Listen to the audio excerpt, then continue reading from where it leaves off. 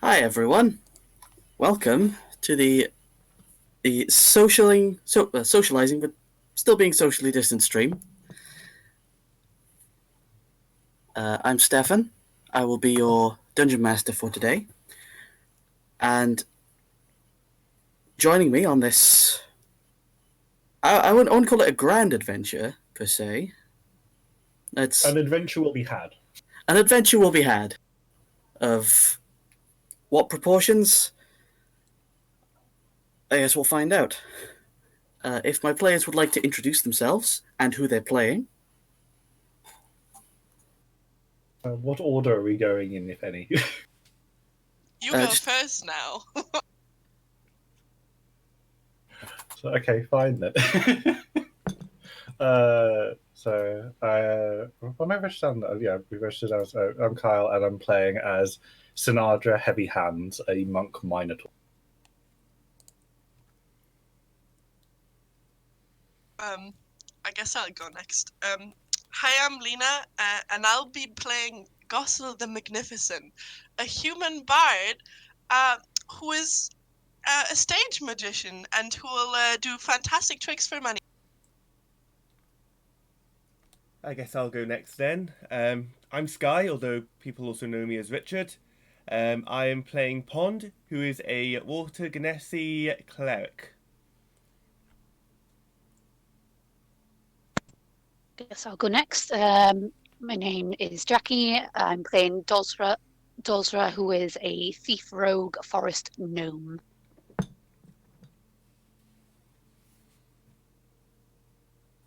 I'm Bethany, and I'm playing Hope Astamondo, who's a tiefling paladin. All right.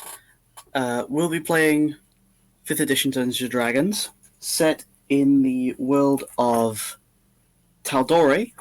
If you're familiar with Critical Role, specifically Campaign 1, this is where the majority of the campaign was set. We'll also be using 1 or 2 homebrew rules, but we'll get to that when they come up. Is everyone ready to begin? Yep. Yep. Yeah. Of course I am. Okay. So, we begin... One second. Hang on, something's gone wrong. Brilliant start. Well, can only get better from here. So You had one job, Stefan. Well, I'm sorry. Guys, don't shit in the DM, he can kill us. What? What give you that impression? past experience. That's what makes it more fun, though. No, I've cried over my characters. I don't need that again. What would you rather, though? Would you rather your characters die to the DM, or would you rather they die to another player? Oh, and other players can't kill me. The DM can't either. I make invincible, immortal characters. Well, we'll see, won't we? Are we all ready to begin? Yeah. Yep. Okay. The city of Amon, the crown jewel of the Republic of Tal'Dorei. This city has hosted some of the most famous and infamous moments and people in the history of the world. From once being the head of a supremacist nation to being the center of a fair and just sovereignty, to being the center of a travesty that shook the modern Exandrian world. The city holds significance within the world of Exandria. Here people enjoy a safe and defensible and prosperous life, clear weather, and a healthy import industry from both the sea and the air, as well as good relations with other cities and nations. But beneath this mask of blissfulness lies what nobles and the higher-ups would rather be tucked away. A world of criminals and underground organizations, hidden below in their numerous secret tunnels, and a network of enforcers, spies, thieves, assassins, and more. Known only as the Clasp, they hold a grip on this city, now more powerful than they did before, acting as the binding that holds the city and its civilization intact. We see in a small room underneath the city, Doza. You hear a knocking on your dormitory door. What would you like to do? I bring out my knife in case of an attack and open the door slowly. Okay, so you draw your dagger and carefully move towards the door. Open it slowly, and it's another member of the Clasp, a green dragonborn fellow with glistening scales and dark leather armor and cloak. He says, "All right, Dozer, how's it going?" Who are you?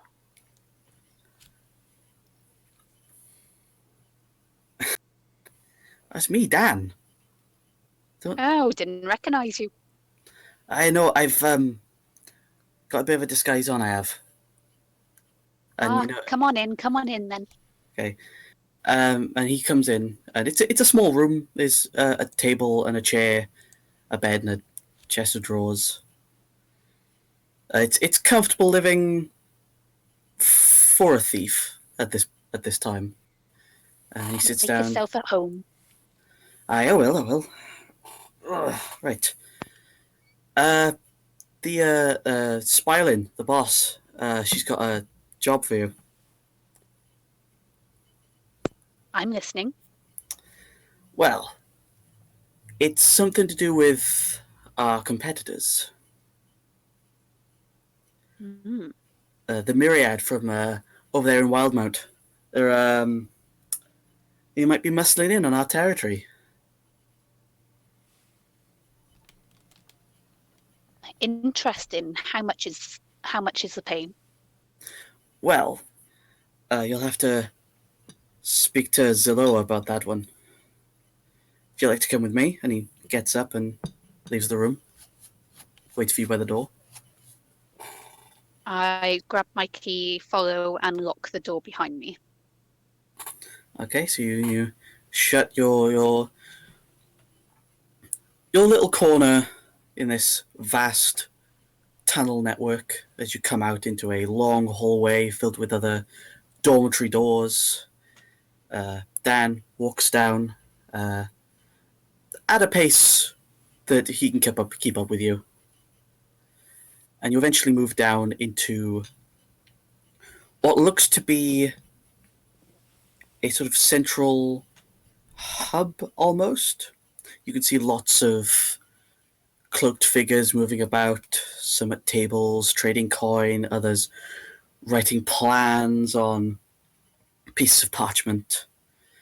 And in the center, at a large table with lots of documents and papers stacked about, little pouches of coins here or there, is a half-elven woman with short black hair and a stern face. It's a very stern-looking face, wearing dark colours, a cloak wrapped around her shoulders. You know this to be Spiling Zilloa, the Master of Shadows at this branch of the Clasp. And she looks up to you. Looks up. I'm a gnome. She looks up from her papers.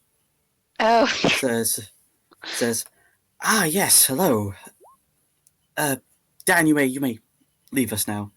Aye, all right. Good luck, Dozer." Cheers. And Dan walks off. And I hear you Zilloa, have something for me. yes. Come, have a seat. I sit down. You sit down on a nearby chair, and she says, "We've heard rumors that the Myriad are attempting an event within the city, some kind of auction for black market goods. Now, this would usually be our territory, and we don't really want them gaining a foothold here. What you need to do is find out where this auction is being held and disrupt it in any way you can. You'll be rewarded a little extra if you can do it without implicating yourself nor the Clasp. Does that sound like something you can do?" Interesting. I may need someone to help me track. Well, I don't assume you would be doing this alone. You have your contacts, I'm sure. I hope not. Yes, I have received them. think. Well, in exchange for this job done, we'll clear all of your debts. Really? How does What? that? Sorry, go on. I'm confused. Why have I done like dagger throws and things like that?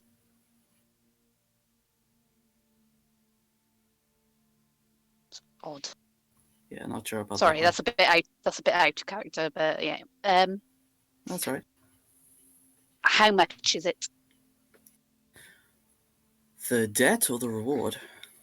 The rewards, obviously. We're looking at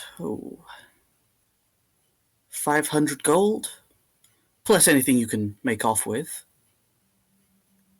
in the auction. I'm in. Good to hear. Now, we will give you a document on a known informant of ours that may have turned coat. That may be a good first stop after you gather your crew.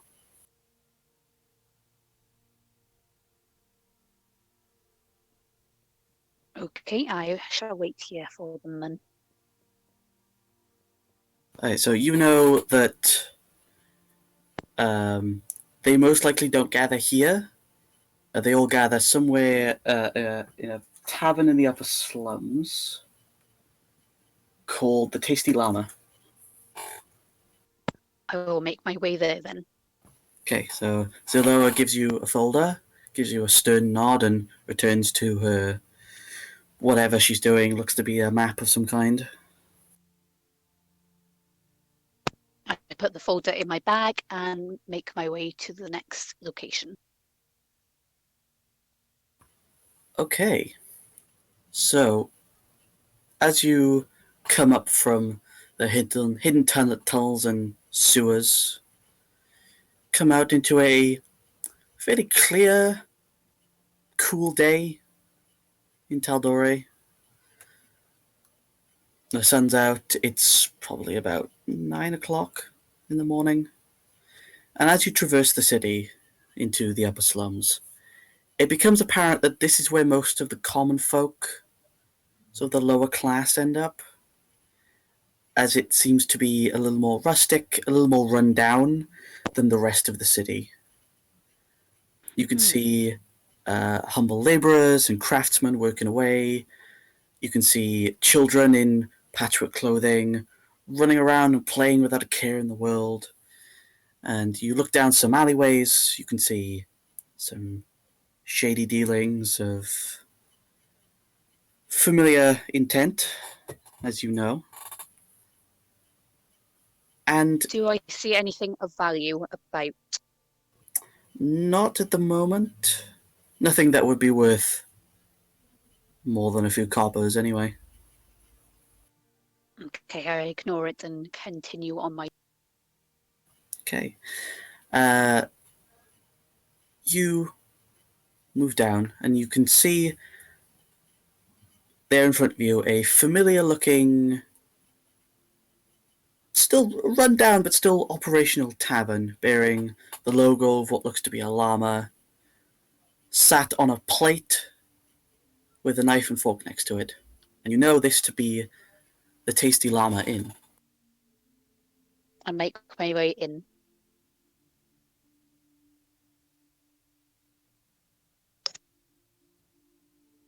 Okay, so as you walk in, I'll give you your tokens.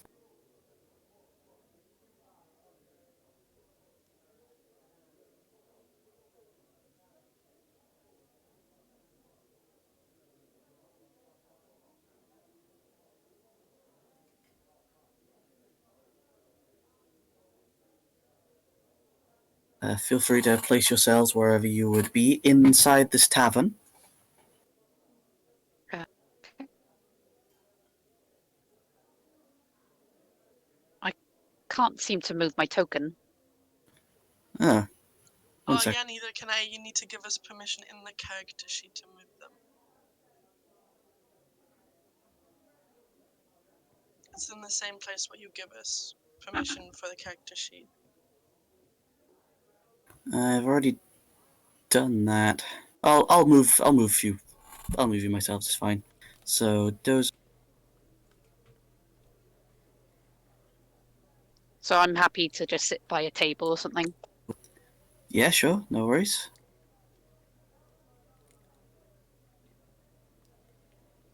I was happy to just sit somewhere by the bar, probably isolated. I'm Oh. probably sorry. Go for it.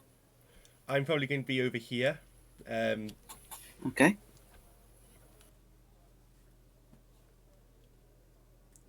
I'll be on the stage for now.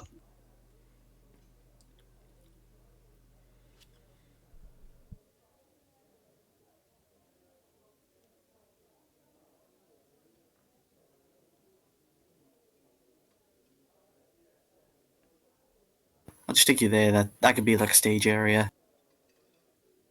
Oh, that works. And Hope, where would you be inside this tavern?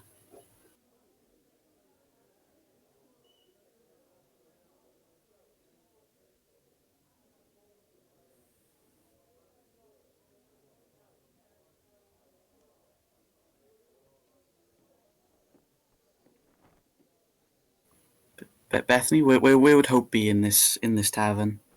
By the stage, listening in.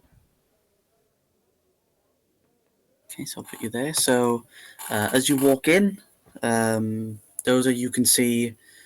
There's a few familiar faces in here. I'll give It's a not slight currently too nod busy. to everyone I see Okay. that I recognise as me. Yeah. I'll let you decide how you know each other. But what is everyone doing inside this tavern at the moment?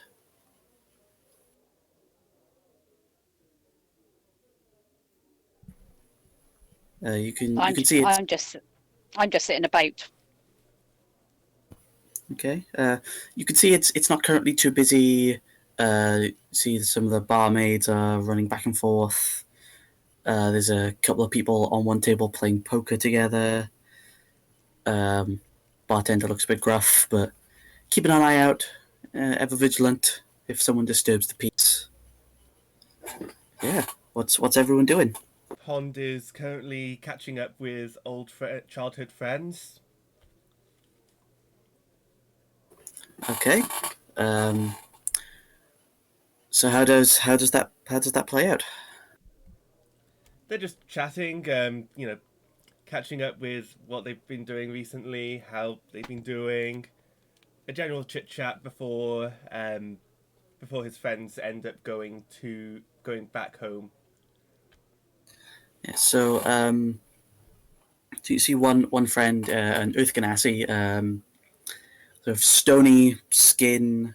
Some dust seems to move off him every time he moves.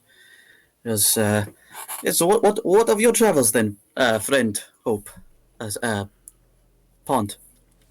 I don't know where I came up with that name. I don't know either, but it's been fine. Work is interesting, but other than that, nothing really much going on. Just keeping busy, I guess.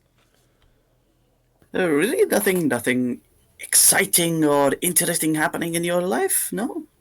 Not yet. I mean, I keep myself to myself most of the time, so what else can I do? That is fair enough. Fair enough. Someone like you must obviously have a significant other. Sort of nudges you on the elbow a bit with his elbow. Come on. You know just as much as I do that I'm not into that kind of thing. Okay. Forgive me for my prying. I have to know these things, you know. Of course you do, you rascal. You know it. He takes a swig from his ale, and you all share a few laughs, a few drinks. What's everyone else doing?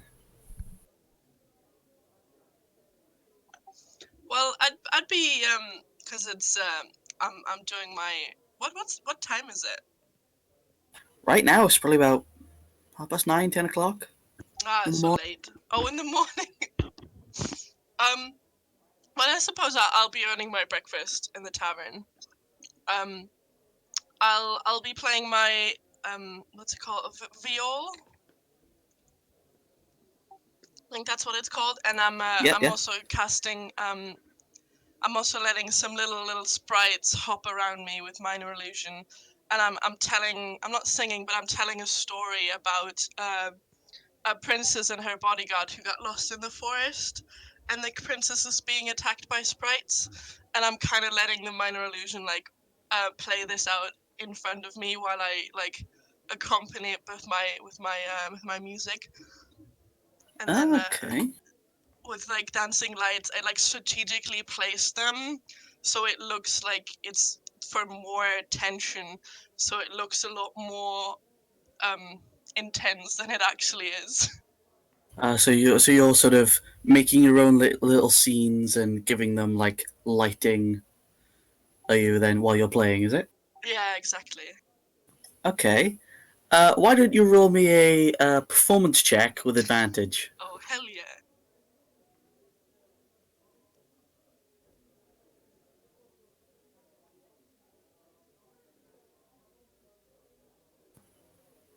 Well, okay.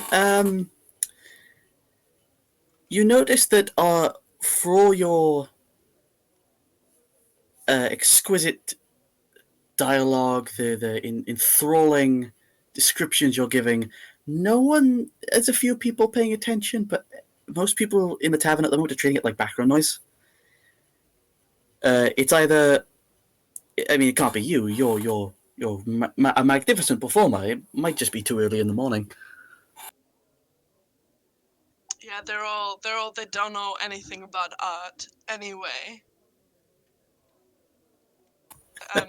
I once this is over, I go around and shake my little coin purse so people give me some money.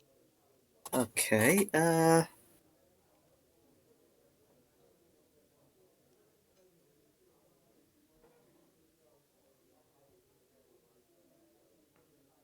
Okay. So in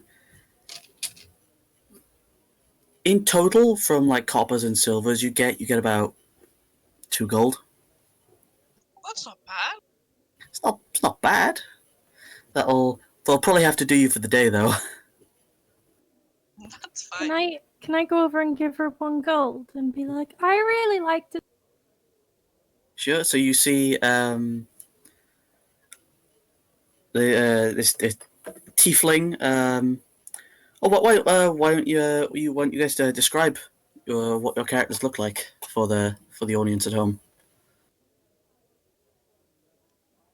I'll go first. Yeah, sure. I'm a human bard. I've got red hair, high ponytail. I'm wearing some fantastic green shirt with big sleeves. Um, some high boots, and of course I've got my instrument and a couple of weapons. But yeah, it's basically I look very well, I suppose arrogant to some extent, because I'm a performer, so I obviously think I'm better than some people. But yeah, everything about me screams performer. And what does Hope look like, Bethany? She is a tiefling, so she's kind of got horns, and she's about 5'10", medium height, medium build. She's got white eyes and deep red skin and black hair. She kind of looks scary, but she's not at all. Okay. So.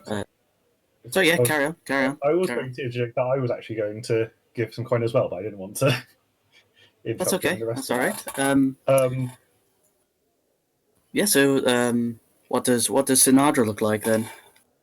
So I'm a hulking minotaur at 7'10", and main reason that I'm sitting alone is that I'm not partaking in any of the drinks that this tavern's really offering, given that I would like to keep my diet clean, and also because of my rather looming stature, I just calmly flick a coin over in her direction. So there's this huge Minotaur man just in the calmest and most elegant way flicks you a coin, Gostel. Well, I'll catch it with like one hand, and then I'll look over and give him like a wink. I clap in the background. Oh, come on, she's got to do a check for that or something. No, it's how I earn my daily bread. I suppose I can catch a coin. And we could check whether or not I flick it well, considering my strength. I could send it into careening into a wall. I mean, you're good with your hands, so... Yeah, true. I mean, would you like to make a dexterity check to see if you can throw it? I'd like to, just for the sake of it, even though I probably would be fine. I would find it funny if it doesn't go well. Okay, why don't both Sinadra and Gostal both make dexterity checks? One to throw, one to catch.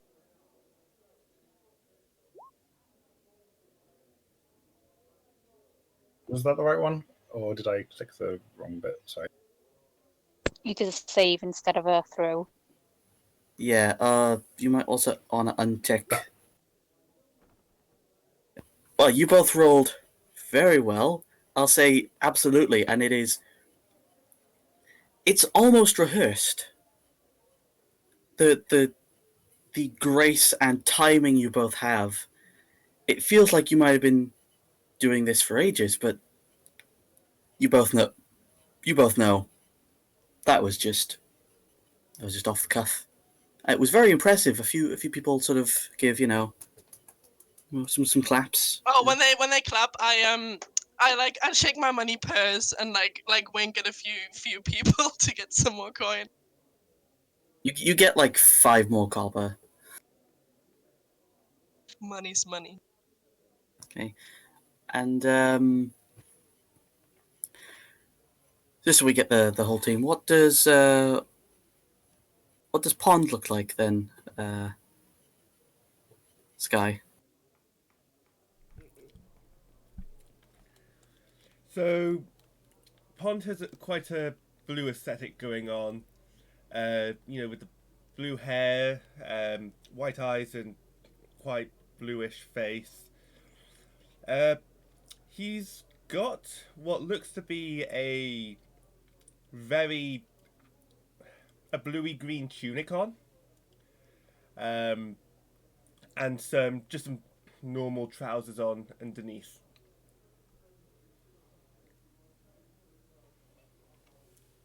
Okay, and what does Dozer look like then, Jackie?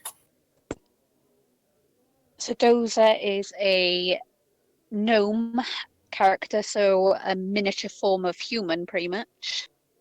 Wearing mostly dark clothing, hiding all her equipment for theft and everything. Has green eyes and brown hair. Okay, so at this point, you all see each other. You all notice each other. What would you like to do?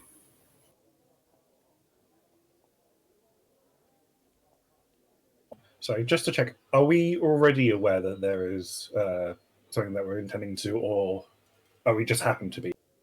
You all just happen to be there. It's up to you guys how you know each other. It could just be in passing. You could have an intimate relationship. It's up to you.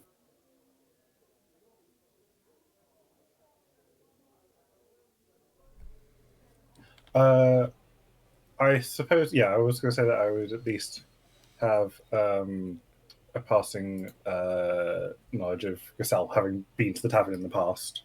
And obviously, I was already waiting for a call, given my work in the guild and such. So, having seen Dozer, I make my way over to her. Pond is a bit unaware that everything is going on as it's happening, and is still just catching up with friends until they leave. Okay. They're probably going to be here for a little bit, but yeah, you do that. Sinadra, you walk over to the table where Doza is sitting and observing quietly.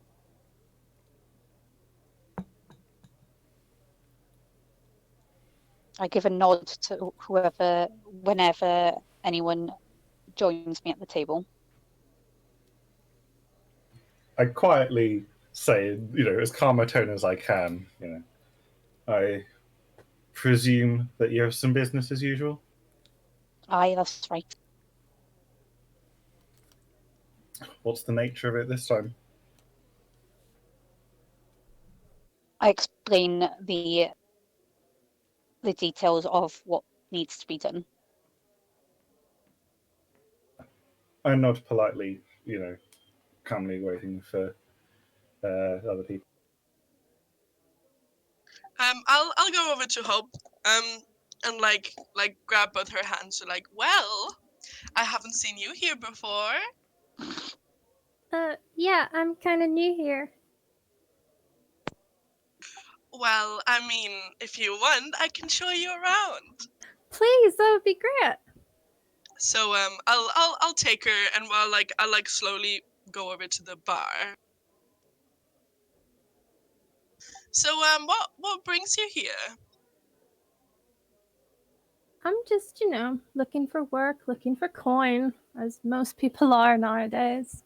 Oh, well, then we have like a few things in common already, because I'm looking for a coin too, always. I actually see this exchange going on, and I go up to them and attempt to take her coin as a joke. Okay. Whose coin are you taking?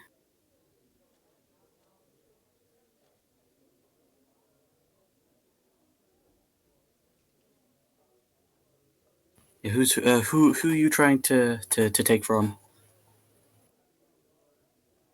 Hope or Gothel.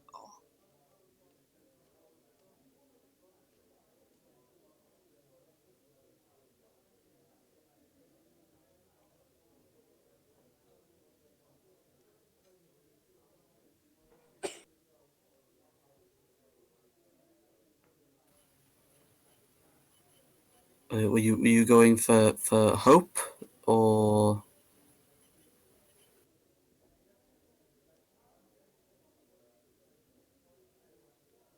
You're saying something we can't hear you, Jackie.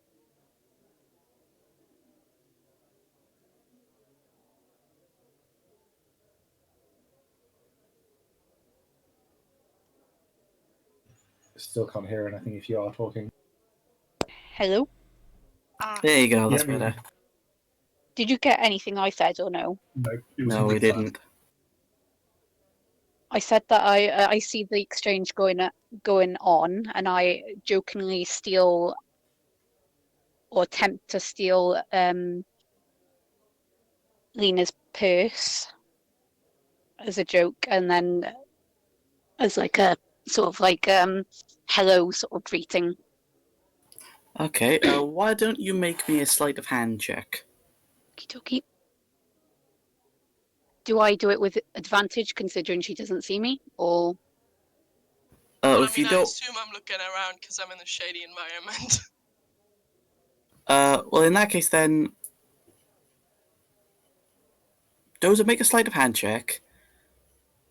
Gustal, make a perception check.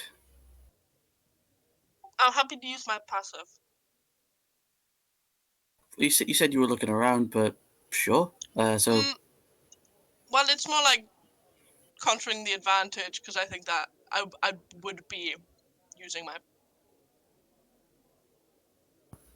okay. Oh,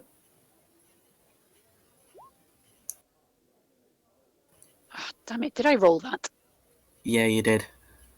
I can't see it. Oh, there it is. Yeah. So 10. What's your That's a passive shit roll. perception? Yeah. It's What's your 10. passive perception? Oh, It's so bad. Okay. So what happens is, Dozer, you walk by and attempt to swipe the coin purse from Gustal. Hope, you see this, and most other people do as well. Oh, can I grab her hand before she reaches the coin purse and like pull her in real close and like grab her chin and say, "Well, for that business, you can always inquire later." Sure, yeah. I think I'll actually respond flirtatiously towards that. Well, I mean, I'm looking for work always.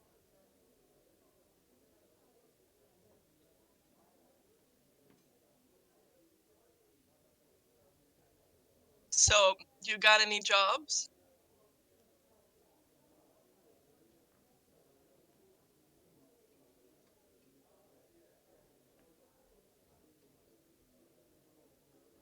Oh, we can't hear you again, Jackie. Yeah, I think you've gone again, Jackie.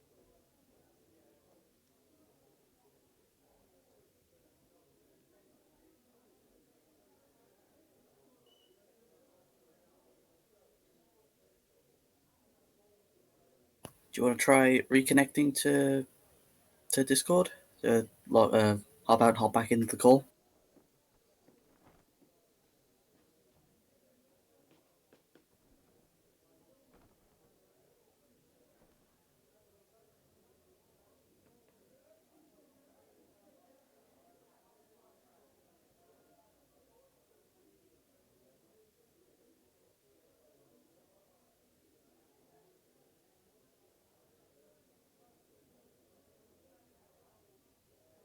Hello? Yep, we Oh, can Yeah. hear you again. This always seems to happen to me. It's all right. It's all right. I said that I'd like to respond in a flirtatious manner. Okay, so you make a flirtatious remark. Try something along the lines of "I'm good with my hands" or something like. Yeah.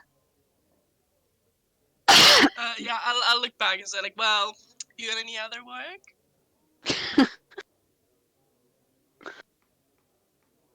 I don't know, you tell me. Well, I mean, I'm looking for work, and so is she. I'll turn around to him like, "Sorry, what's your name, love?" My name's Hope. Well, me and Hope are looking for work. I assume we something that gets us through the day. Well, you're just in luck because some hope has just arrived. That's my name. I give Can like a wink to Hope as well. She blushes in response. Oh, I'll like grab my chest and be like, "That's so cute."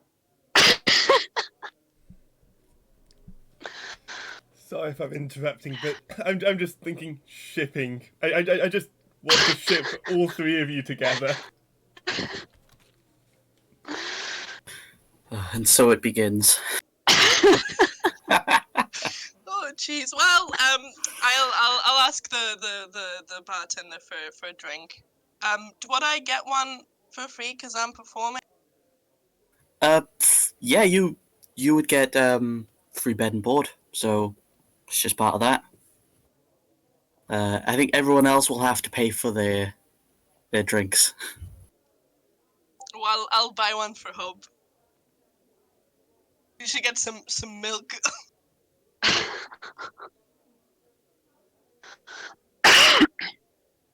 Is it? Are you buying milk then, or? Oh yeah, Yeah. I'm buying some milk. She's too young to drink. Okay, so that'll be a silver from you then. Expensive. I'll pay that. Okay. Doza, you getting anything from the bar? No, not thirsty. Fair enough. Fair enough. What are the other two doing then? What's Sinadra and Pond doing? Having noticed the ridiculous display, I calmly make her way over, leaning against the wall next to Dozer. So you make your way over. So, I assume you've found some more people for us to work with then. Sure thing, Bullman. Ah, my dear, what's your name? You threw me that coin earlier.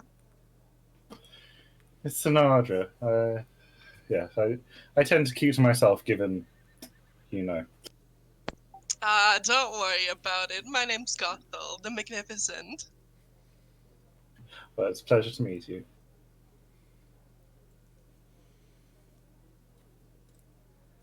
At this point, Pond's friends get up and leave, given that they have a boat to catch in a few hours, and they've got a few errands they need to do.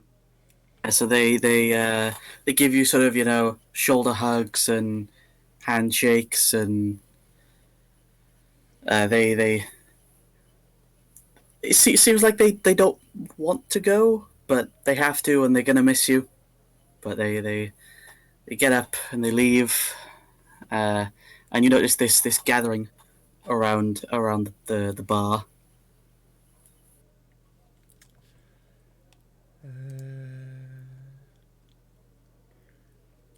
I'm going to cautiously head over there. I'm going to keep my distance, but I'm going to sit at the bar. So you sit on that end of the bar, okay? I just casually shout out, "Why so shy over there?"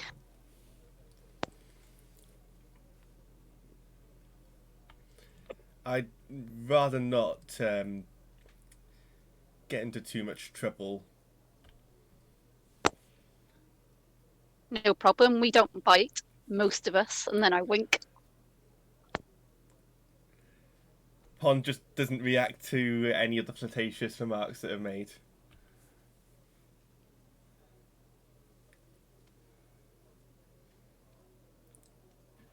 I make a calm kind of, it's fine, really.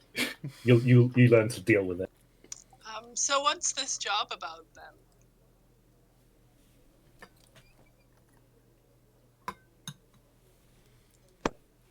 Well, firstly, I need you all here in listening proximity in order for me to tell you about it. I sort of give an eye at Sky's character.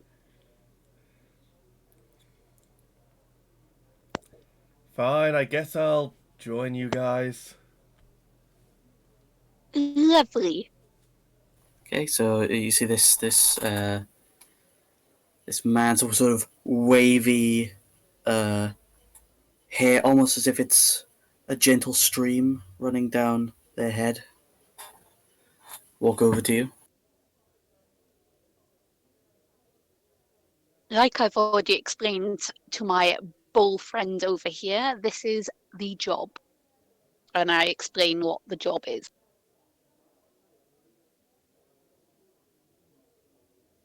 Well, that seems like an interesting endeavor.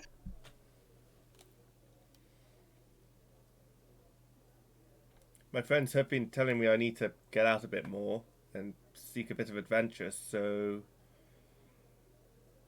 why the hell not?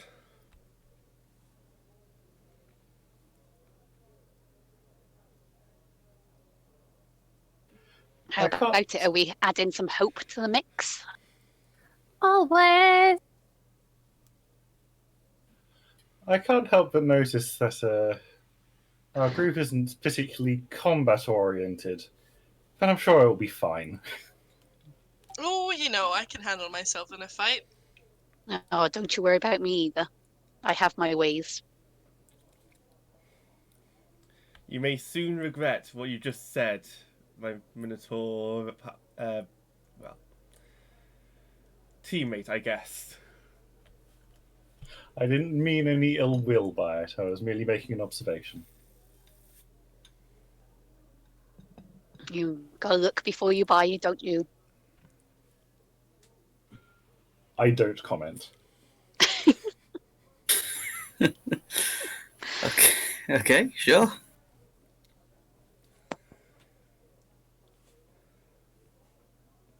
Is there anything else you would like to do in this tavern?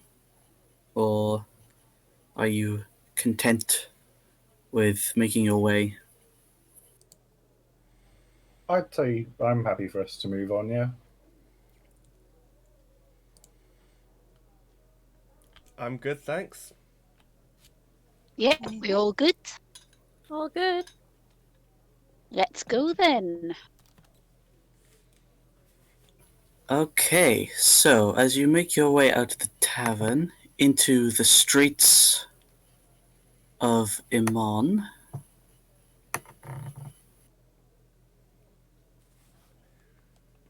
I'm gonna zoom out. I'm gonna zoom out on the map.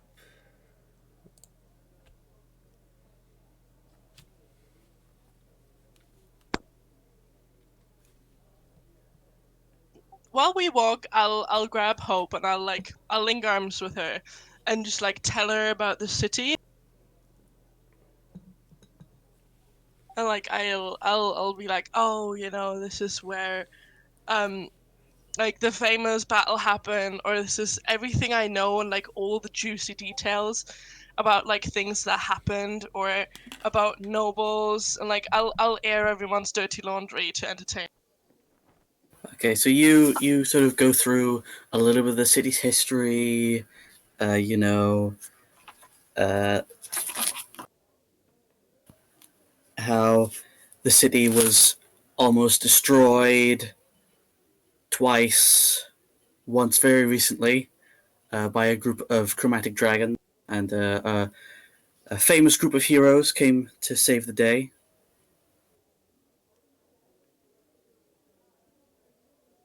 I will bring out the folder that I was given, give it a read through, and pass it on to the next person.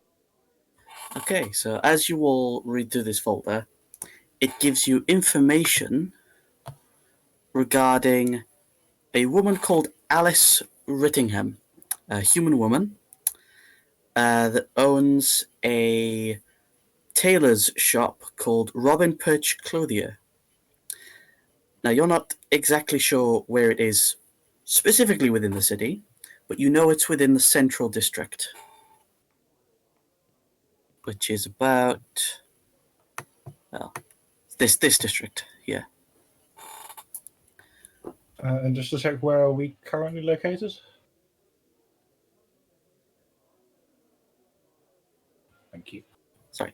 Oh yeah, so you're probably about here, but you're making your way sort of this way.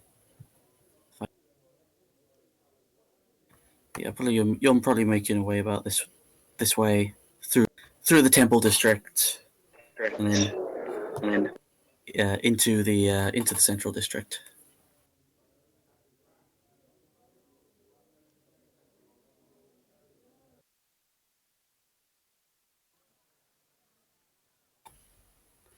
So you reach the central district.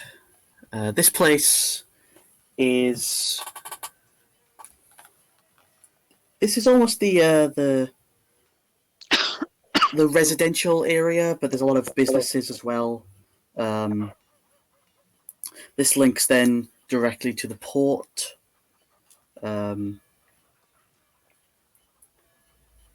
there's lots of it's clustered, but in a way of closely knitted sort of uh, community. In a way, a lot of people in the city are quite close to each other, which is unusual for a city of this size. And you look around, there are people going about their business, people taking carts, uh, places, people fixing roofs, there's a few blacksmiths around. And as you all look around, I would like you all to make investigation checks. See if you can find the Robin Perch Clothier. While we're doing this, I would also like to cast Mending on one of the roofs. Yeah, sure. So you go up to someone who's fixing one of the roofs, and you wave a hand over, and the slab of wood that they are trying to affix with nails, it almost seems to meld into the rest of the roof and fits perfectly. And the person turns to you and goes, "Oh, that's amazing! That is. How'd you do that?" It's just some magic I have. I can fix minor things and help when I need to. Oh, that's fantastic. That is. Oh, that's real good. That is. Oh, I'll remember you. I think. Oh.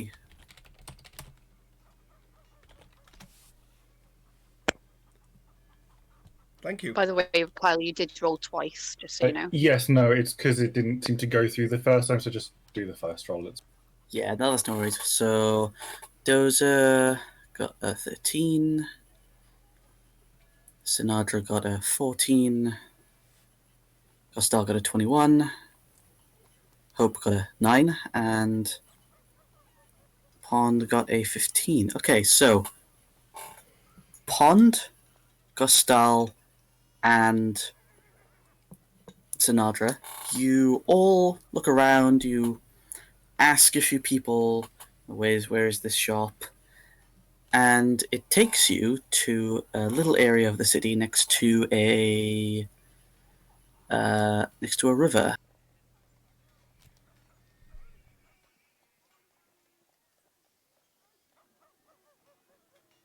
If you can all try and place counters just to track where you guys are. Do we have that ability yet? Because I thought it was an issue earlier. There you You go. can pull your image onto the.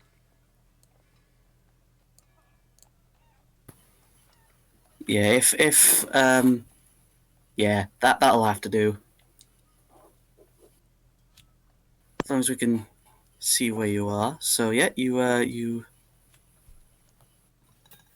Bethany, do you want me to try and give you yours, or?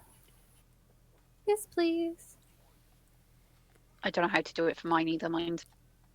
If you go to the bio and info part of your character sheet, you can drag it directly onto. Yeah, my character sheet is in a different tab. If you go into the journal, Thank you you. can also drag your character over. Are you able to? Oh, are you able to control those, or? I can't, no. I can control the square one of my character. Yeah, it might be best for us to just use the square ones then. Yeah, yeah. I can control Which my is fine. I can control my circular one. So if you go into the tab on the side that looks like a newspaper, and then go to your character sheet on the side and just drag them in. Jackie, if you should put yours in.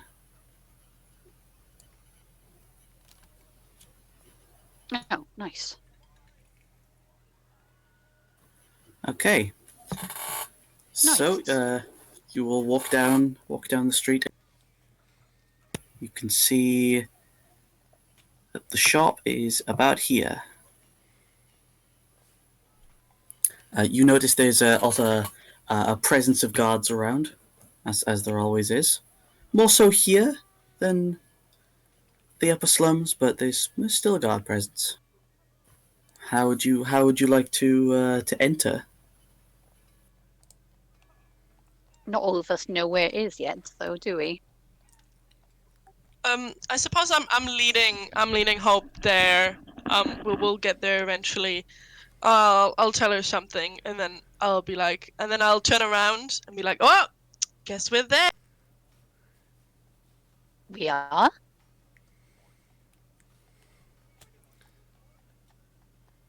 Looks like yeah, it to and then me. I'll like, where's the entrance? The entrance would And I think it's be there. yeah, there.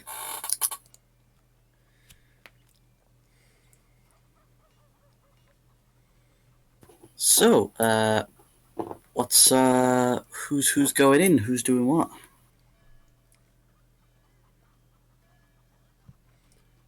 I can attempt to lockpick or to check if the door is even locked first. Yeah, you go up to the door, check it. It's open. It is an open shop currently.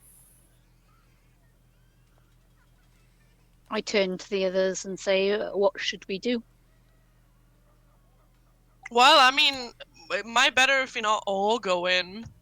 You do your business in there, because, well, I mean, go in and see if we all need to be in there. And if not, like, sort some stuff. I'll join you. I'll act as if I'm a passerby, looking at the wares. If you need me, I'll be there. I'll stay outside for now. Okay, I guess we have a plan. Okay, so Pond and Doza, you enter the shop, and what you see is it's a dark oak room, clothing hanging from mannequins, and a counter with a ledger open on top of it, and another table with tape measures and threads and pieces of clothing strewn about. You notice there's a sign on some stairs that go up that read changing rooms. And there is, by the what looks to be the counter, is a short, dark-skinned human woman with extremely long braided hair, plain-looking face. And she looks to the both of you and says, "Oh, hello there. How can I help you? You looking for some?" I think you all have Scottish accent. Oh. What's wrong with that? I don't know if just all of them got Scottish accents. It's Oh, the not accent all of the of them. city. Well, Lots of That's places have a fine. north. It's fine.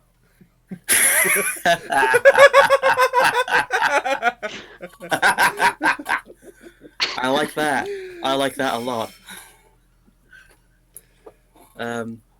But she goes, "Oh yes, are you looking for some new clothes? Perhaps I can custom make something for you. I got lots of." Just browsing. Okay, no worries. You let me know if you need any help. Pond goes up to the counter. So, what kind of materials do you use in your clothing? Well, the materials I use are from the local farms. Lots of wool, lots of cotton. We do have some silks that we've had imported, but they're sort of, very expensive kinds of fabric, so they will be obviously higher in price. But I can get you lots of cottons and wools and some lace as well. That one's very popular apparently. I see. And how much would we be talking for these kinds of clothes? Well, it depends on what you're looking for. Just get my ledger out here real quick. She turns pages in the ledger.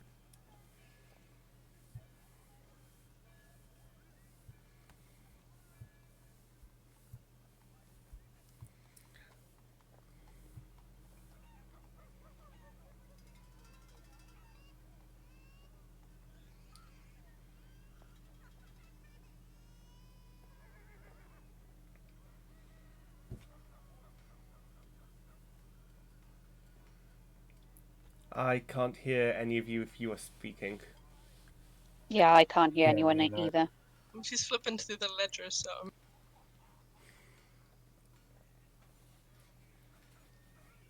I'm going to do an investigation check on to see if I can see anything.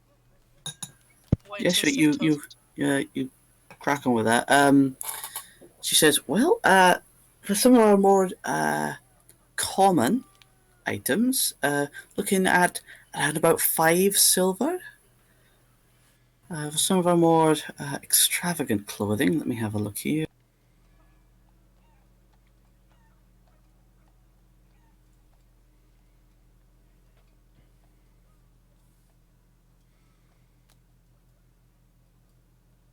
Here we go. So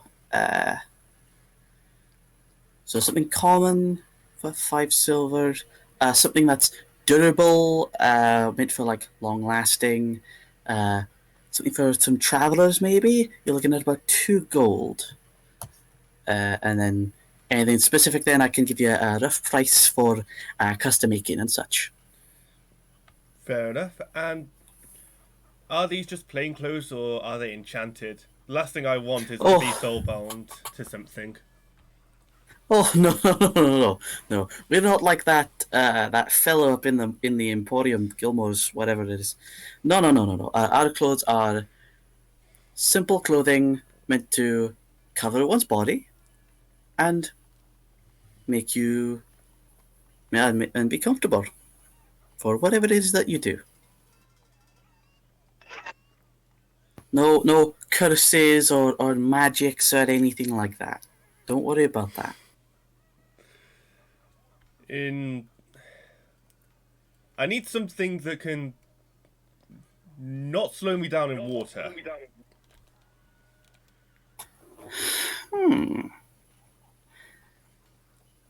Let me see.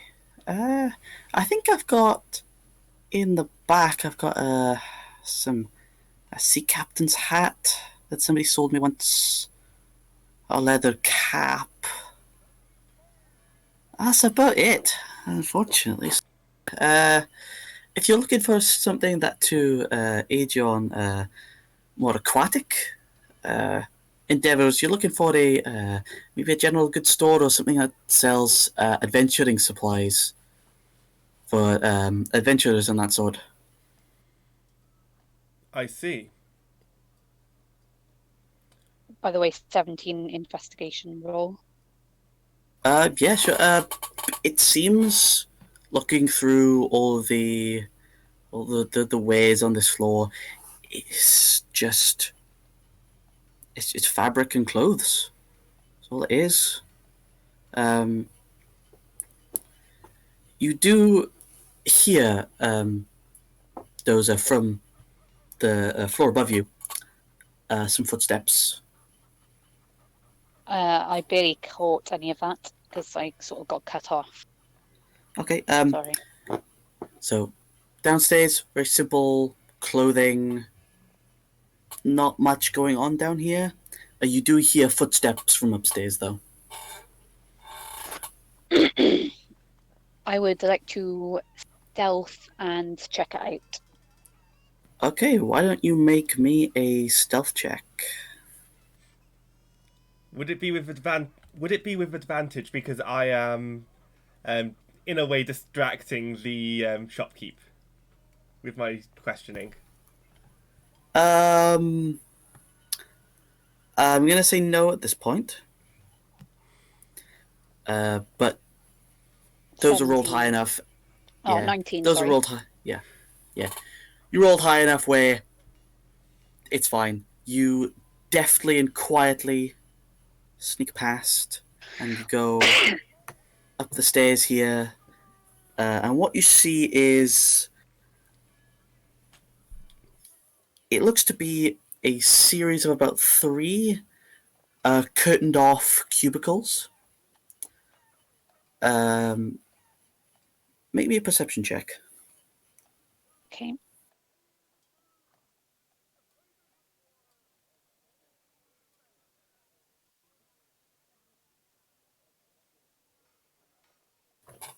Yeah, doesn't seem like there's anything else up here.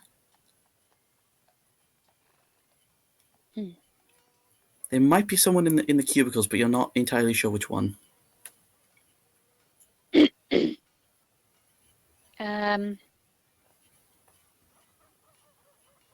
I'll quietly go back downstairs. Okay. At this point, the 3 of you are outside doing anything. while this is going on. Well, this is taking quite long, isn't it? Yeah, they've been in there for about 10 minutes, and I said that to the others. nothing's really... Okay. So, what do you think they're doing in there? Probably just scoping things out. It might just be difficult to get their way around, I suppose. Oh, well, I mean, if they don't hurry up soon, I might go inside and, hurry. You proposing anything drastic? Oh, no, just go in. Tell them to hurry up. That's all I'm thinking about. I mean, we could do our own exploring. Well, I suppose we could. What were you thinking about? Just exploring. Is there any water or liquids in the shop? Currently, suppose this person, is Alice Rittingham from the folder. Forgot to mention that. Sorry. I suppose she would have a little tankard filled with like an apple juice of some kind.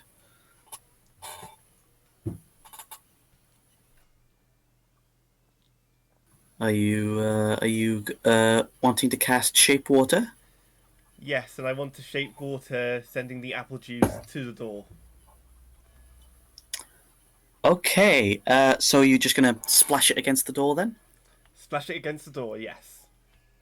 Are you doing this subtly at all?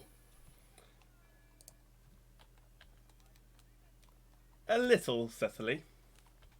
I need you to make a sleight of hand roll. A sleight of hand roll. Of course. So sleight of hand, I'll add 1. So that is a roll of 9. Score of 10. There you go. So you, of course, Shape Water being purely somatic, you only have to wave your hand around, and the apple juice sort of spirals up and floats in the air before flying towards the door and splashing against the window of the door. And Alice sort of turns and goes, "What was that? Oh, did you just see that?" What, with the water? With the... Yeah, what was... Well, you didn't do that, did you? Nope, I would at least ask permission first before I do anything like that. Make a deception check. It's a...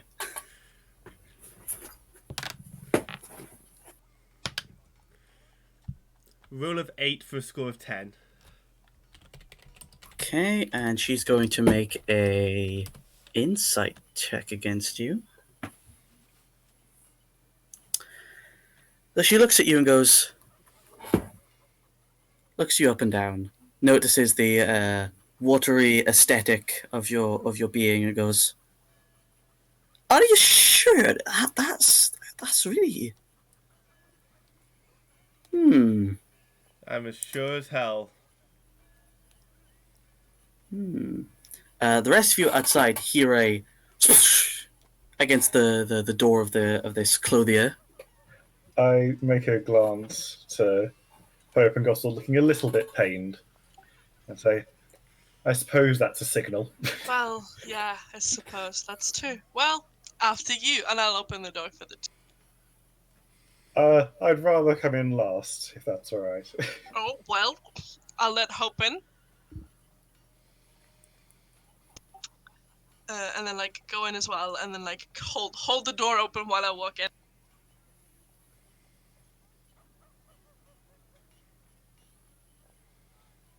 Do you two want to move yours first?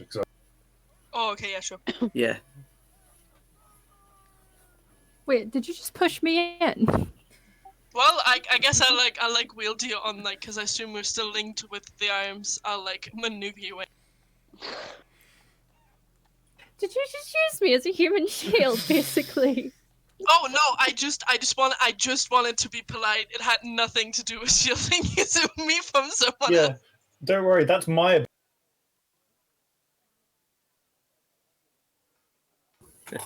So you all enter the shop and you see this dark-skinned, long-haired woman looking a slight confused at Pond, and then as all three of you walk in, she goes, won't you excuse me for just a second? I just have to check some. I still have to go some paper towels a second. Just to clean up the mess, and she turns and runs. No need for you to upstairs. move anywhere.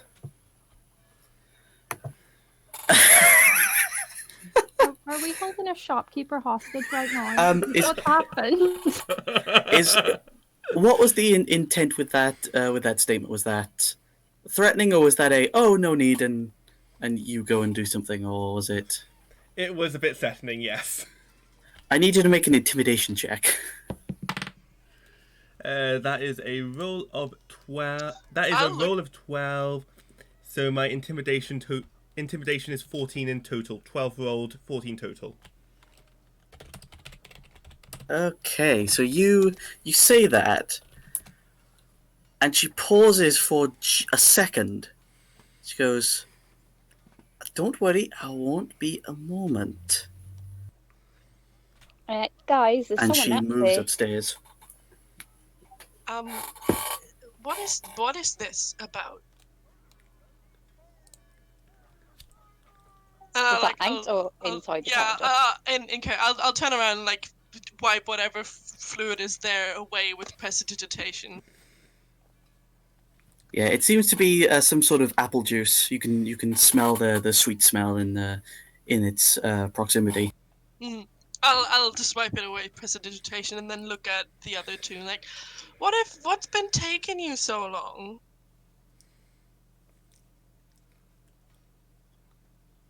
This one can't intimidate properly.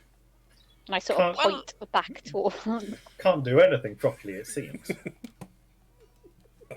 I did hear someone upstairs, not including the shopkeep, but I don't know where. You see, she could have family. Sorry.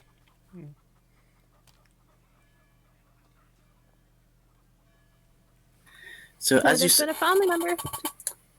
So as you say that, the shopkeep comes back downstairs, and she says, I'm glad the fitting went well. I'm glad that it's all suited for your event tonight." And coming down behind her is a human man in an impeccable blue suit with a red necktie.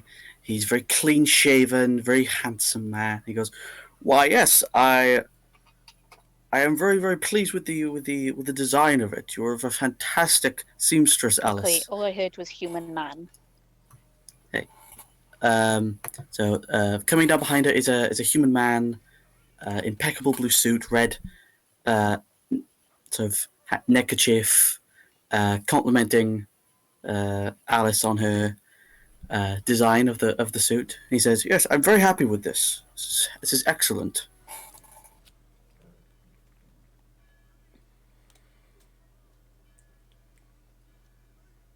And they sort of move around then into the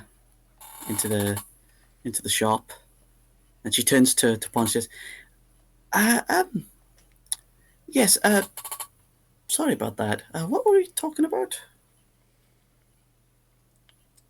I think it was about some kind of aquatic clothing that we could have. Ah, yes. Well, I could get you something made of leather. Doubting it'll be very comfortable, but it'll be waterproof at the very least. My experience with leather is that it's rubbish, shall we say. Fair enough. Unfortunately, I would recommend not I don't think you'll be able to find anything here. I'm terribly sorry. That's fine. I hope you can be of assistance another way. Okay. Well, let me take care of this gentleman here, and she motions to the man, and then I'll get right to your request. Of And the course. man sort of motions up here,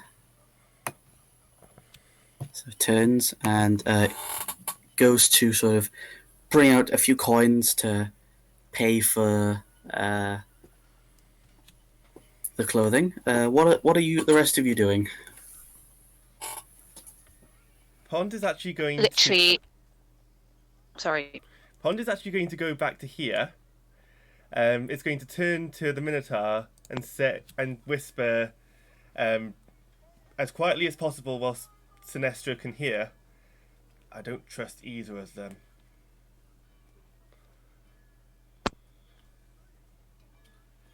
Yeah, I don't know what's happening. I sort of cut off when you said human being. Right, it's a so this hang on, this one, human man, come down the stairs with the seamstress, Okay. and is currently paying for a suit he had tailor made.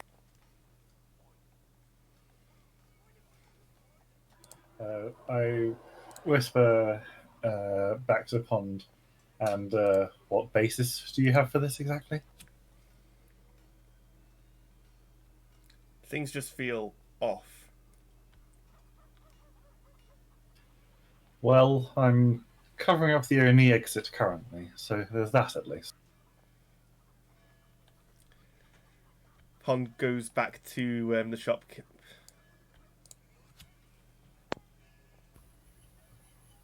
Do you do anything? Did anyone else do anything? So just out of character, what exactly is with the tailor shop? I think I missed that. So she, the owner of this establishment, the woman they've been talking to, is a known clasp informant that may or may not have turned traitor to the Myriad. Oh, okay. Thank you.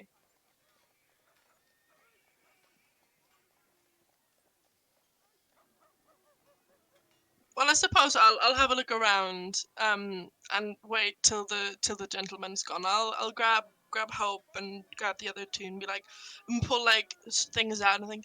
Well, do you guys think this would be nice? Um, for my my sister's wedding. We're having like an outdoor wedding. So it has to be like a little practical more than like chic. Which is not really what I would do, but I'll just start like chatting about stuff and pulling stuff out and showing the others. I make a flirtatious remark about the wedding. Okay, so you may sure, yeah, you do that. The man finishes paying a hefty amount of gold, like 10 gold, slides over, and he says, "Well, yes, thank you. I'll be back soon." Yeah, yes, and the one goes, "Yes, of course, please. Feel free to come back again." And he goes to leave. Coming up against you, Sinadra, and he says, "Excuse me, good man. I'd like to get to the door, if that's possible." Sorry, just ask Harry, because do we what basis do we actually have with the customer so far? So Nothing. I think we should. Nothing. I look up and be like, oh well, let's just step aside. It's fine. We don't want to be. I mean,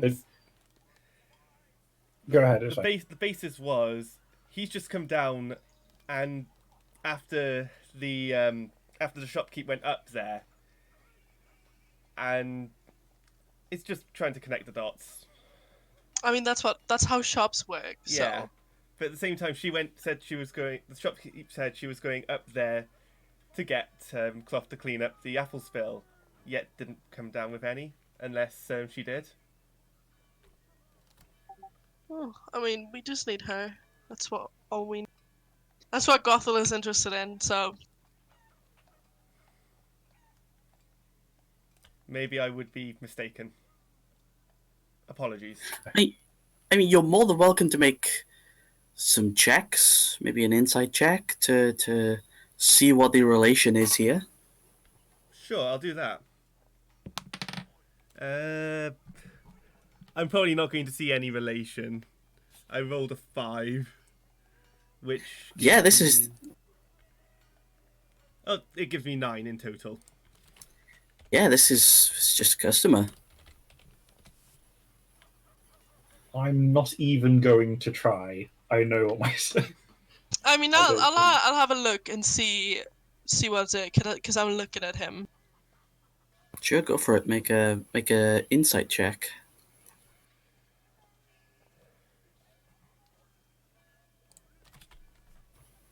Okay. Would anyone else like to make insight checks? Screw it, I'll make one for the hell of it. Okay. Nah, she's just distracted by like all the material, and then she's like, "That was a good suit. That was a nice suit." And then just distracted by everything that Gothel's pulling out, like, "Oh, that's nice. That's nice. Oh, that's nice." So you are enamored by the color and texture of all of these materials. Gustal, as you're pulling these out and talking about your sister's wedding, the interaction the two had, Alice and this man, and the looks they shared each other, they know each other. It's subtle, but there's probably more going on there than is first presented.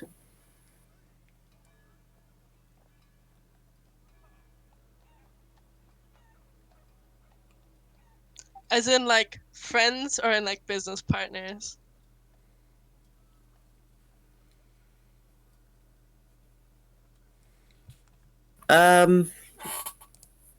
Like business partners, kind of.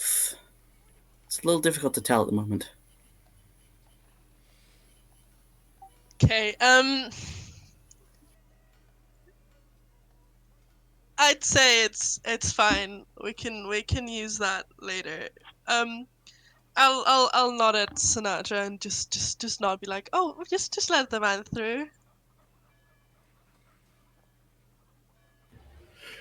So just very politely bow and go, "Oh, of course. My apologies. I'll get out of the way."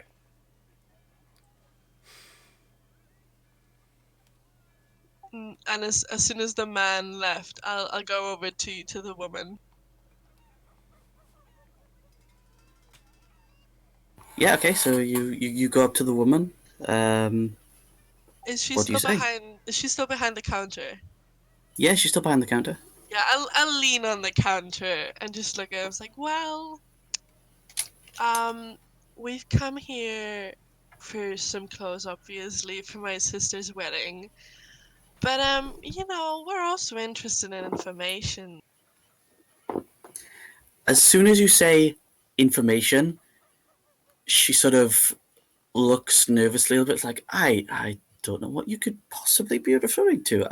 I'm Oh, well, I- our contact from overseas, we just arrived in the city. And we're and I lean a little closer, it's like, we're at the Marriott, and for the event tonight. We just need a little more intel. I need you to make a deception check. Yeah, just a deception check. Hold on, I'm just checking something.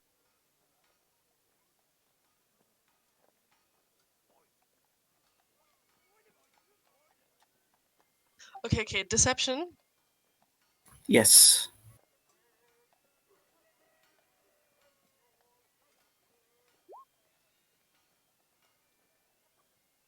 Okay, so you say this, and she's like, "Oh, right.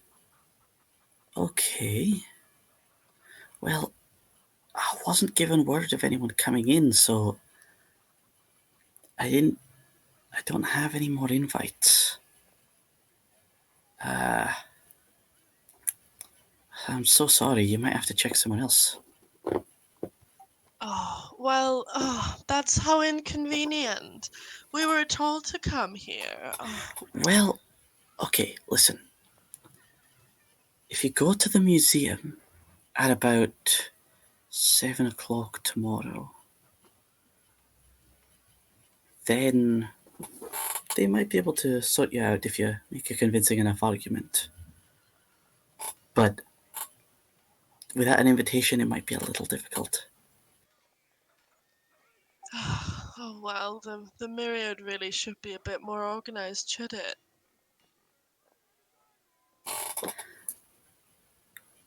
And she sort of like goes a little like white in the face, a little nervous.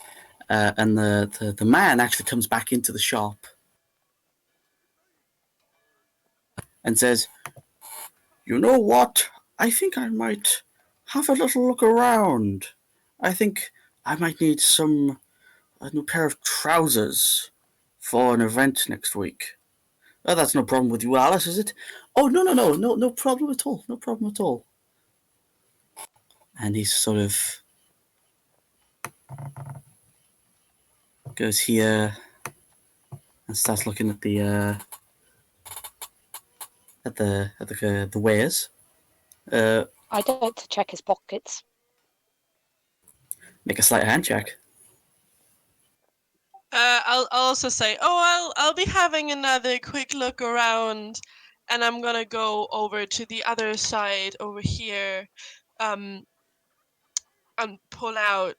I pull out one of the clothes I had before, take them upstairs, if that's all right. And then I would like to ritual. Oh, is it ritual cast? Hold on. Fuck's sake.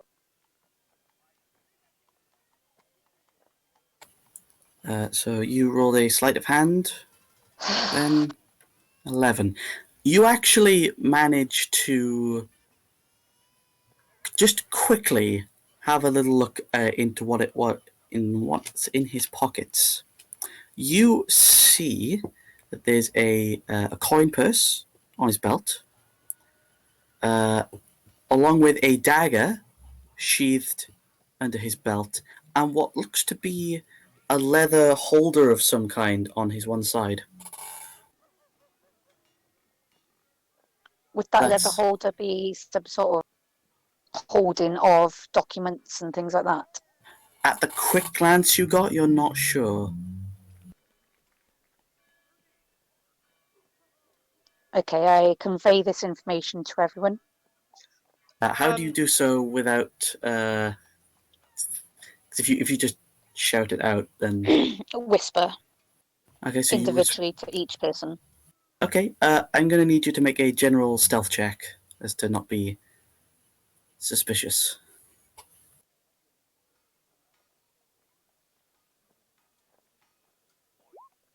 Oh, no. Hold on.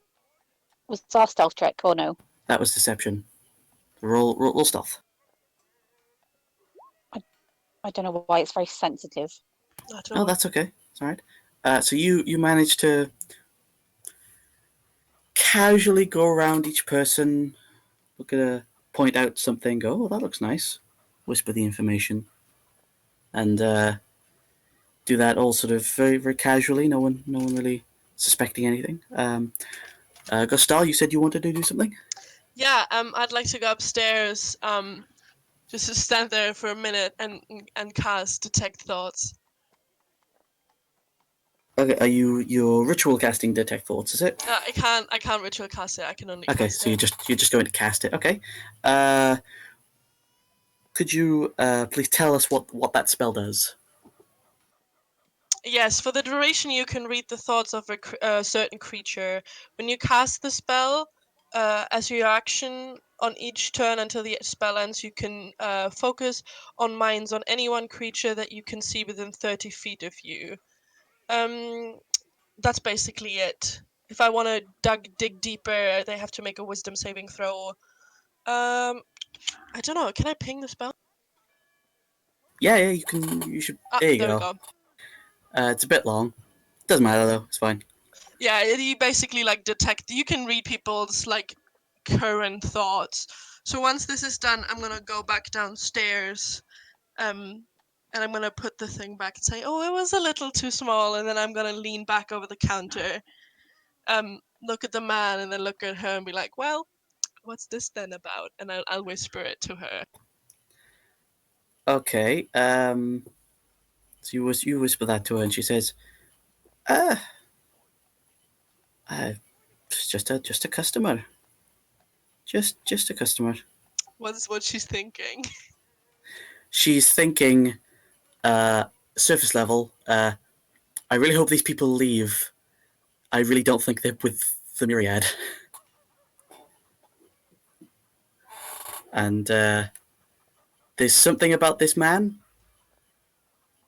but not much else. Hmm. I'll Uh, see what he's thinking about as well, because he's, I assume, within 30 feet.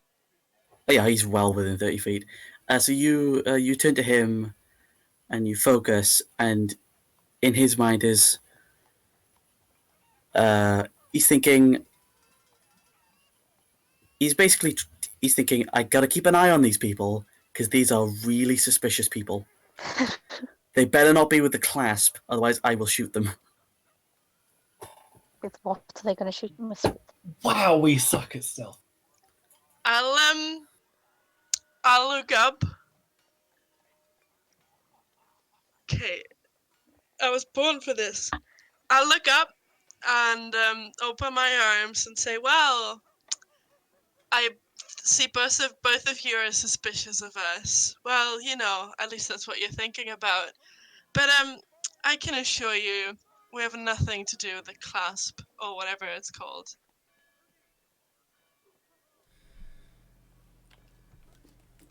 What is this clasp you speak of? I've heard it's one of the local thieves band. That's what or thieves guilds. That's what our contact warned us about.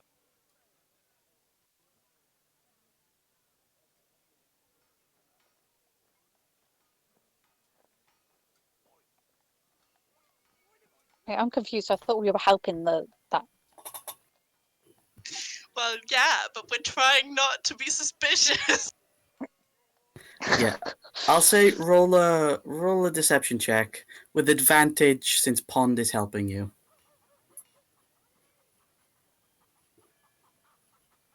So deception. Deception, With yes. with advantage, or just roll twice. Well, So you say this. Alice says nothing. The man turns and goes, I would watch what you say if I were you. And he sort of meanders over to you, leans what's on he the counter. thinking about? What's he thinking? He's thinking, let's see where this goes. It'll either be quick or it'll be painful.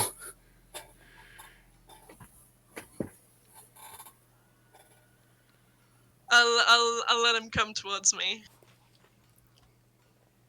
Do we need to move the characters, by the way? I wasn't sure. I thought she was near the counter. Oh shit! I haven't moved my thing. No worries. So he meanders over and says, well, what say you then? Because I am very curious to know who exactly you are. Oh, who I am? Well, how can you not know who I am? Is he thinking about his own name? No, he's thinking these people are acting very suspicious indeed.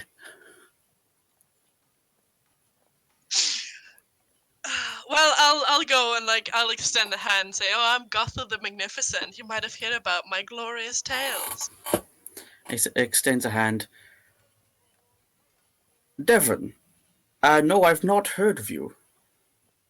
Is that his actual name? Can I That is realize his actual name. Yes. Okay, well, Devin, it's nice to meet you. I suppose we are working for the same organization. Oh, I very much doubt that. And he reaches into his coat and he pulls out what looks to be a metal tube with a chamber and a wooden handle on it. So, am I able to That see was this? gonna Sorry, I shoot want to quickly me. interrupt. You are all. Can I see this? Everyone can see this, and he points Right. it straight at you and says, "Now then, who are you working for?" I'm going to come over to the counter right now. I'll hold one hand up, be like, this is not a hostile situation. It's just two business partners talking. I'll keep hold of his hand.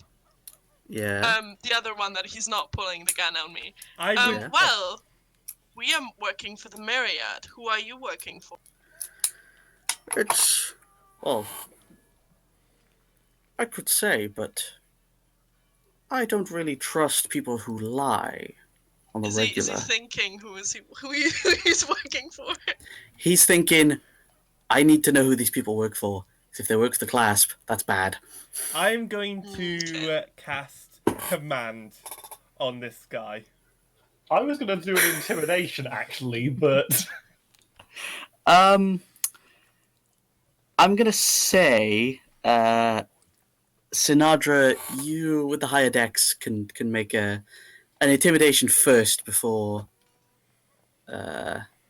noted. So what do you do to intimidate this man?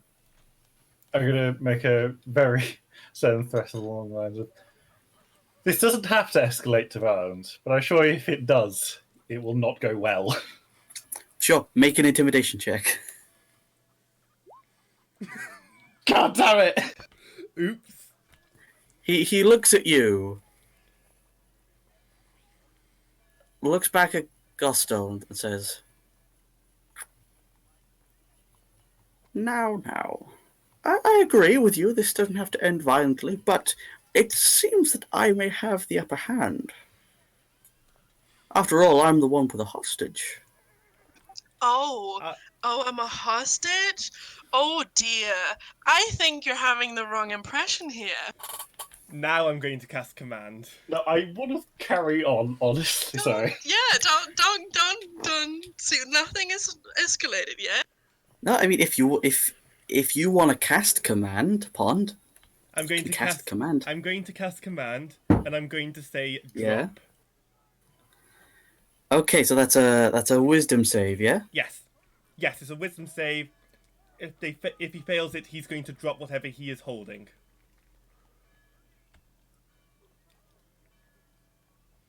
He rolled a natural 20. God damn Don't it! shoot me, thank you. So mark off a spell slot, and you command drop, and you see his hand loosen for a second as his eyes glaze over, and you feel a presence emanate from Pond, and he snaps back and says, "Oh, now it's escalated." Points the gun at you, and I need everyone to roll initiative. Fuck. God damn it! Damn, we could have finessed this man. No, Just this is your not- this is natural not gonna 20. work. This was going Okay. to go this way. So what I'm going to do is I'm going to pull up the turn order, and what you guys need to do is click on your Character and then place your initiative. character icon, and then click initiative. Yeah, Nice. it'll pop up like 3 colorful dots, and then it'll pop up like 5 dots, and then you can click initiative for you. They're just coloured on mine. Do I just click it on my character sheet? On your cap. Oh, On your no, character you Just sheet, click on click the- the character, leave it. You should have the 5 dots. Leave it, and then go to your character sheet and click initiative. The character icon on the map.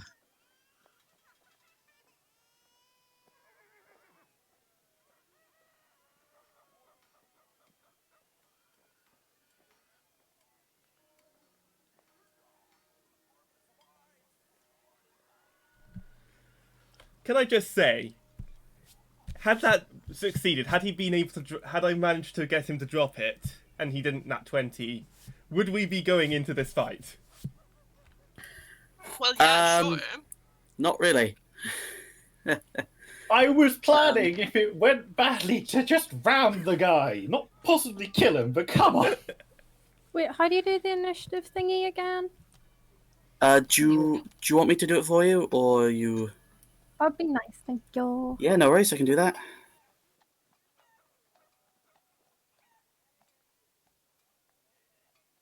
Turn order is too big.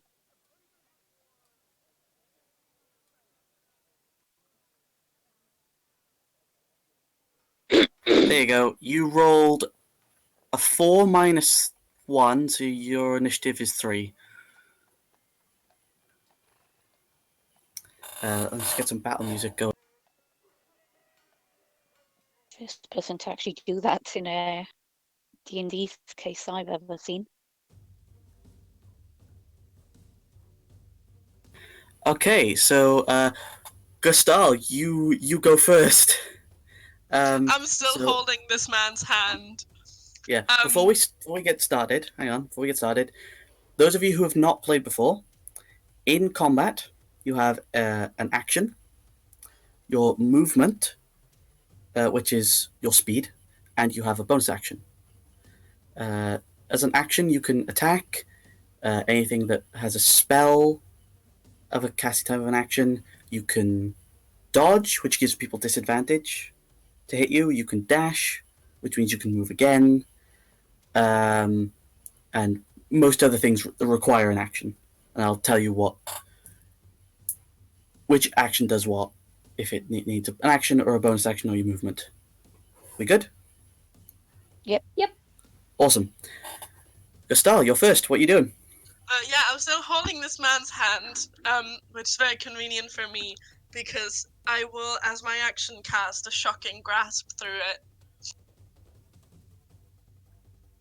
I'll grab his Okay. hand and then send like lightning through his hand. Okay, I need you to make a melee spell attack. That absolutely hits. Roll for damage.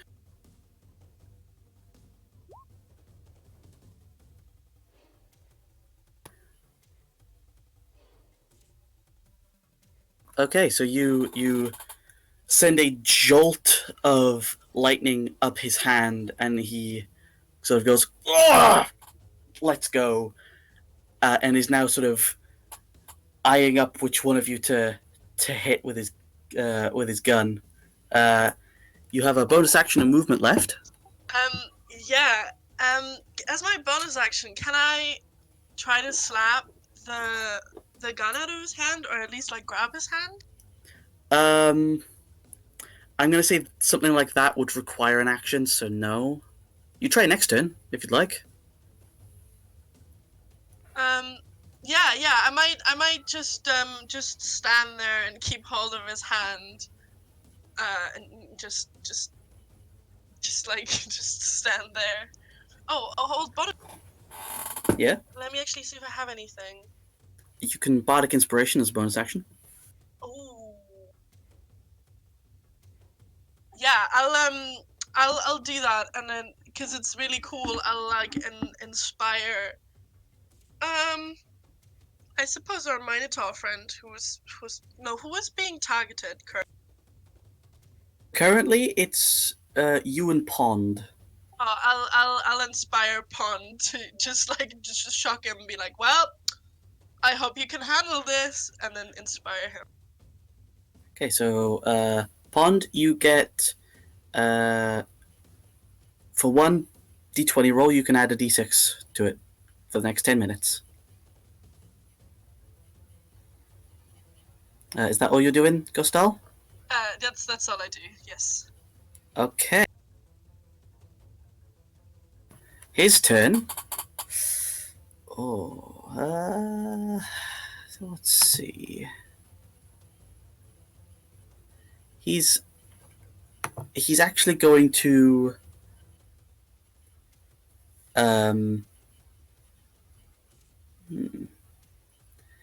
he's going to let go of your hand, Gustal, and pull out a dagger. He's going to attack both you and Pond.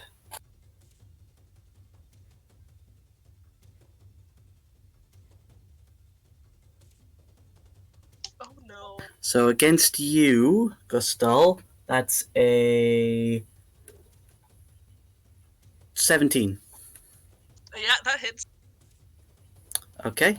So that deals 5 points of piercing damage as he sort of slashes across your the underside of your arm. And then the second one will be against Pond. Well, that's an 8. So he goes to slash at you, Pond, but you duck out of the way just in time. And he is going to move to the back of the room. But he gets the Gustal, Pond, and Dozer. You all get attacks of opportunity against this guy. Yep, You, I'm if you gonna want, take it. This man's yeah, gonna yeah. die. If you wish to use your reaction, go for it. Doesn't he have to do a strength check because he climbed over a counter? I just said that he uses 5 more feet of his movement, so he moved 20 instead of 15. Okay. So Yes, fine. I can't Yep. cast spells as my as a opportunity attack, can I? you don't have Warcaster, so no. Yeah, Dozer, that'll hit. I'll slash him with my rapier. Oh. Okay. Yeah. Okay, I'm gonna do damage now. Yep. Gustal, that'll hit. Okay. Oh, you need to click the rapier in the chat to roll damage. Yeah, click the first one because that. What the? Click what? Yeah, you gotta click the word rapier in the chat window in Roll20. Not that one. What? I don't get you. In the column, you know where the numbers are, where it says rapier 25, rapier 18. You click the word rapier in that little box. I'm confused. Would you like me to do it for you? How do I do it? Because I'm obviously clicking the rapier in Right. my Do character you sheet. right? You know where the dice rolls show up, where it says. Dice rolls. So they there's show up? there's a column for attack, and then there's a column for No, on the damage on the map itself, on the map page, on the main Roll20 page, yeah. where the rolls show up, on the side where you can put text and stuff. Okay. Click the word rapier where you've rolled the first time. There you go. Oh, there you go. So I've never known that. Sean made it so difficult. No offense to him. Oh well, now you know.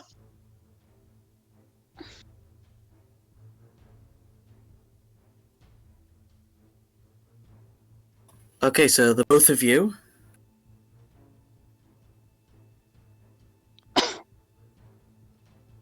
Yeah, so the both of you managed to get good licks in with your rapiers, slashing him across the back and the leg as he runs over the counter. And that's his turn. Dozer, it's your turn. I'm trying to think now. Okay, for one of my cantrips, there is no description or anything, so I don't know what it does or whatnot.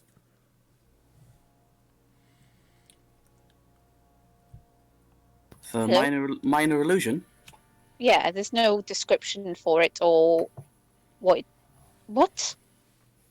You click the little eye next when you hover over a minor illusion. Okay. Sound or image, object within range that lasts for.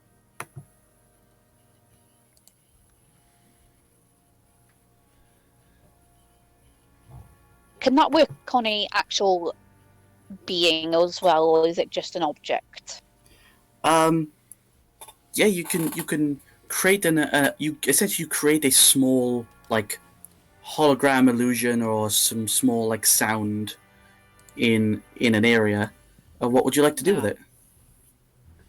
No, I think I'll leave it for now. Okay, no worries. I'll just go up to him and use my rapier again, I suppose. Okay, so do you move up to him? Yep. Is there okay? Yep. Okay. Swing rapier.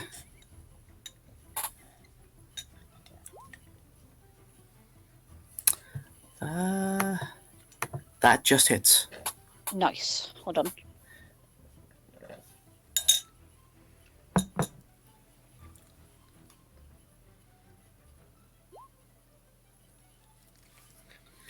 So you run up and you stab him in the leg, and he's down on one knee now. He's looking really, really rough.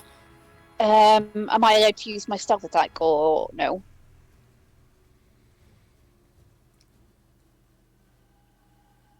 You do technically have an ally within 5 feet, so you do have sneak attack. If you'd like to roll your sneak attack damage.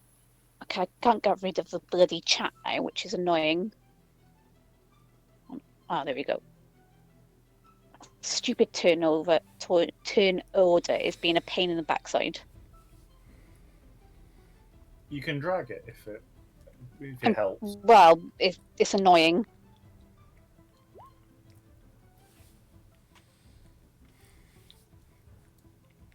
How do you want to finish this? Cut its head off. Are you Like, so really you- killing this guy? Jesus. We were just I like. told you not to underestimate me. We're just incapacitating him, surely. It's not him we're after, though. This is not necessary. I'm. I cut his mean- head off and take his money. Okay, so you think, and No, I scare the woman then Yeah, into so you- talking. the room goes still for a second as he drops on to both knees, and his head just sort of rolls forward and rolls off, rolls towards your feet as his body just slumps to the floor. That's bleeding all over the place, and Alice is looking in horror and is about to scream. We're gonna end combat there, because I point really wish my I'd rapier rolled at her and- anything higher with my initiative. Just, I point my rapier at her to warn her to not scream. make an intimidation check. Okay. It's probably gonna go terribly, but should I? Surely I get advantage considering I've already scared her a bit. Go on then.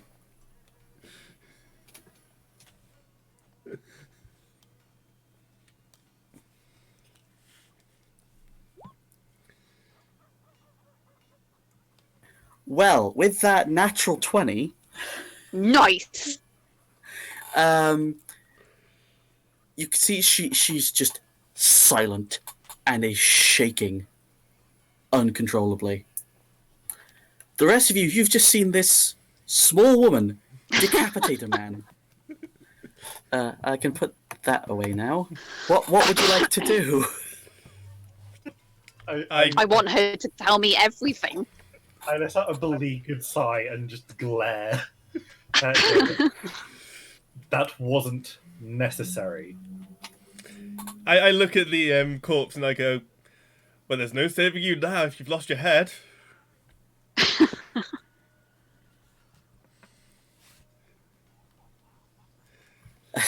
Honda's just I gonna ask her walk to out tell of me the... everything I know, everything she knows. Okay, so you do that. Pond, what did you say you were going to do? Just walk out of the shop and leave the chaos to them.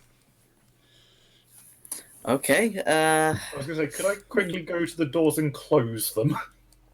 Yeah, sure. You can go up to the doors. Just gonna check something real quick. Okay, so none of the guards in the brief glimpse that you open the door notice the decapitated body inside. So you're all good for now. Yeah, I stay by the doors and keep them closed because the last thing we need is more people finding out what's just happened. Is there a tavern nearby? Yeah. This is a big place. There's a tavern nearby. There always is. Pond goes to the nearest tavern. Okay. You can't. He's by the door. Pond has left. Oh, okay. I'm confused on who's who. Can I leave the pond as well? If you'd like to, sure. Yeah, I'll obviously step aside to let her leave. There's a Pond and Hope leave the scene. What I would glare at her and say, "Tell me everything you know." and Alice just goes, look, I'm just an informant, you know. So why don't you inform me then? Look, there's a thing tonight, an auction. They're selling black market magic items, you know, big money, big things going on there. I was just tasked with giving this man a suit. He said he was here to look after me, just in case somebody came after me. Apparently, they must have known, but I make a small cough and so say, "Well, that clearly worked out well for you, didn't it?" you know, I think I'm just gonna stay here and yeah. And she sort of slides down the wall and sits on the floor. I'll go over to her and like come forward to her a bit and be like, listen, this was not how it was supposed to go.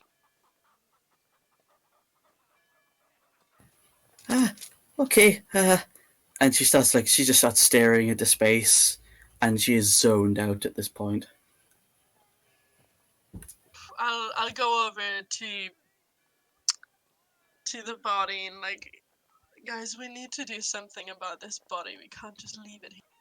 I concur. We need to clean this up, otherwise this will only go badly for us later. I'll go and clean up the blood as much as I can and clean the body so it's just a body, I suppose. Well, it's in two pieces. Yeah, you know, so it just at least doesn't look bloody. Okay, so you with prestidigitation, you wave your hand over the bloodstains, and they flake away and clean. Do you put the body anywhere, or? What's the layout of the shop? Is it just upstairs? There's an Downstairs as upstairs, well. and there does seem to be a downstairs. Yeah. We will probably have to carry him downstairs. I really don't want to leave this woman with a corpse, to be clear. Yeah, I'll deal with it.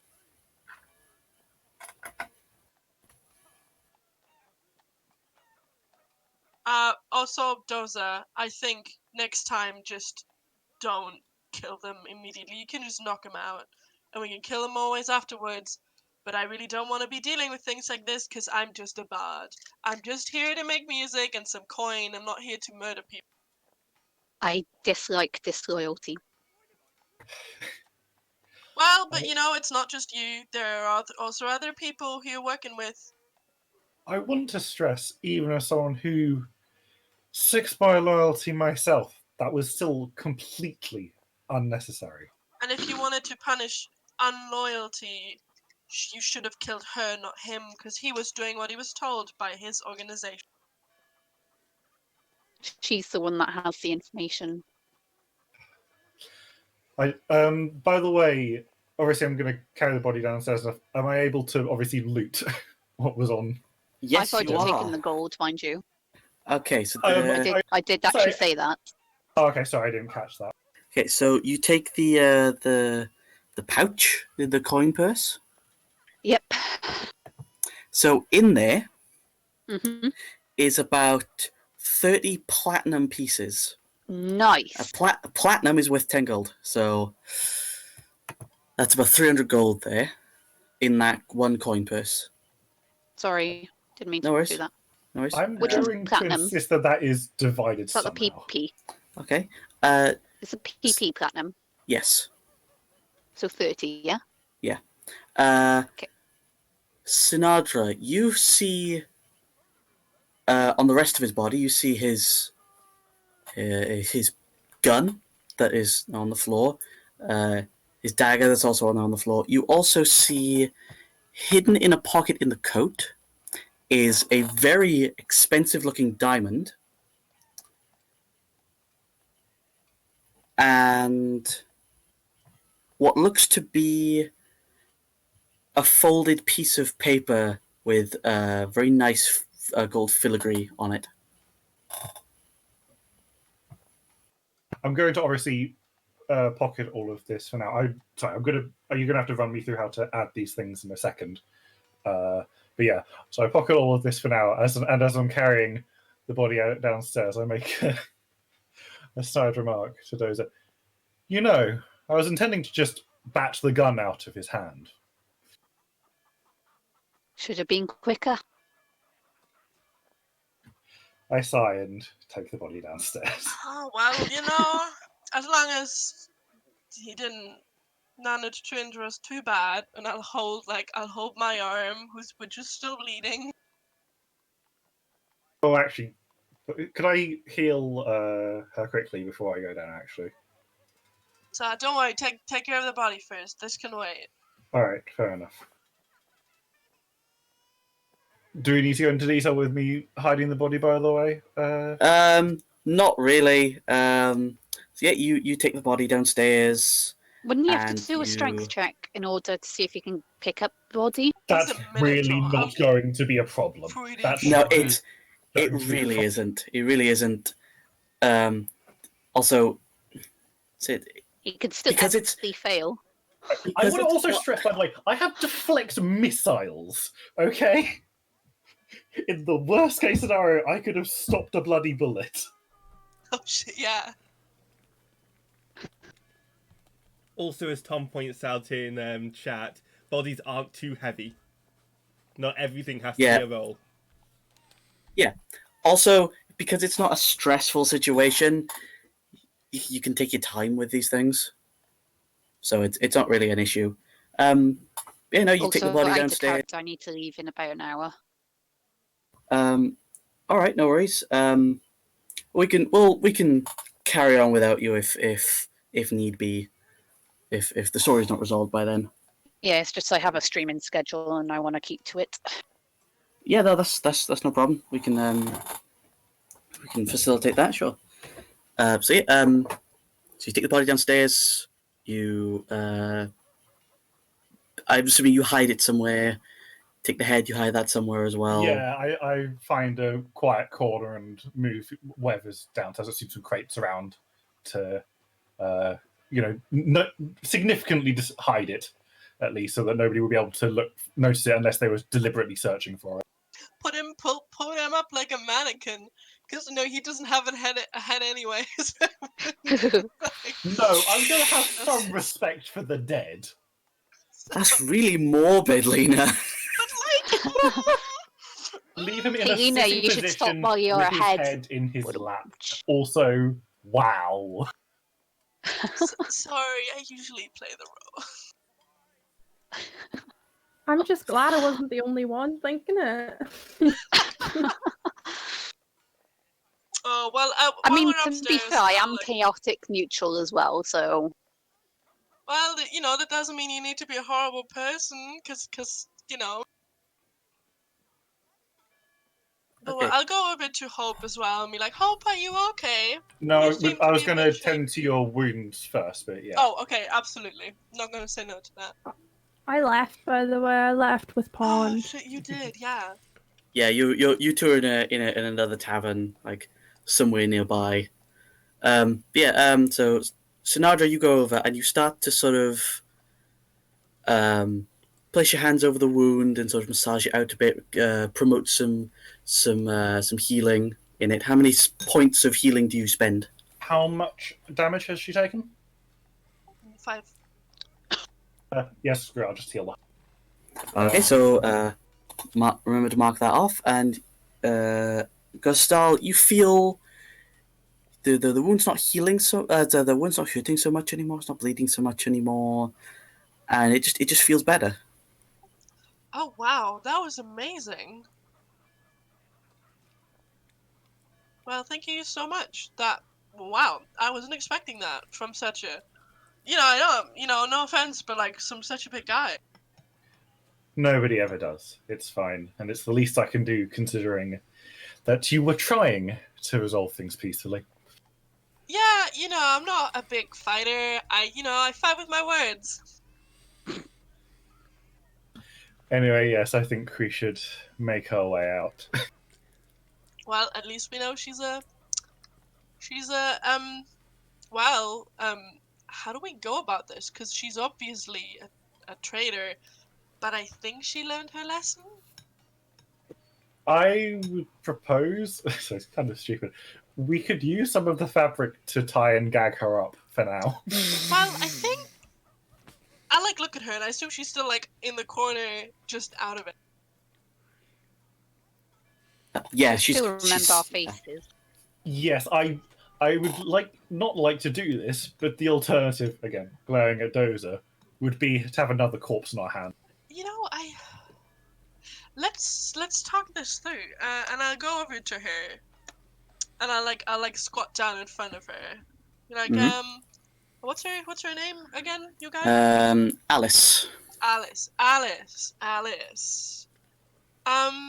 So I think it's time we have a little chat, just so we can see what's gonna happen now, right? You wouldn't want to end up like this guy, right? She sort of shakes her head.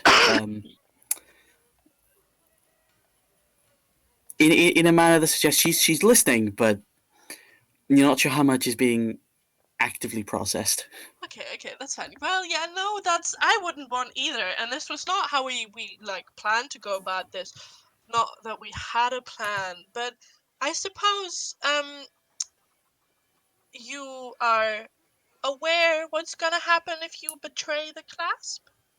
No? And she nods. She nods.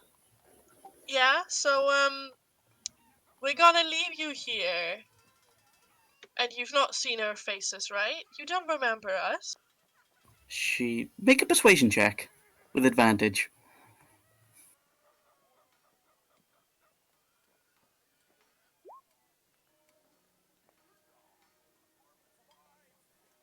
She nods slowly, sort of stands up and goes, I'm just gonna go to bed now.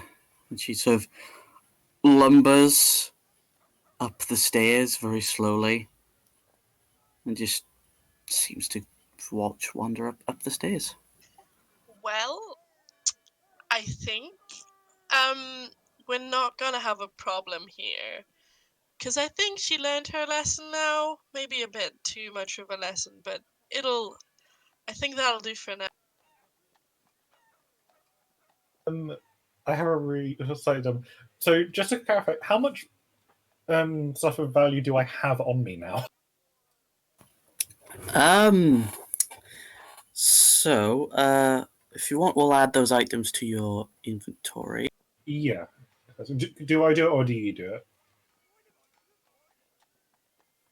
I can show you how. So, if you go to equipment, Yeah, I'm on it. there's a little plus icon. Yep. Just click that. Mm-hmm. Doing it.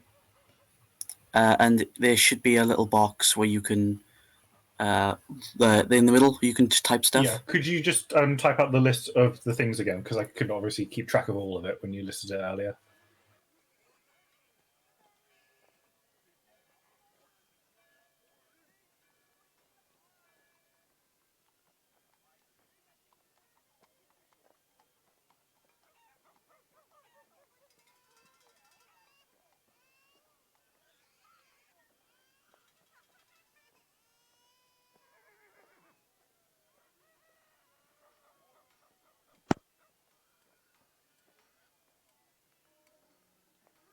There you go.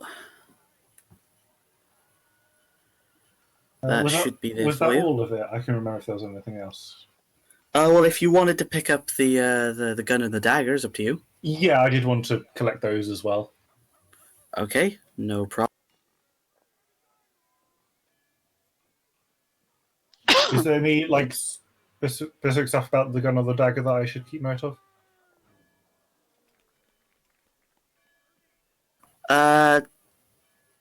Not really, unless you plan on using them, unless you plan on attacking with them. I'm not planning to, as merely just to know what they are. Okay, no worries. I'll just give you that.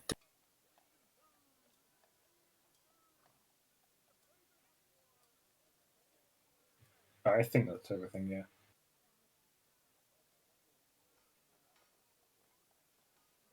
I was going to suggest leaving basically a small note along the lines of an apology. Are you saying that out loud? Yes, I am saying this out loud. Well, I think that's a good idea. Maybe write down what we want, just so she... Oh, Sorry, did you cut yourself off? I didn't quite hear no, that. well, wait a sec. Oh, yes. I think we should leave an apology.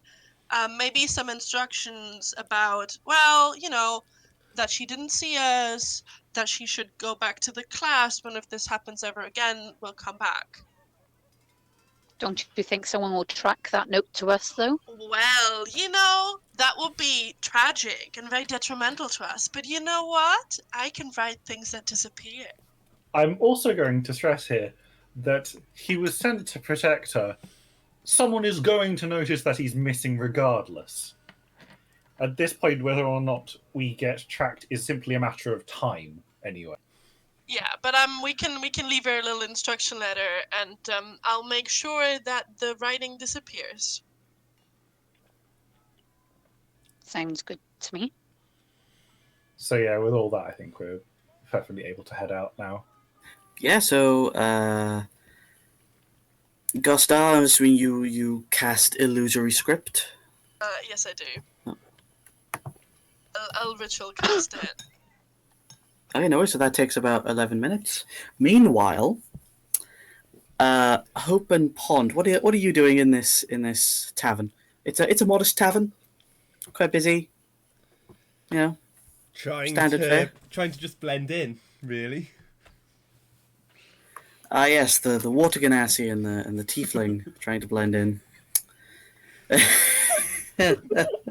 Blend in the sense Given our that track record so far, stealth isn't exactly our speciality, it seems. blend in the sense that we are trying to disassociate ourselves with the events that happened inside the seamstress. Yeah, I'd say you can do that pretty successfully. You've been apart for a long enough time now. You've been in here for about 15, 20 minutes. Is there anything you'd like to talk about? Anything you'd like to do, or are you just going to sit there in stunned silence? Pond is actually curious about something, so Pond buys 2 drinks. Mm-hmm. One for himself, one for Hope. I'll say that'll cost a gold. Yep, sure thing. I'll go down to 9 gold. And well, he starts making a bit of conversation. So you look kind of like a paladin. At least you look kind of, I don't know. unusual for a tiefling. What are you trying to say about me, huh?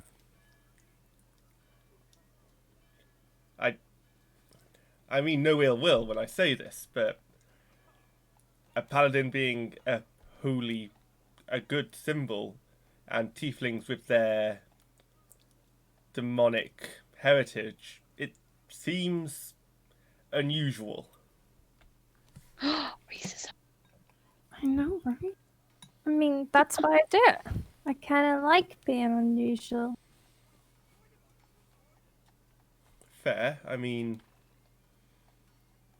it is contradictory, but at the same time, anyone can be anything, right? Exactly. And I think I like playing on that kind of prejudice people have.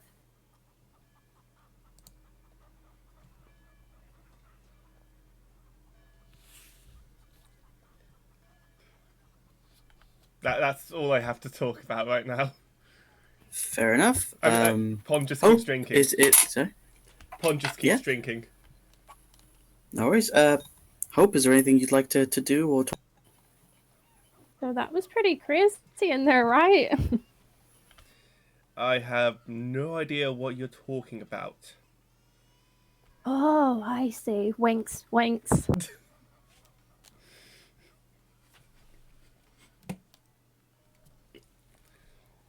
But no, what brings you to this town? There has to be some reason you're here. Well, you know, the usual, looking for work, looking for money. That one thing that keeps the world going round, right? Exactly. How about you? The same? Yeah, I came here for work. It's just to keep to myself, really. A lot of things going on back where I've come from. Although, I'm more than happy to meet friends every now and again. Cool, cool, cool. Must be nice.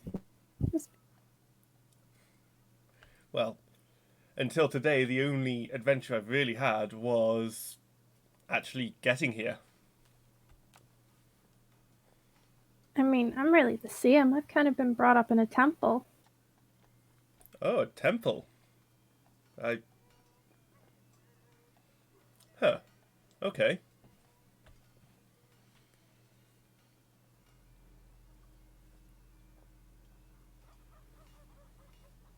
Awkward. I think by this time, enough time has passed that. Yeah. The others So yeah, everyone else comes out of the seamstress's shop. The illusory script on this piece of parchment, Gastal, that you've written, sort of vanishes.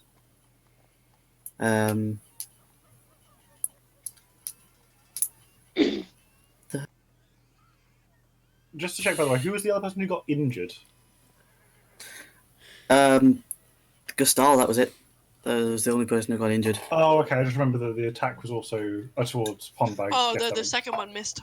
Ah, okay, fair Yeah. enough. So I'm assuming you all meet up. Yep. What would you like to do? Well, at least we know now that she definitely was, you know. And I'll do like a wink, you know. So, do we relay this information to your contact?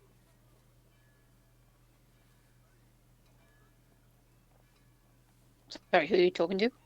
To you, because you have the contact. We'll relay everything once we've got the mission done.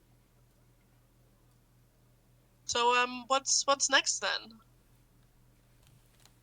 We're going to a party. I was going to say, could I just discreetly, if that is possible, just check the folded paper by myself? Yes, you can. So the folded paper says, "You are cordially invited to the Arcanium Archive Museum for the unveiling of a new exhibit in honor of the late sovereign. Please attend by the evening of the 5th day of this week, tomorrow, at 8 p.m. And on the bottom reads like a... The wording of the sentence on the bottom doesn't really make too much sense. Might be like a cipher or something. Fair enough. I assume, by the way, the invitation is a singular invitation as well.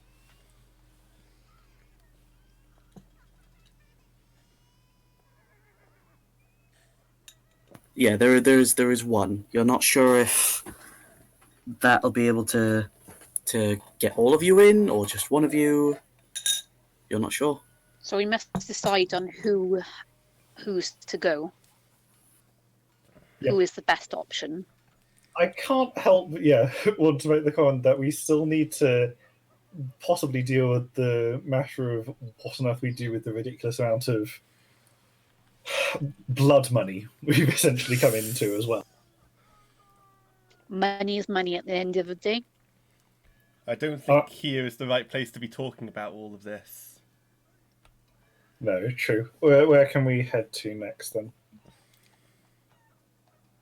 I mean, you can find somewhere secluded if you wish.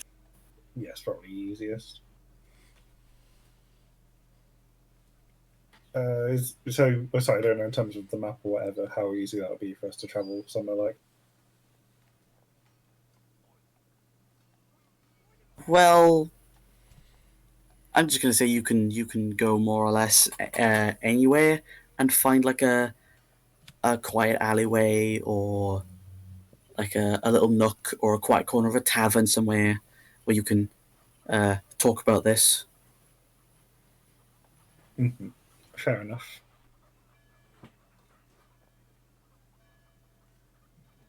So yeah.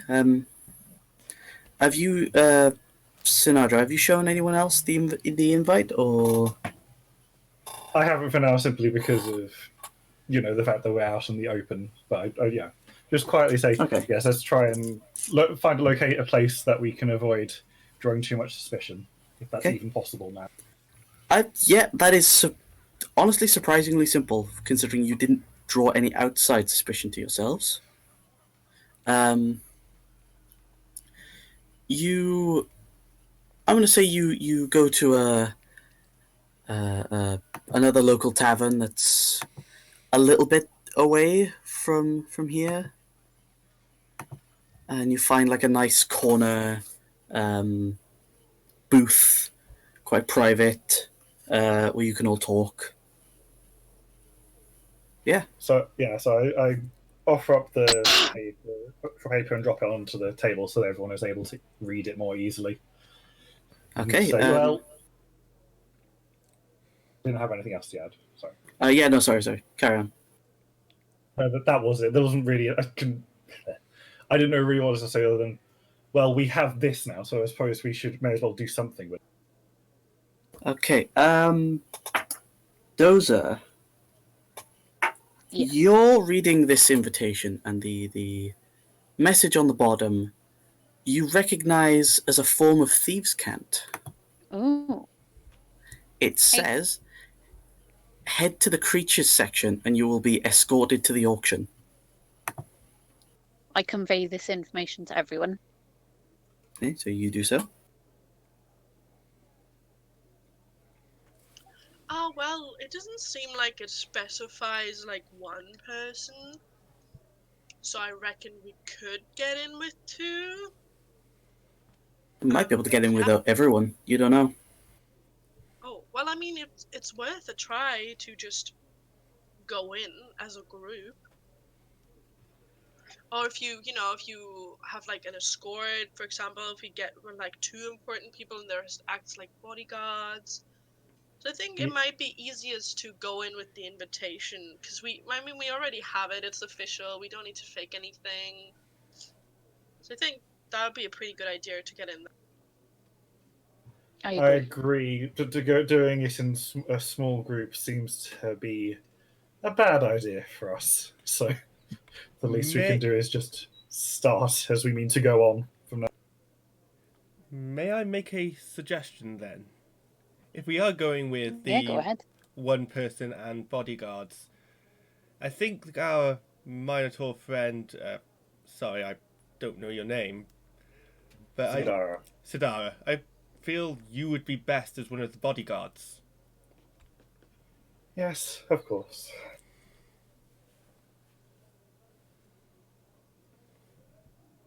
I was going to say, by the way, also, there is the small matter of his weapons. I don't know if anybody is in need of these at all.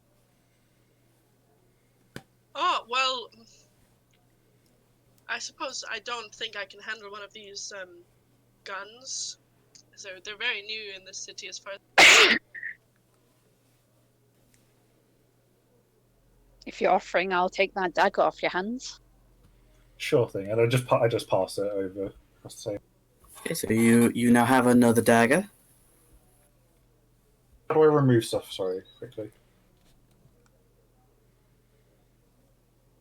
Okay, so in equipment, so you see there's a little padlock symbol. I know. Talking to Kyle. Oh, sorry. Yeah, so- I think I got it. So the red button on the side, I just click that and it'll delete it, I assume. Yep. Got it, thanks. No worries. Yeah, all good. Also, as I was saying earlier, I think despite how terribly things went, it seems only appropriate that we divide up our ill-gotten money evenly.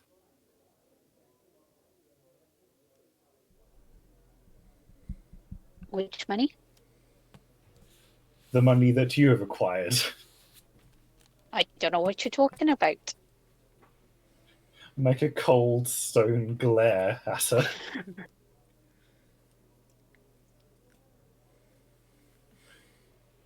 Oh, just to check, was it like in any way sleight of hand or anything, or did she just take it normally? Let me check.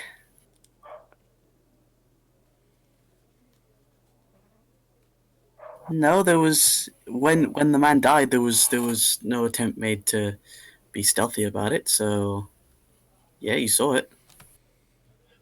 Yeah, I'm going to repeat.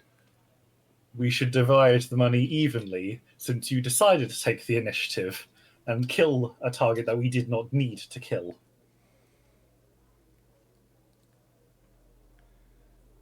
I disagree. I did most of the work there. It wasn't required in the first place.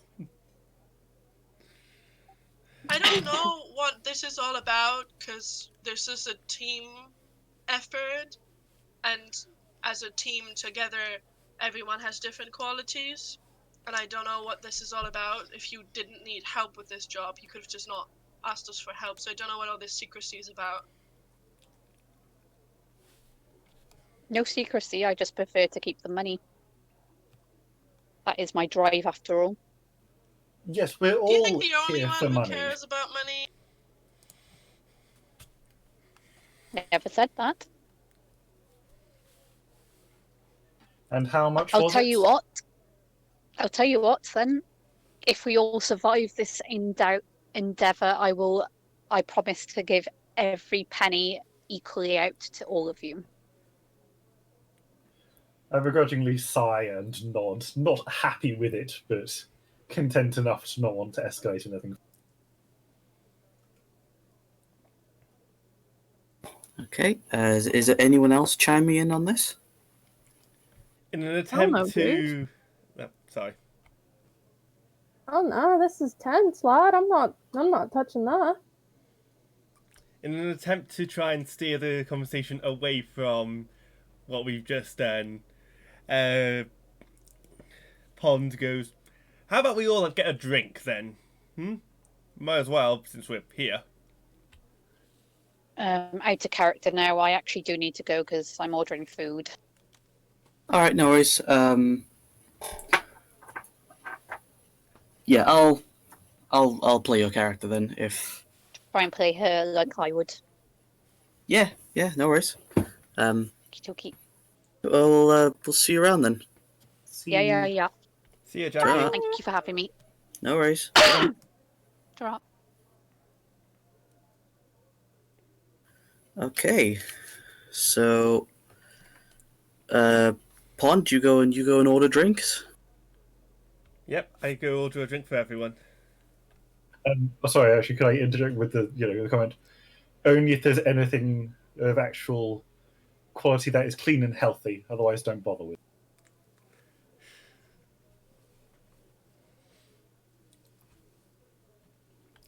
I Uh, see you're paying attention to your diet. Yes, as a matter of fact, as you probably noticed, I like to maintain a healthy body and mind. So the last thing I need is anything unsavory in my system. I suppose that's true. Pond ignores all this and just orders 5 drinks. Anything specific or? Just some ale, I guess. Okay, so that'd be 4 silver per ale. I suppose 2 gold. Okay. I am down to 7 gold. All right, so yeah, Pond comes back with 5 tankards of ale.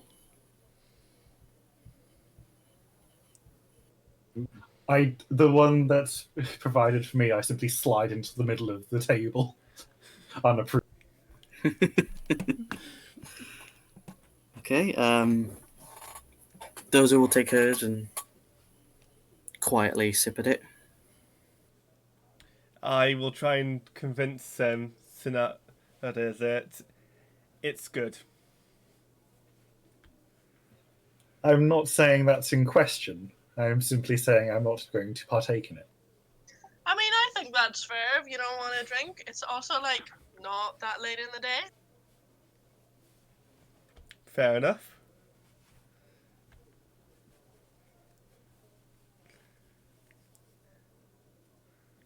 Okay, so in terms of the event you're going to, you have until tomorrow night.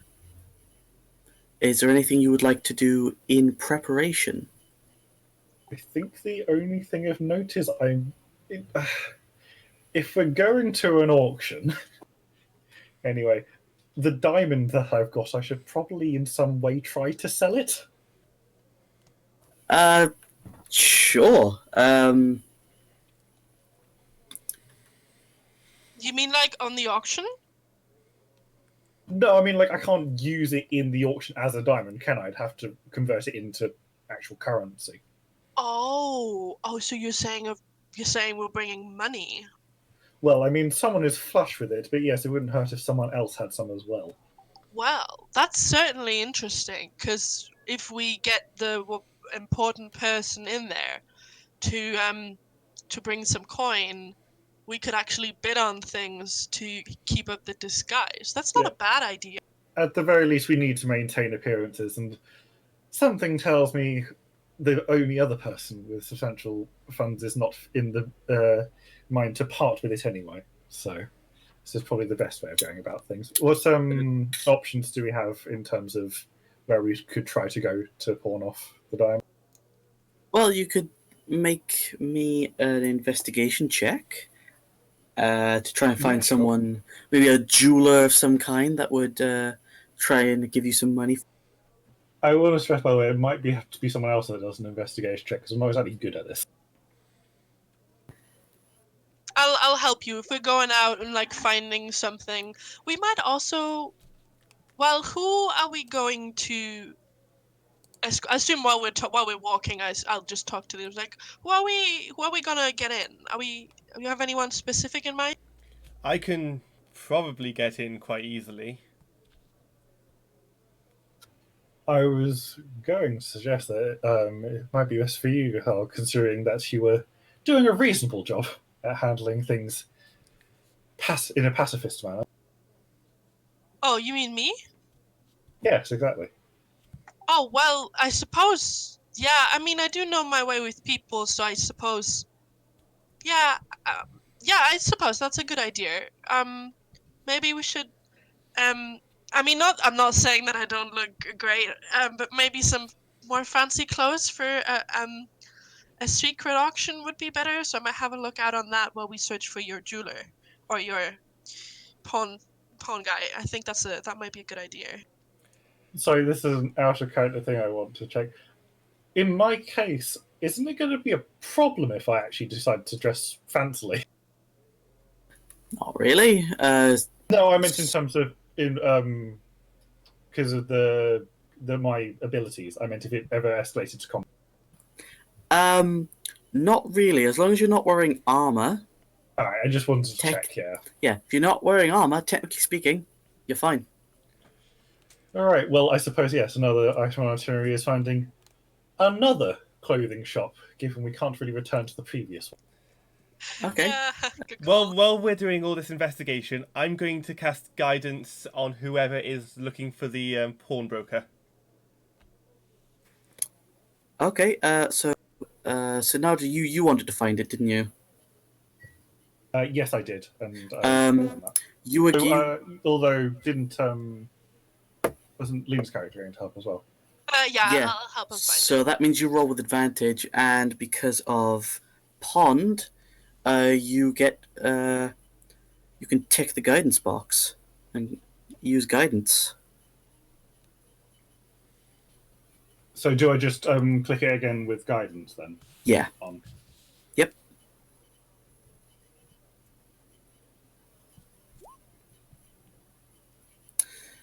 So that's a 12. Okay. You do manage to find a. You've managed to find a jeweler's, but he takes it off of your hands for. How much did I value that at? It says worth 300, but I can't see anything beyond that. For some It's reason. well, it's you estimated it to be worth about 3,000. He will take it off your hands and give you 2,800. Yeah, I'll take that. That's fine. Okay, so Mark, and he gives it to you in like gold bars. Or it gives you a note of credit, so you can go to a bank and then get it in gold bars. Fair enough then. So I assume that's something that we can just easily just do in the background then. Just that won't take you much time, considering you have a day and a half at this point. So fair enough. Yeah, I'll probably just convert that into it was every 10 gold is 1 platinum, correct? Yep. You can. So I'll convert it into platinum and gold in a reasonable manner. So that would be 280 platinum. I'll do 250 platinum, 300 gold. Sure. Whatever works. Although it's bizarre to call it pocket change, but some sort of division like that. I'm not going to make it a hassle for you guys at this point. There's no real need for it. But is there anything else anyone would like to do? Anything Hope would like to do? I'm just following the style, really. Fair enough. Anything? What's Gastal doing then?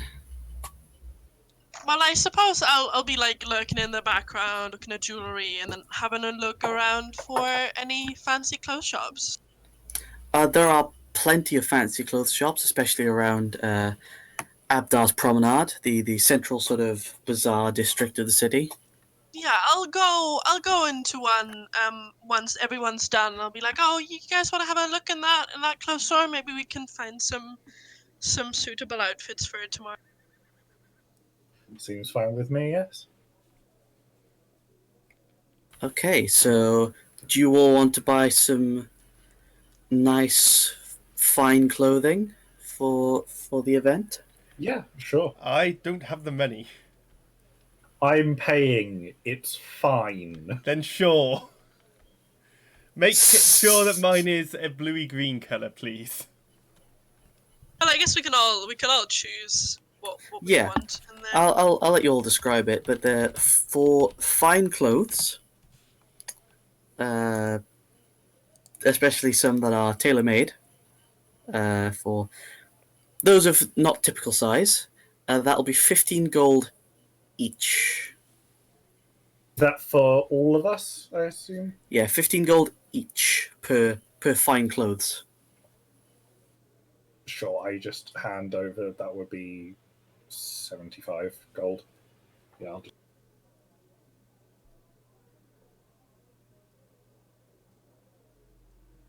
Yeah, I've done it.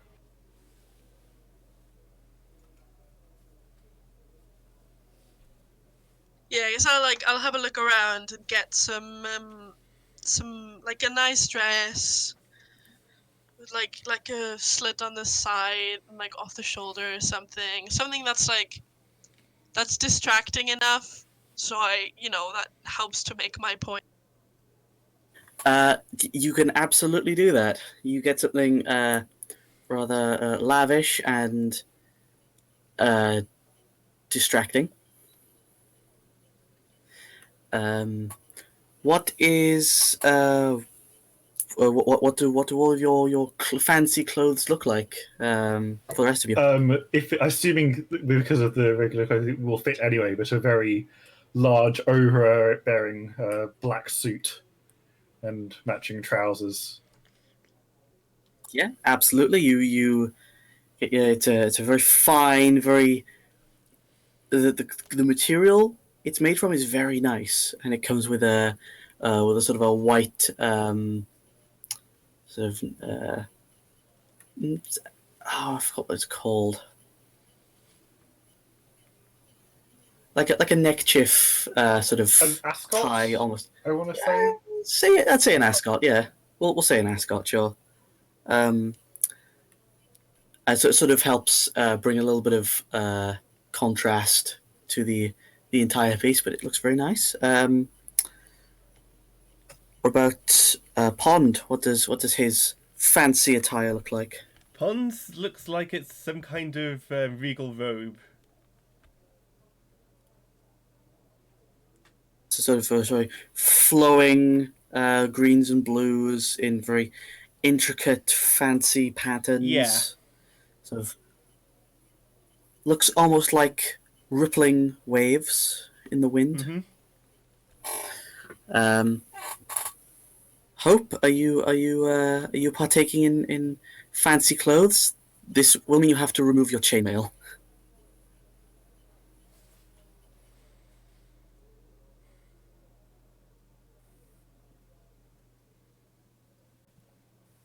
Yeah, sorry, my voice thing cut out. Yeah, I'm thinking gold, kind of gold shimmery, low at the front and low at the back. Yeah, sure. So you are aware, in terms of armor, if you're not wearing it, your armor class is 10 plus your dexterity modifier, which for you I believe is a -1. So you will have an AC of 9.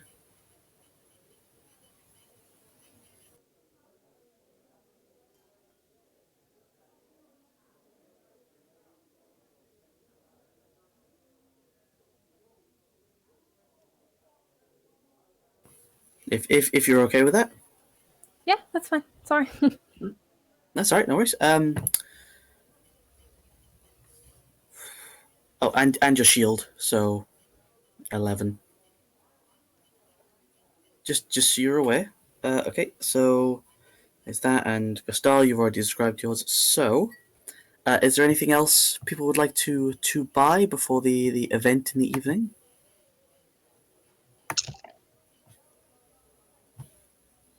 I mean, I'm not the sort of character that doesn't really need anything anyway, so I can't think of anything off the top of my Well, head that I would. I don't think we should buy something, but what I would suggest is maybe we scout out the museum beforehand. Yeah, that's probably a good idea, especially to check the layout as best as we're able. Yeah, just so we know where everything is, the escape routes. Maybe we can see some shady people, just check it out, see what's the. Yeah, no, that makes sense. I assume in our normal attire for now, though, of course, not to bring any more attention to us. Yeah, obviously. So you go go to the museum. It is located in the Central District. And you go there. It is a large building, single story, with a large dome atop it made of like a crystalline glass. And where the light hits the glass, it almost seems to ripple across the dome roof. It is open at the moment currently, and you can go in, and there's a number of exhibits. There's a history of Tal'Dorei and a history of Amon exhibit. There's a small exhibit to a group called Vox Machina, where like a famous adventuring group within the world. There's a creatures section filled with all sorts of weird creatures. There's stuffed all sorts of beasts, and even some monstrous creatures. There's a panther-like creature with tentacles coming out of its back. There's there's what seems to be a grapefruit-sized creature, green slimy skin, one large eye with four like little eye tendrils coming off it, and a little like jaw, like a toothed jaw. And on the other side is a large red dragon wing. And you look around, it's busy-ish, but you get the feeling that this place isn't trafficked that often, at least not anymore. Some of these exhibits are quite old. Can I do a general look around in the creature section to see if there's anyone shady? Because I assume this is where we're supposed to get picked up tomorrow. You have a look around. There's an old janitor. You don't think he's up to anything nefarious, but Okay. he's It's just not going to sweeping. be exactly suspicious right now, yeah. I mean, can a janitor be suspicious? You never know. Insight check. Insight check. If you would like to make an insight check, you are more than welcome to. Go ahead. I was going to make a side note, by the way. We didn't. I know it doesn't necessarily differ. We didn't go through what Doza ended up choosing for clothes. Yeah, well, we'll say it's it's almost like a fancy like Robin Hood-esque green tunic with like a high collar and like fancy leather boots. I guess a shoulder cape. Fair enough. Thanks. Sorry, I just Nice. wanted to fill in. Yeah. No, that's okay. That's all right. Yeah. So, Hope, you look at this janitor. It's the 11, by the way. We'll take the first roll, and you look at him and you think, "Nah, it couldn't be suspicious at all. She just looks funny.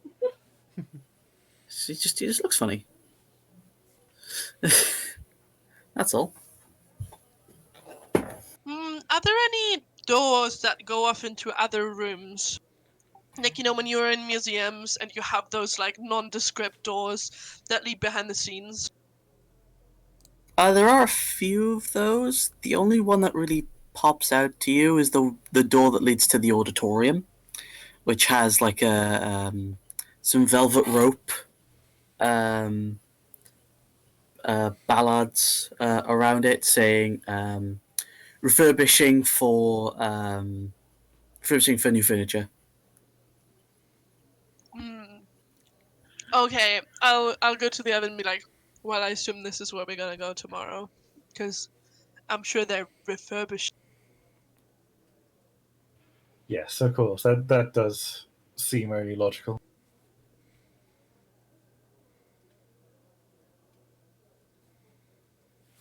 Well, I suppose that's all we can do for now. Might as well get some rest, I guess. Okay, Ooh, sure. that's So a you good idea. so you all go to respective tavern rooms and perhaps a friendly temple. Hope if you'd like to stay somewhere a little more familiar. to you. Are there any temples nearby? There's loads of temples in the city, especially if you go to the temple district. Okay. Yeah, so if you go there, you can get free lodgings and free healing. So for you anyway, not for the people. Sinadra, you can find a tavern nearby and pay for rooms if you wish. Yeah, of course. Yeah, and you all wake up in the morning. Oh, Go actually, about I your would like business. to perform in the tavern to see if I can earn my own meal. Sure, make a performance check. I do want to, like. It feels like I should just be like throwing the money that people require at them at this point, though. Save it for the I mean, auction. it's my job. I like to perform. That's what I thrive in. That is fair enough. No, I can respect that. So what exactly do you perform then, Gustav? I'm doing my star piece, the one that's hitting off with the people. It's about like a girl that has really long hair and like lives in a tower. Um, and she's being held there by an evil witch. And she's like living there, and I'll do the whole minor illusion thing and dancing lights and play my music and like tell the story how this thief comes and saves her, and then something goes wrong, and I'll like describe the heist and how everyone's searching for them, and then in the end everything goes well and she goes back to the kingdom that she was stolen from, and then she meets her parents for the first time, and like it's a very tear-jerking story, and it's really nice and wholesome. Just someone in You- chat saying it's Tangled, and I was thinking, yep, this sounds like Rapunzel Yeah. / Tangled. Well, I mean, some of the words do get tangled, but it doesn't matter.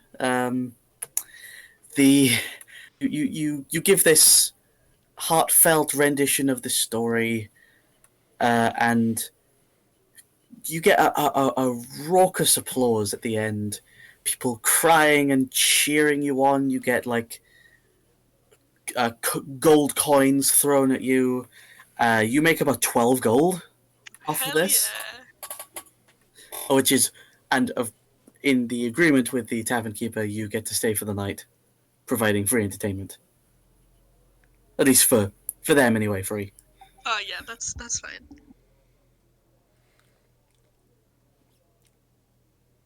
And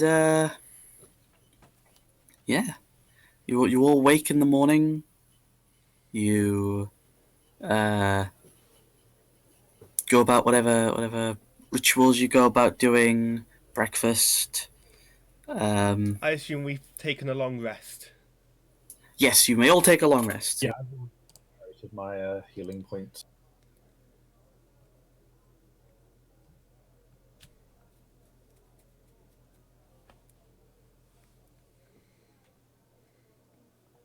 Unless there is anything you would like to do in the day, we could skip straight to the evening. Yeah, I would say just skip straight Yeah, to that it because I works. don't Yeah. think there's anything else Yeah. we really need to do now. At some point during breakfast, Pond does go up to Sonada and goes, "If we're going with the bodyguard plan, could you be my bodyguard?"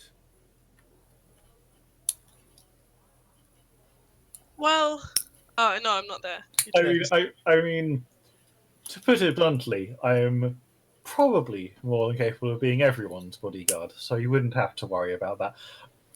And so this is a side point, but I feel like I may as well try to offer it. Would you like the pistol that I have, since I have no need for those sort of weapons?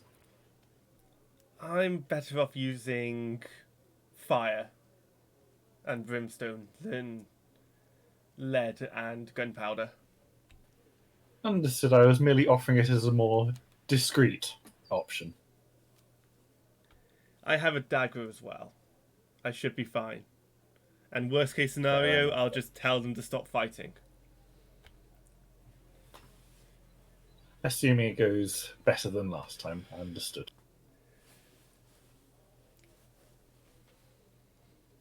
But no, I meant more getting in.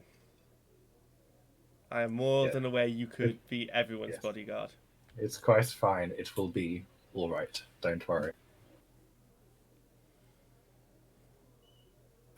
Okay, so the evening comes, and you approach the Arcanium Archive Museum once more, and all around this building there's a queue of people, um, all dressed in very very nice clothing, um, and around the building there seems to be many many guards around, very tight security, and at the front, all the guards seem to be dressed in a sort of a red and brown uniform, reminiscent of like a mercenary band almost. And at the front door, as you walk in, are five of these guards, two on either side of the door, and a large blue dragonborn man, blue scales and tail. Uh, you know this to be a Drakenblood dragonborn of the fallen nation of Draconia, is on the door, and he's got a what looks to be a wand, and he's scanning invitations as people walk in. Who has the invitation? I'm still holding on to it. I was happy to actually give it to you if you wanted. In terms Oh of yeah, appearance. I'll take. So I assume before we go out, we're on the way, right? Just so we're clear with this, what the plan is to get in.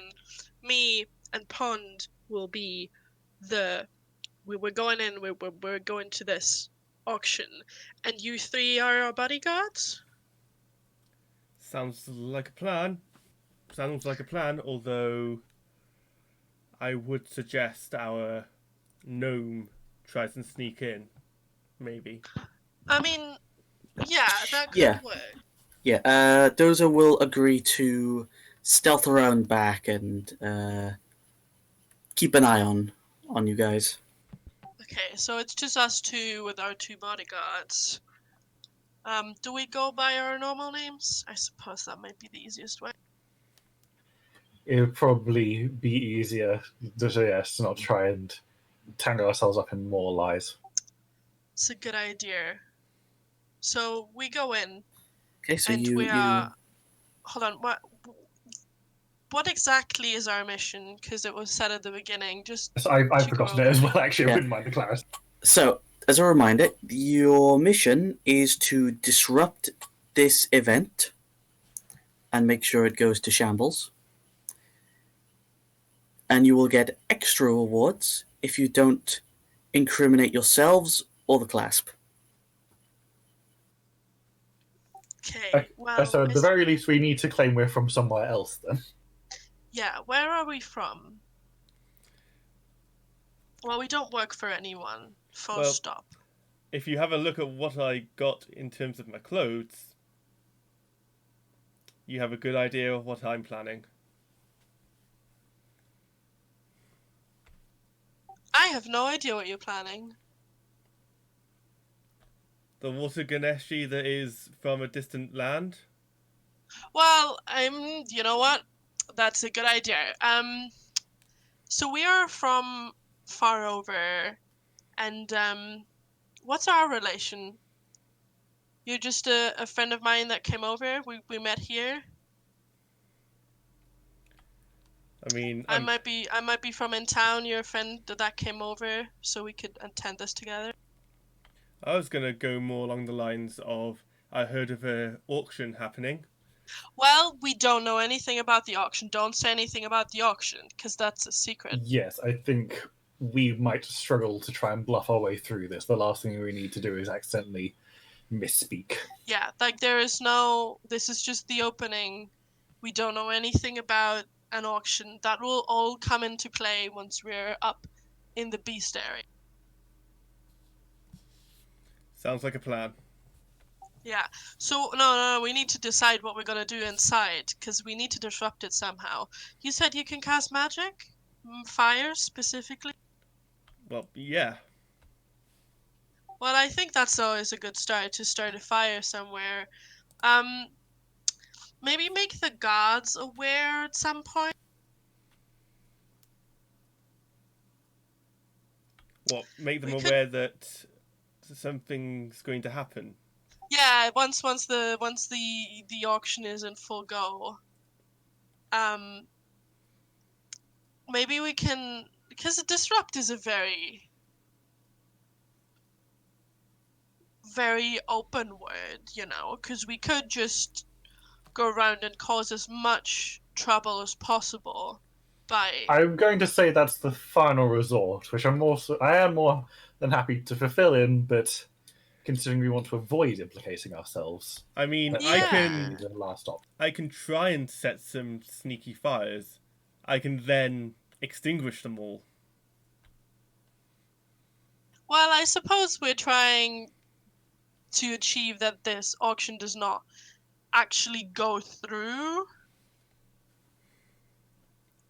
So I've got some spells up my sleeve that can create like a basically a distraction, like a fog cloud, kind of to say. That could also be a good distractor, that people just can't see what's going on. That seems all fine with me. I would like to not cause any further deaths, because I think I had I enough for can today. agree with that. With the way that auctions tend to proceed, of course, the actual handing over of goods would not be until near the end of the event anyway. So it might be best for us to at least open, letting things continue, Yeah. just so we can gauge the situation. And if we do manage to cause enough chaos that people start panicking and running around, we can always see if we can nick a few things and give them back to the clasp. Sounds good by me. Sounds Yeah, like I think a plan. that's a good plan. Dozer is in agreement with that. Right, let's head inside then. Okay, so you go up to the door, and this Dragonblood man goes, "Invitation, please." Good evening, sir. And I'm gonna put up the invitation. It's for So- us, for me and my friend and our bodyguard. Yeah. He takes the invite, waves this wand over it, and it glows a blue light. He says, "All right, you're good. Go on in." Oh, thank you so much, sir. Thank you very much. And Maybe curtly nod.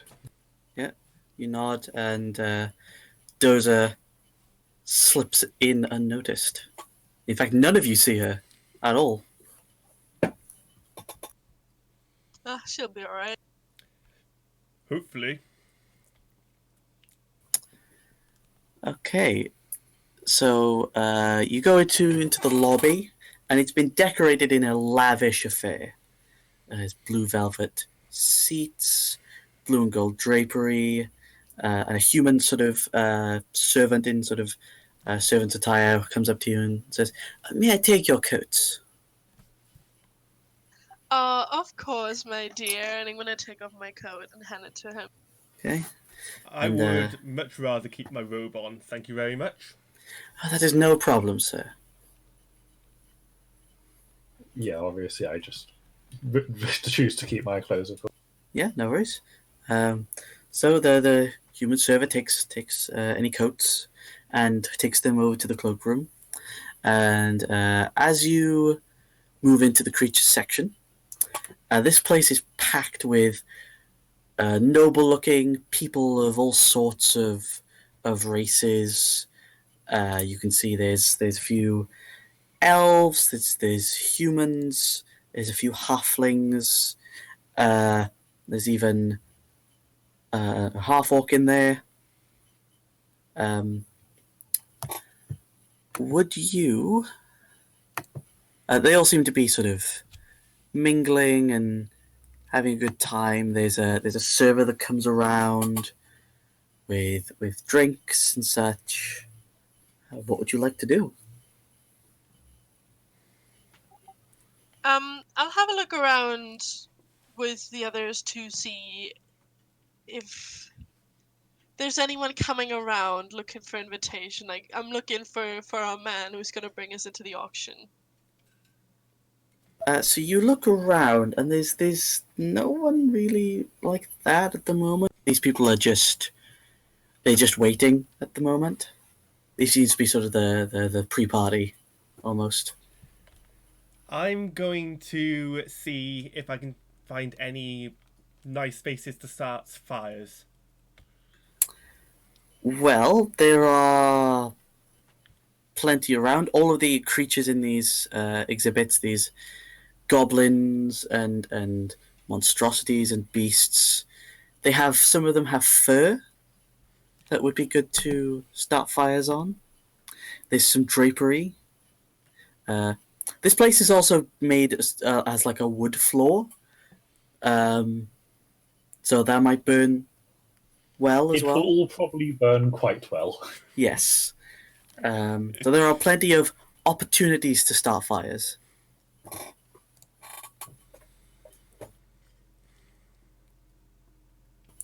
Is Sinadra or Hope doing anything? Not really, mainly trying to keep quiet and, just maintaining the appearance of being a bodyguard. Fair enough.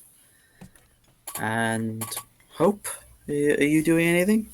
Mainly the same, just following Gustav, but like puffing up my chest and like making my arms look big, being like, huh, I'm a bodyguard. And you couldn't help but laugh. I was actually that was adorable. Yeah, it's so fucking cute. I was gonna actually, I forgot to mention earlier. I was gonna say that was like, in terms of maintaining appearances, we should probably more whispering than try to actually win a few items. So at the very least, there's the cover of us being obviously terribly upset that we were unable to claim the property in the auction. That's a fantastic idea. Now, you have the money, so you would be... I'm merely the security. I think it's still easier for Gasol to actually be the one, well, Gasol and yourself, of course, being the ones to bid on the items. I'm merely making sure the money is... Exactly my thought.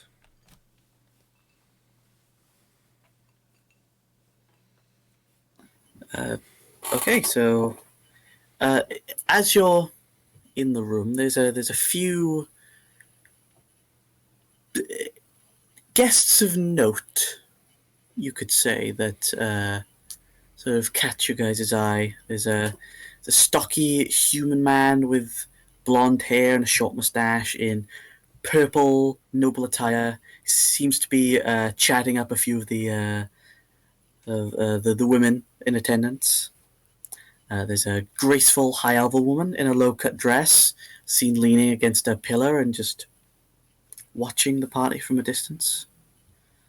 And there also seems to be a halfling man in a bald head in like green traveler's clothes and a cloak, and he's seen like bouncing from group to group and sort of mingling with as many people as he can. And then there seems to be a drunken human woman sitting alone on a bench, and no one's really talking to her apart from the staff, just to make sure she's okay. And the response ranges from dismissive to slightly aggressive. So yeah, if you'd like to mingle, you can. If not, you're more than welcome to wait. Pond is going to head over to the High Elf and I'll accompany him. And we'll try and make a little bit of conversation. So you go over to the High Elven one. She's got a champagne glass in her hand. She has. And who are you supposed to be? I'm Pond. I'm a noble from a far off land, and decided that I would, after being invited by one of my friends, attend here tonight. Really? Fascinating. And from what land do you hail from? I talk about a far distant land. That off the top of my head, talking about this out of character, I cannot think of quite yet. But I talk about Oh, how that's okay. It's there's lots of waterfalls. It's very water based, a bit like Venice, I guess. Okay, so you describe this place in detail. She says, "Ah, yes, yes. I recall hearing about some land like that in distant Isilra, across the Osmond Sea. Yes, fascinating. Seeing someone of your kin all the way out here in a place like this, especially with company like that." And she motions to Sinadra. I assure you, my bodyguard is in the right place here. In fact, I hired him for this exact reason. Don't want to be causing any issues or have any issues caused on me. Oh, I clearly see why. He is well built. I smile softly and say, I'm simply here to make sure everything runs smoothly, as I'm sure everyone else. Yes, of course. So is anything you're particularly looking forward to this evening? I'm just here to see what's gonna happen. And that's it. Say, you are a fascinating creature. What was it? Pond? Pond and Mill. Fascinating name. Shilara, and she extends a gentle hand towards you. Pond will shake the hand in a noble way. It's a very gentle sort of, noble handshake. And she says, delicate hands. Thank you. I'd rather not try and go overboard if I can avoid it. Interesting. And you mingle with her for a little bit. Anyone else mingling with anyone else? Yeah, I'll go over to the bald guy. So you go to the bald-headed halfling who's in the middle of conversing with some people, and he goes, "Yes," and then is he already? no, Okay, yeah, I'll join in. Yeah, so you join in, and he says, "And then I sold it for half its price." Amazing, right? And all the nobles go, "Ha ha ha! You are a funny little man." Yes, ha ha ha. And halfling Susie goes, "Oh, I didn't see you there. Hi, how are you? My name is Alson." And he extends a hand up. Awesome. My name is Gothel. I'll extend my hand and shake his hand. So he gives an excited handshake. He says, "So what's your business then? I notice everyone here is either a noble, or they own some company, or they're too important for literally anything else. What's your story then?" Oh well, I've just traveled over here, and in my country, Zemnia. I'm sure you've heard of it. The Zemni Fields. Ooh, you're a Yeah. long way from So, home. it's quite a bit, but it's exciting to travel. I've heard you tell stories as well. Oh, I have a few stories from my travels as a I'm what you would call a traveling salesman. I've been all over, and I have made dealings with great heroes and dastardly villains and everyone in between. Oh, how exciting! You say, well, what is a traveling a salesman doing at a museum? Oh, I received an invitation from a friend of mine. Uh, I unfortunately don't think they're here right now, but I'm sure they'll come around. Let's hope so. Yeah, well, I'm making new friends as we speak, like yourself. So we've hit it off quite well, don't you think? Oh yeah, very much so. And Who's your friend? Your tiefling friend? Oh, that's Hope, my bodyguard. I don't.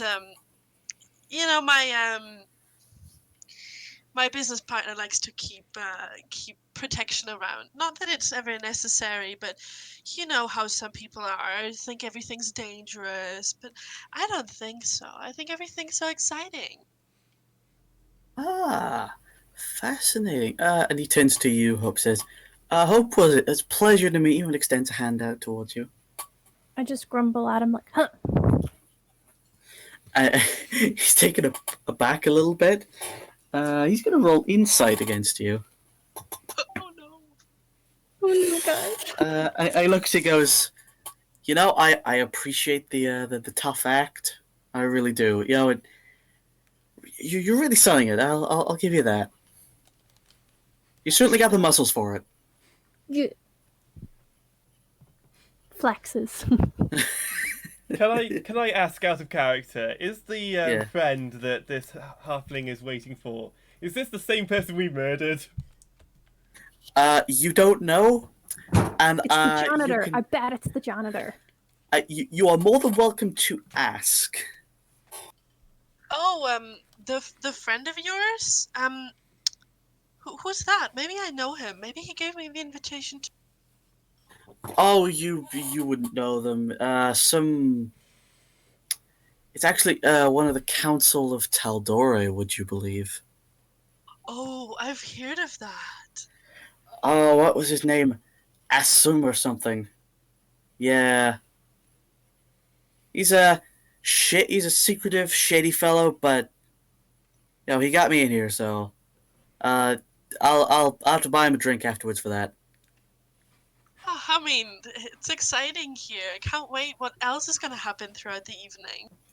Oh, I can't wait to see what goes down. It'll be a night to remember, I think. And sort of gives both of you a wink. I'll give him a little chuckle, like an embarrassed little.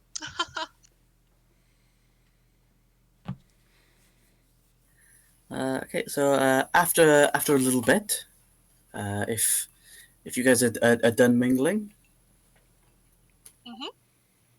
okay. A woman in a servant's outfit appears into the room and says, "If you all would like to follow me, please. The event will begin shortly." And she leads everyone. If you guys are following, Yes, of Yeah, course. we'll follow. yeah. Following, yeah. So you leads you all to the auditorium. Through the hallways and the corridors, you open up into this large room with balconies, and you can see they've got red velvet carpet. All the seats are lined with red velvet, and there are guards everywhere in here. There's Can we get a number? five. Can yeah. we get a number? 5. In fact, why don't I show you? I'm not worried. Definitely not. There we go. So everyone's already begun taking their seats. If you would like to place your tokens where you would like to sit.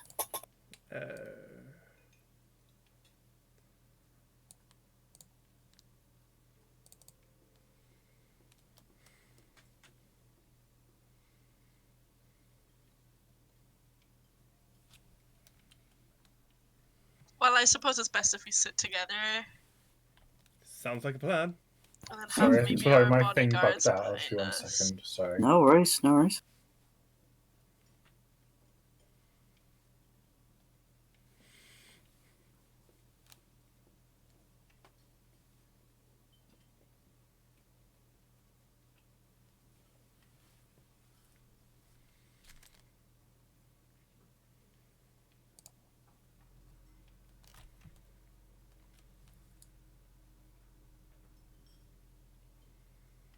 It'd be possible to shuffle along one seat. Standing in the aisle otherwise. I mean, you could just stand behind me. I feel like that would be a little bit too Oppressive, like, it's not a bad image, but I'd rather not.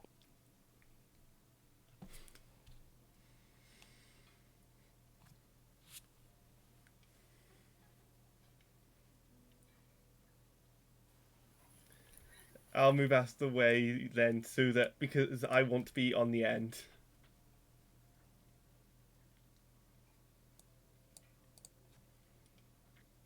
Did you cut out there? Yeah, sorry, it was more that I was suggesting that that seat looks like it's in the aisle was more what it was.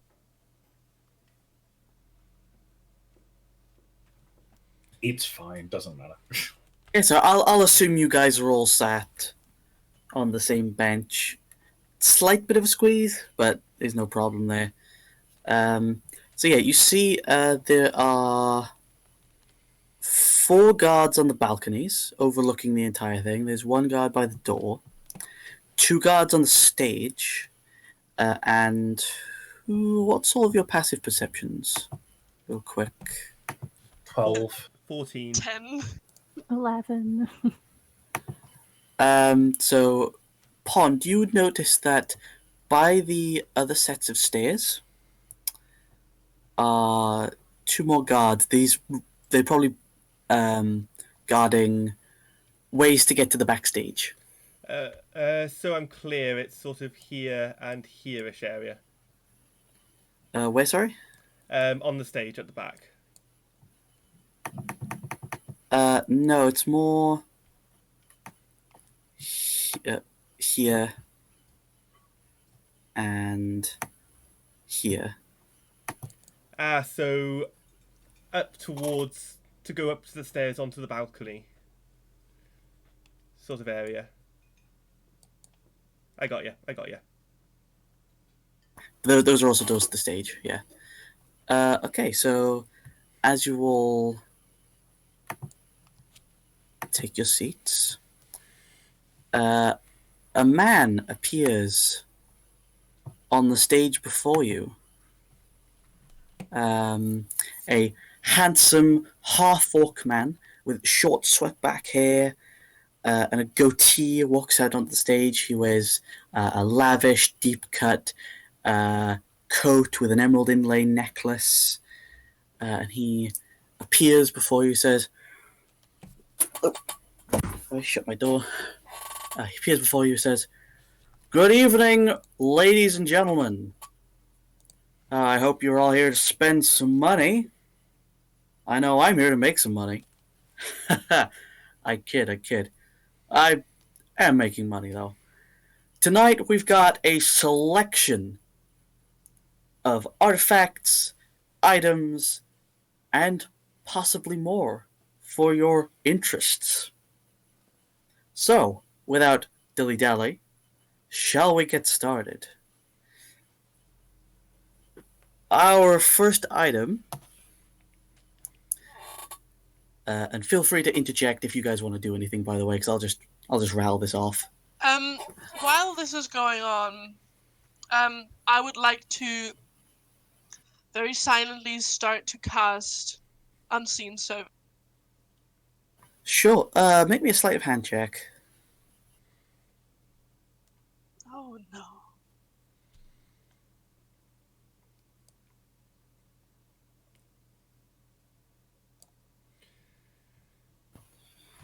Okay. Da-da-da.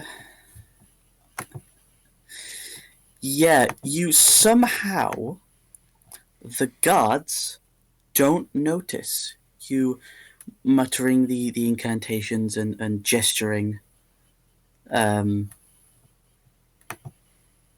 for the spell. So yeah, you...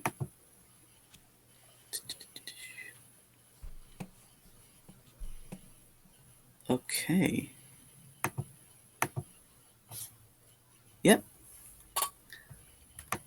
So, why don't I give you a counter for your Unseen Servant, just so you can keep track of it. Oh yeah.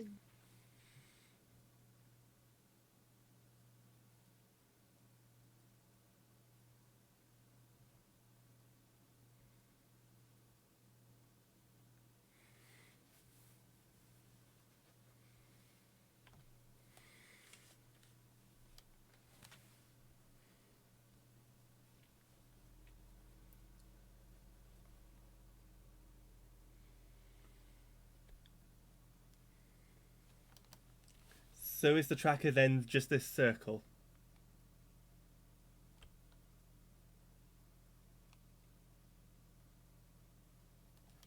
I don't see a tracker yet. The Ah, very I do. faint, very faint blue circle. Okay, I can't move him by myself.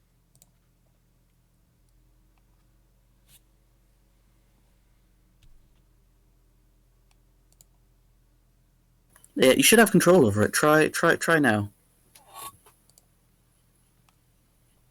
Nope. No, I'll move it for you then. There's no worries. Is So he you, on you the GM cast layer or the normal layer? If it's normal on the, layer. If it's on the Oh. DM layer, then we wouldn't have been able to see it. Yeah. I suppose that's true. I'll move it for you. Don't worry. So yeah, you have your unseen servant as this half-orc man says, "Our first item," and a guard comes out onto stage and hands him this box, this small little jewelry box, and he opens it up. Yep. Can I try, while this guard is walking out, to trip him up with the unseen servant? How far can it move? 60 feet. I assume I summoned him on the stage. Or like behind the curtain. Let's have a look. About that. That covers the stage easily. It looks like. Yeah. Okay. Sure.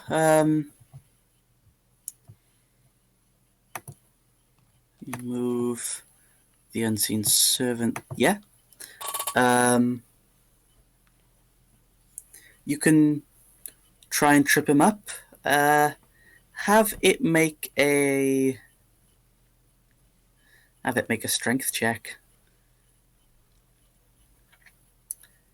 Now, considering it has a strength of 2, I believe that's a -4 to the roll. Yeah, it's -4. Oh shit. Now for the guard to make a roll. Yeah, no, you try and have the unseen servant sort of move underneath its legs, underneath the guard's legs, so the guard just steps through it. He just walks through it. The guard presents the half-orc with this box, and the guard half-orc takes out of the box a ring and says, "This ring is a ring of invisibility. I assume you can understand what that does." And some of the crowds would give a chuckle. So, how witty! And says, "All right, so we'll start the bid at 1,000 gold." Pond immediately stands up and says 1,100 gold. Sorry, I do want to interject. Sorry, because I have a relative knowledge of this. In terms of how like sort of a high level auction sort of thing, you would definitely just sort of make a hand signal. Yeah. To say how much. Like you can still just say what the value would be, regardless. Pond will just raise his hand. Okay, so you raise a hand, and he goes, "All right, that's 1,000 gold. Anyone for hire?" And one person puts their hand up. 1,100. Anyone else? Another person puts their hand up. 1,200. Pond then puts his hand up. 1,300. Is he stepping around this ring, or is this just displayed that everyone can see it, or is he walking like in front of it? Well, it's invisible. Well, I'm assuming it's invisible. Do you want to position it? So, do you want to position it on the stage where it should be? By the way, because at the moment it's still down by it. I mean, my man. Okay. Yeah, I mean this whole area up to there is stage. But I'm moving forward. There we go.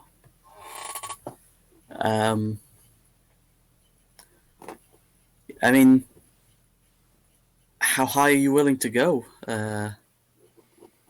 Pond? Up to 1,800. Okay. So it comes to about 1,500. And someone else puts their hand up. Oh, 1,600. Pond raises his hand and Okay. 1,700. Make a deception or persuasion check. persuasion, and it is a roll of 10 for a score of 14. Okay, so not many people are willing to rebuttal your bid.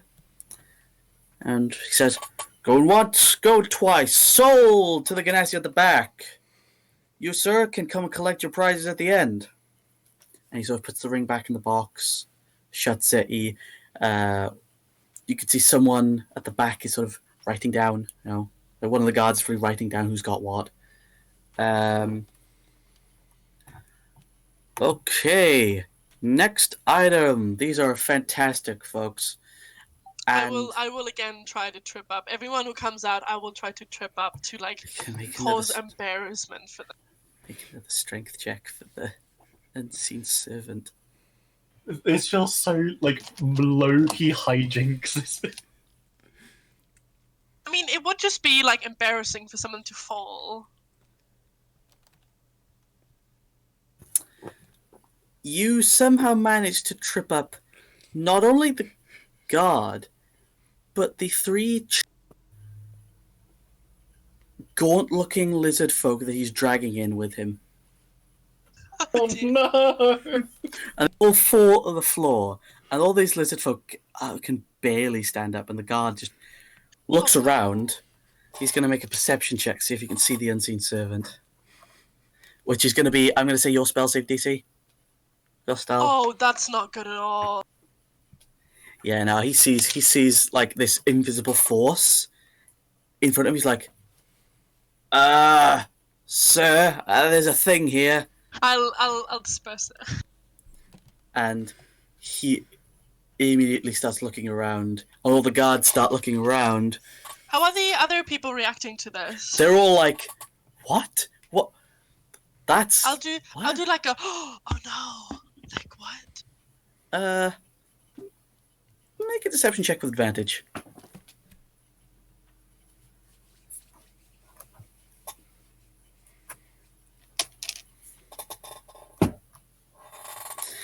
Yeah, no one's figured out it's you, but all the guards are now on high alert as the half-orc goes, "All right, calm down, folks, calm down. Probably someone just playing pranks. It's fine. We're all good here." I'll whisper in a really low voice so the other people can hear it around me. It's like, how unprofessional.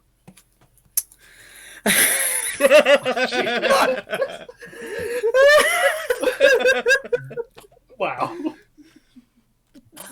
Oh gosh. Okay, so you whisper that, and they say some of the people around go, yes, quite unprofessional, yes. Yeah, they should have that guard fired, yes. Maybe even shot. Oh yes, quite. Well, that was not what I wanted. And the guard gets up and he yanks the chain, and all the lizard folk yanked up with him. And the half-orc goes, "Okay, moving on swiftly, folks. We have these three fine slave specimens here. We'll leave that to an open bid. Who wants it? And I'll pay 200 gold. we have 200 gold for the slaves. Anyone else?" And somebody puts a hand up. "All right, we have 300. We have 350. I'll wave my hand again. 350. We have 400. And somebody else raises their hand. All right, 400. We have 450. I'll wave again. We have 450. Oh, 500. We have 500. 500 going once.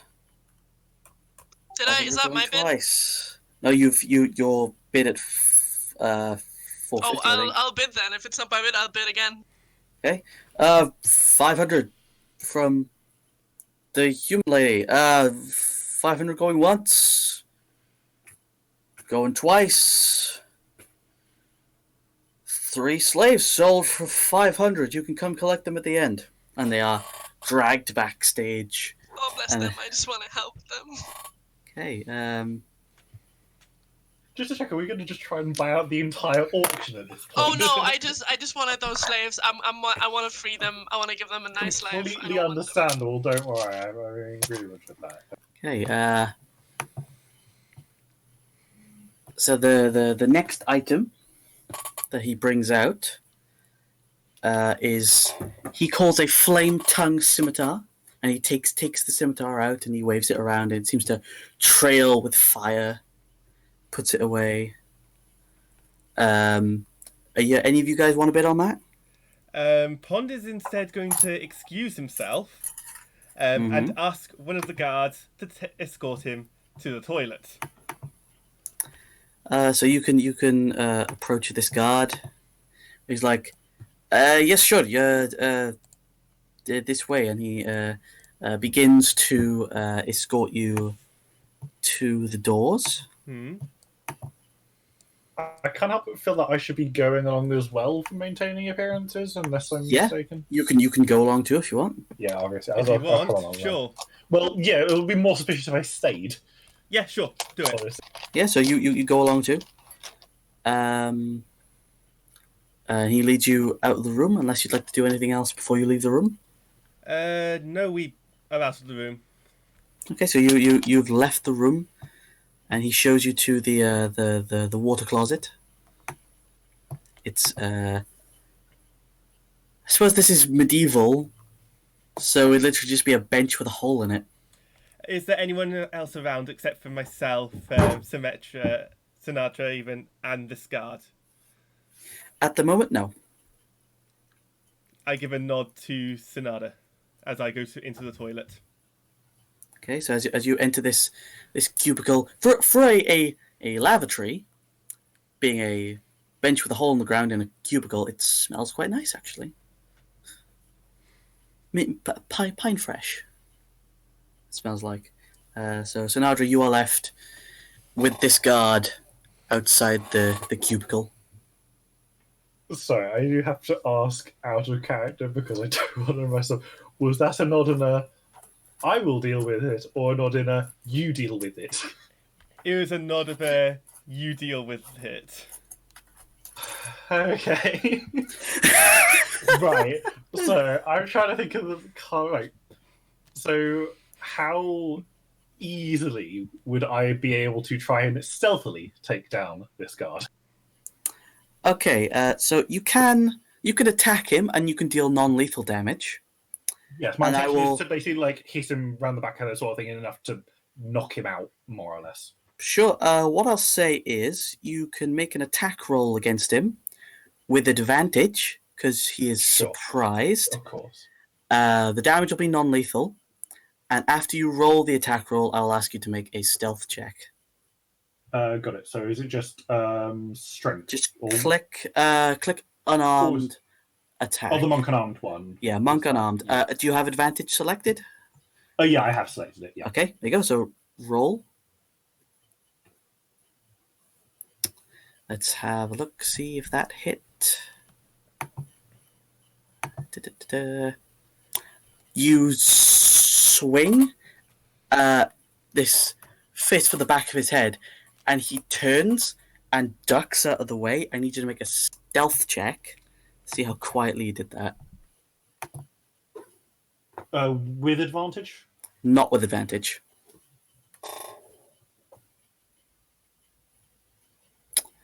Okay, I'll keep that in mind. Make another unarmed strike as a bonus action from your martial arts, if you'd like. Yeah, of course. So is that Yeah. is it again advantage or not? Would it actually be normal now? So, No, it would be normal now. got it. Or you can you can spend a key point to do flurry of blows and do another 2 if you'd like. I think I don't want to make any risks. I'm going to use a key point to do that. Okay, so roll 2 more unarmed strikes. Just normal again. Just normal. Yeah, just normal. Both hit. Both absolutely hit. So in the chat, just click monk unarmed strike. It'll roll the damage for you. For both of these, or just either? For both. Could you hit with both? You knock this guard clean out. As soon as you miss, he goes, "Wait, what are you?" And all you hear is a whack. Also a quiet whack. As you knock him around the head, and he sort of stumbles a bit and collapses to the floor. Can I grab him before he hits the ground, by the way? Make a dexterity check.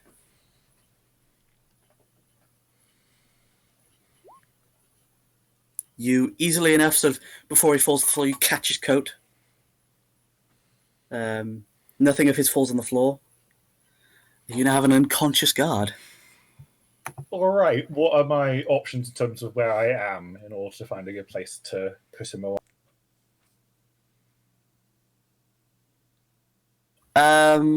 You can, as soon as Pond leaves the cubicle, you can chuck him in there.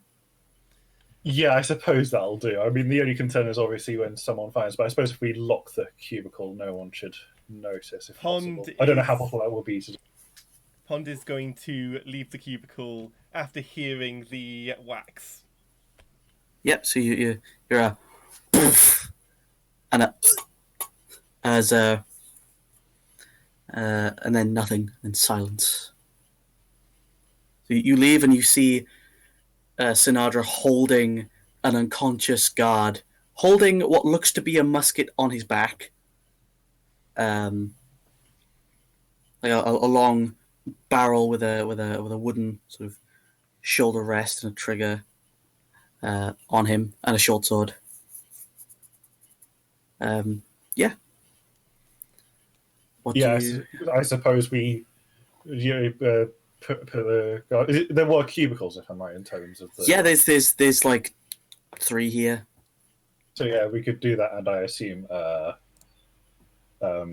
Pond could use his abilities to lock it from the inside.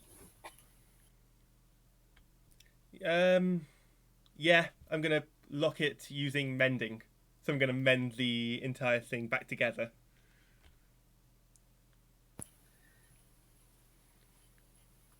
Can you just click mending for me a second? I want to check some wording. There you on go. it. If I can't do Thank you. it, then I will do something else. But yes, I will.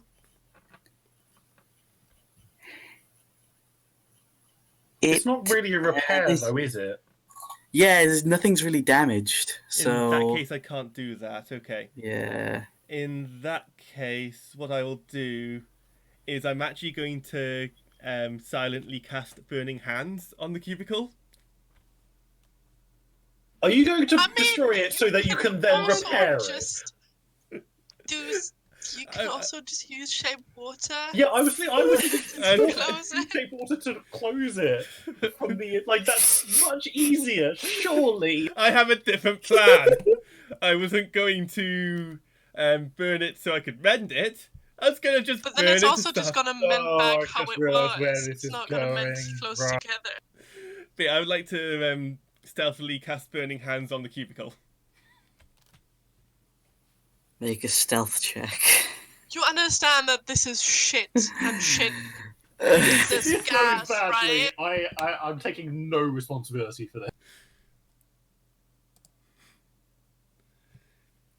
I rolled an 11 for a total score of 12. Okay. Now I'm going to check the wording on Burning Hands to see if it does in fact ignite things. Second. Why?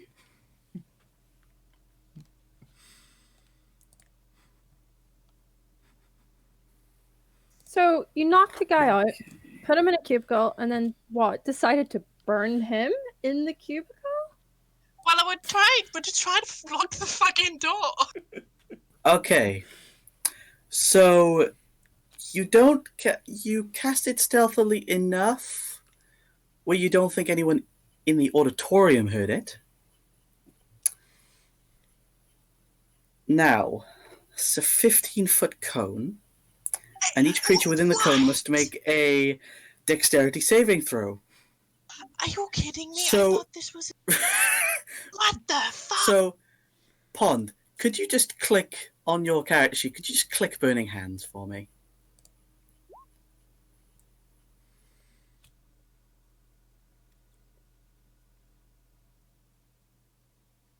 And your spell save DC is 12? It is, yes. Okay. Right. So if you're unconscious... Oh, it automatically fails. The guard automatically fails the dexterity saving throw. So you outright kill this guard. Oh my god. I shoot a very sharp, unapproving glare. So you... Pond. So you see Pond pull out this amulet, which bears a striking resemblance to his own face, mutters a few words, and out of his hand, a cone of flame engulfs this cubicle and everything in it. And the guard doesn't even notice that he's being burnt alive because he's unconscious, dreaming sweet dreams of sugar plums and fairies. Sorry, I should not stress this because this is a really bad idea. He has a musket on him, right? Oh, yes! Oh Okay. no! Are you fucking kidding me? This is the Okay. worst thing I've ever seen.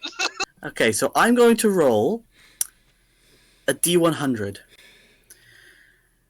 This is going to be a 50% chance for all of the packets of ammo on him, which is about 7, to go off all at once.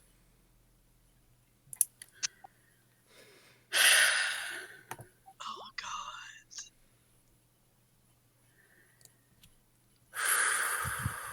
You guys are lucky. Jesus. None of them go off. Yet. Okay. Just Okay. run. Two things. One, obviously, as I said, I'm already disapproving, and I quickly go, you better put that out this second. And also, I'm going to lightly hit Pond for that. Not like any way that would hurt him, but enough to be genuinely frustrated with that. Sure. Pond, take 1 point of bludgeoning damage as you're slapped around the head. 1 point taken. Okay, I need to check this a second. Okay, yeah, it ignites flammable objects. So the cubicle is now on fire. I usher to Sonada, to get back to the auction. You just gotta let this thing burn. I sigh, very begrudgingly nod, and join him in leaving the cube. Yeah, so Nadra, your patience has been tested these last 2 days.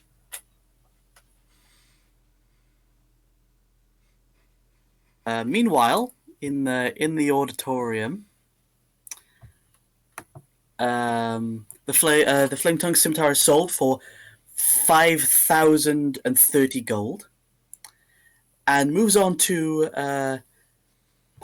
something else I should have noticed. The guards on the balconies by the doors also have muskets, but the guards bringing things out on the stage don't.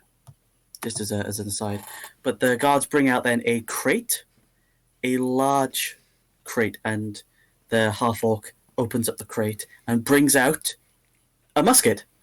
Says, now these babies, I don't know where they originated from. Apparently it's from Whitestone, up north somewhere, I don't know. But these babies, they pack punch, especially these ones. What you do, you put this, and he brings out a packet of black powder.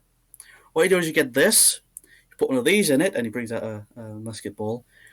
Stuff the powder in first, then the ball, and then you fire, and it sends the shard of metal straight towards an opponent. Range is incredible, and what's more, doesn't require any magic. So, anyone can pick it up and learn how to use it. Fantastic, huh? So, starting bid, what do we say? 2,000 gold? I'll put my hand up for the 2,000. All right, 2,000. 2,500. And somebody puts up a hand for 2,500. I'll do one more. 3,000. All right, any more? And somebody puts their hand up for 4,000. It's actually Olsen puts his hand up. 4,000. All right, 4,000 to the halfling fellow. Going once, going twice. All right, sir. This crate contains 8 of these bad boys, so you can come pick this up at a later date if you wish. And the crate is packed up again and moved to the back. Did he say it had 8 in it? Yeah, it had 8 muskets in it. Did he say that beforehand? No, he didn't. Oh, okay. While this has gone on, I'll be like, oh, well, if I'd known there were 8 in it, he should have said it. And I'll whisper it loudly that the others hear that as well. Yes, you hear. Make a charisma check. Just a general charisma check for me. Okay.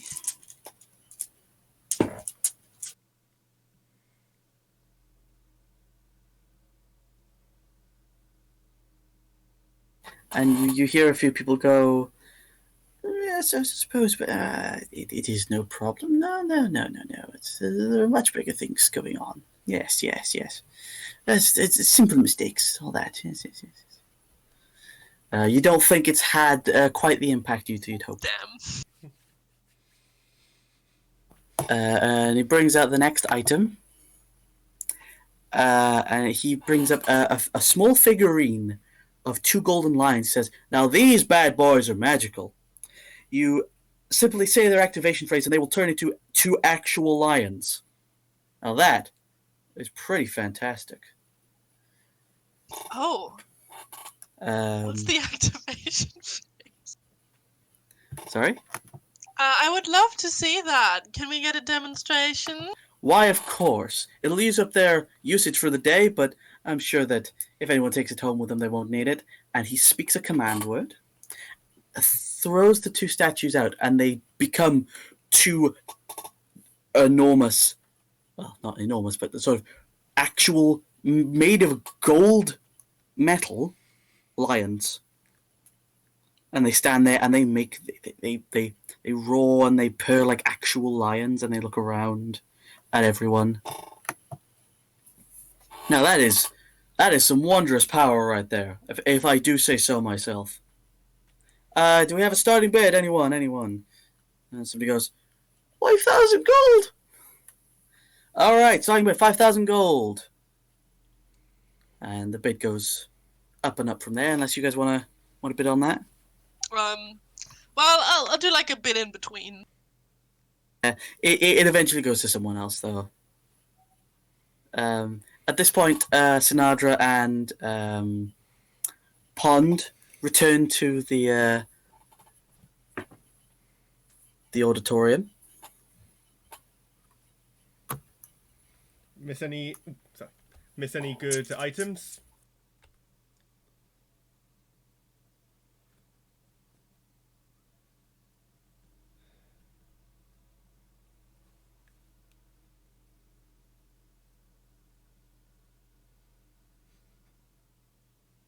Sorry, what did you say? Pond was asking if he missed any good items. Well, there were 2 lion statues, but they were incredibly expensive. I make a very small comment of, that's not exactly a problem for us right now, but fair enough. I'll like lean over and be like, what the hell took you so long? I before Pond can make any comment, I whispered very quietly to make sure nobody else heard. We've knocked out one of the guards, and the toilet is on fire.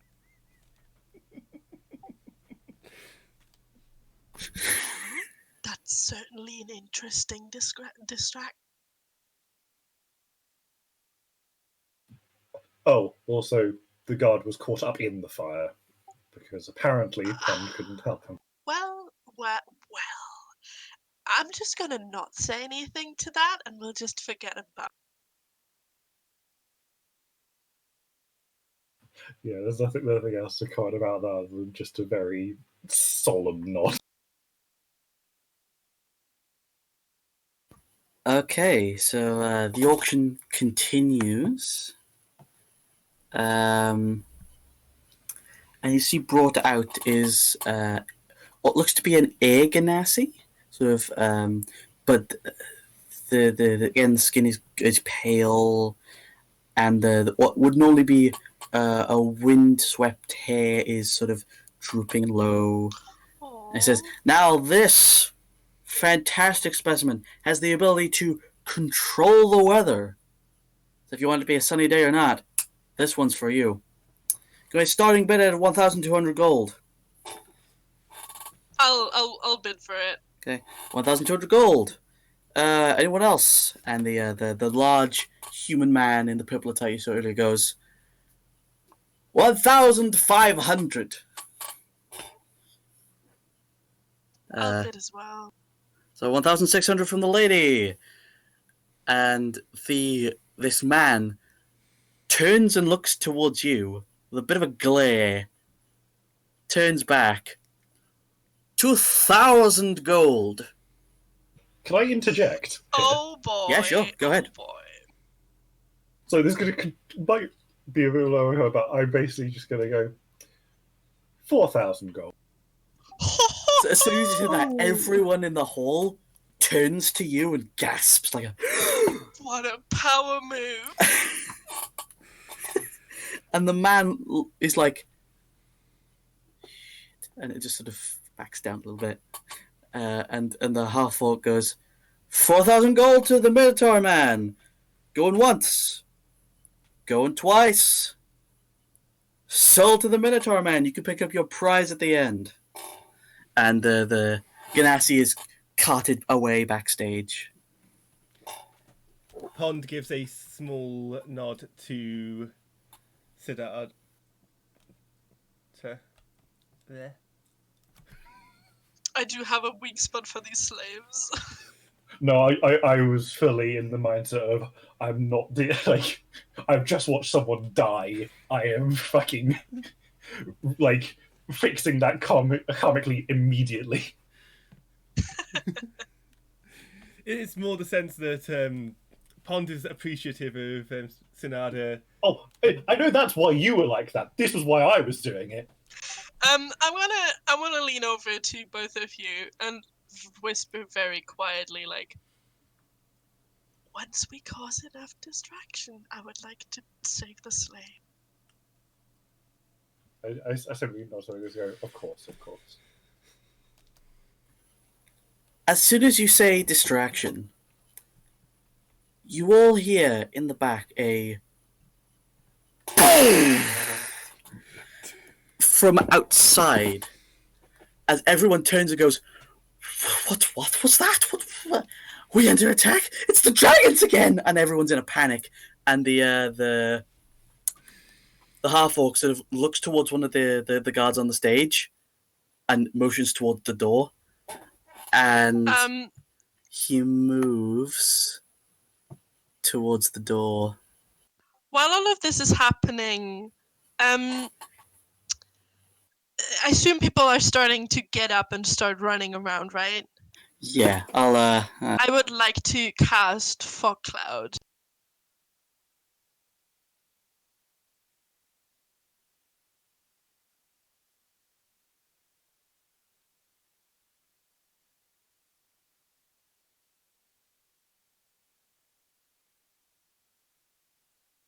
Right, it's a 20-foot radius. The moment I hear the bang, I'd like to start casting it, so I do it in the midst of people.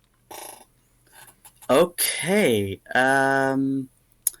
So just point where you want to cast it, and I'll draw out a shape. Is it a radius? Yeah, not. Yeah, it's 20-foot radius. Okay. One sec, guys.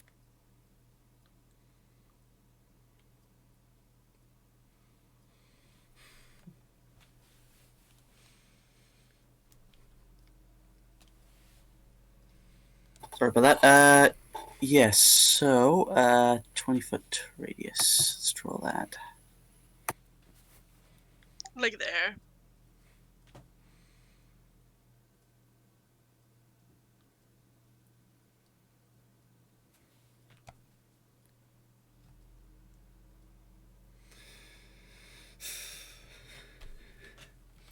I think during this chaos, Pond is going to, because Pond is startled by the explosion as well.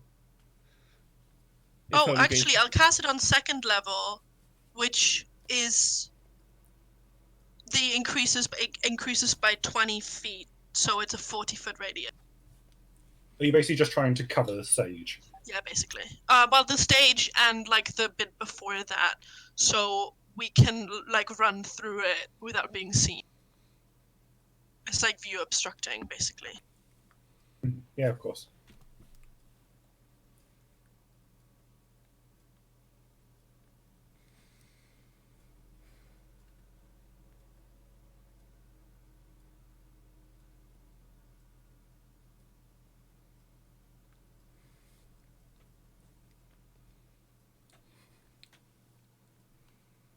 There we go. Fog. There we go. Hey. It's not elegant at all, but just move that It over. does the job. Yeah. In which case, we can't see anything. It works. Okay. So everyone flees the scene. Let me just.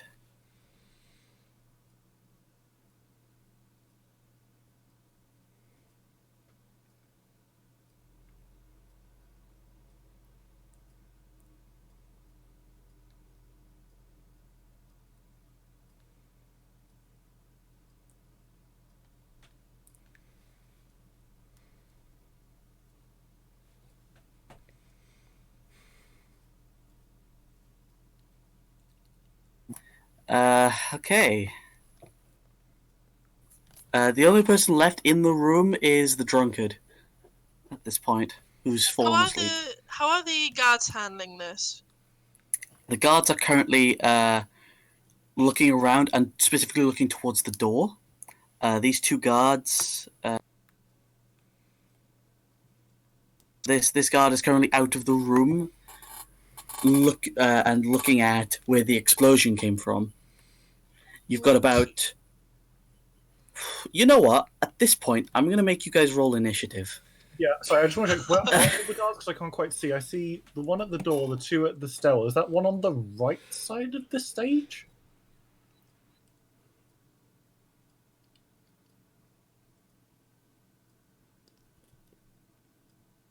Yeah, they're here.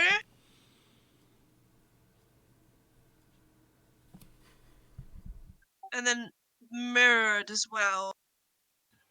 Yeah. So, because it's the. Oh, okay, I see. So I was confused because I thought there were ones on this. I thought okay.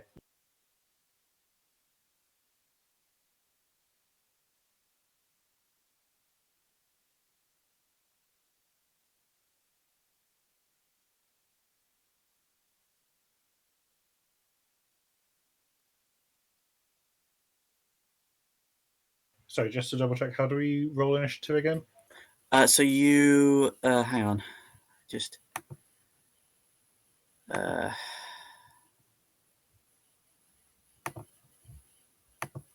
we go. So what you do is you click your icon, your little avatar, on the map, and then you go into your character sheet and you click initiative.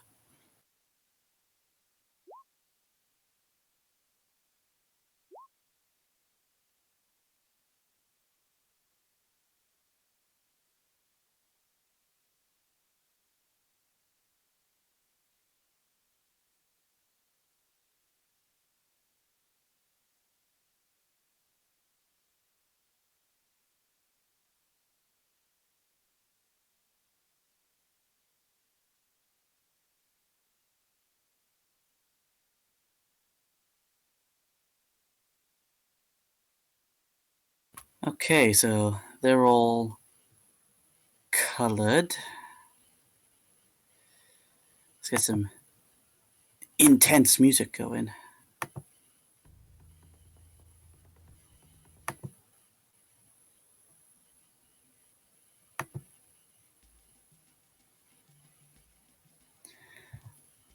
roll initiative for everyone. Either this is the best thing I've ever done, or this is the craziest thing I've ever done, and it's going to go I mean, catastrophically. honestly, our job is done here theoretically, because we just busted the whole thing with you just casting. Yes, except for securing the merchandise. Were we supposed to secure the merchandise? That was part of the plan. Yes. Well, yeah. I also want those slaves. So that's also a thing I want. Just to be clear, how many guards are there in total? 1, 2, 3, 4, 5, 6.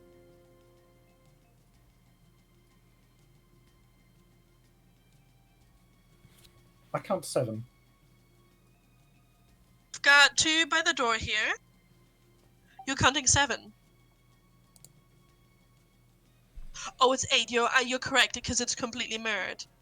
Yeah. We're literally down by 1 because of the one that we took out. Oh yeah.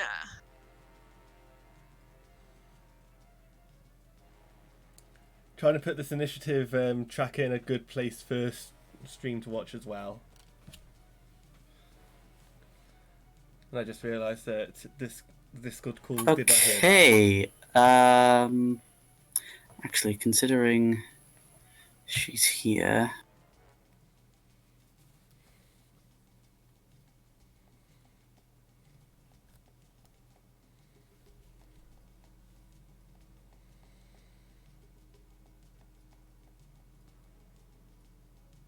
Okay.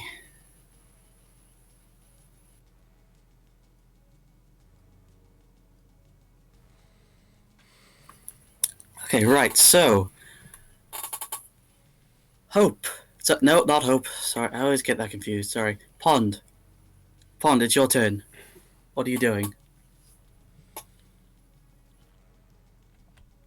Let me have a look at my spells.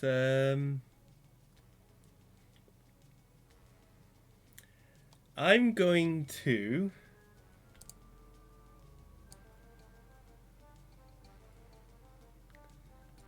Can I move there? Just checking. Yeah, sure, you can move there with your movement.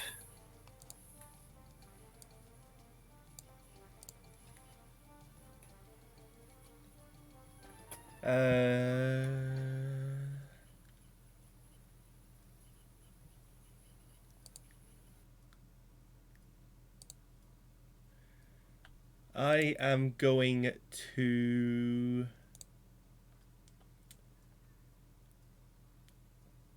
just end my turn there, I think. You sure you wanna hold your action for anything? Yeah. Do you wanna... I will. Okay. I'm going to hold an action. What do you do with that action? The trigger for the action is that I get attacked. And I'm going to be holding casting a cantrip. Sure thing. Which cantrip? Sacred Flame. Awesome. Hey, that's your turn then. The guards on their turn will move 5, 10, 5, 10, 15, 20, 25, 30, 35, 40, 45, 50, 55, 60. They will dash on their turn and attempt to see what's going on outside. Actually, hang on, no, they move.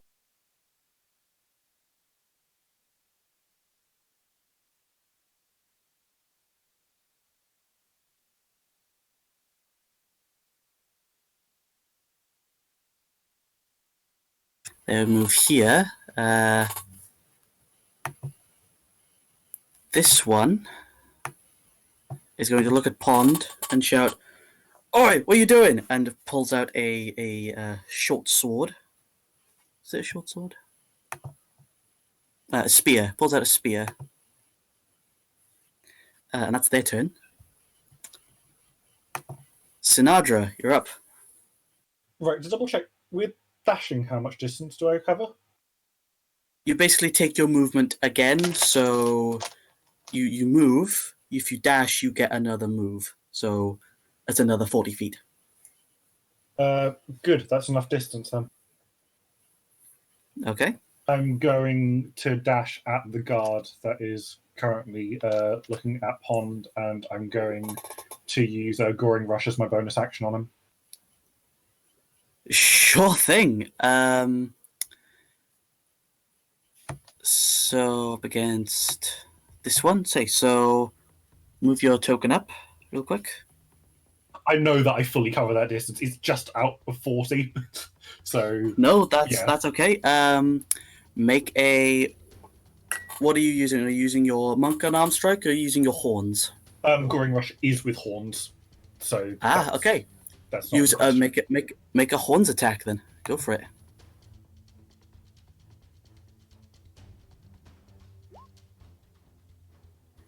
That absolutely hits. Go ahead and roll damage.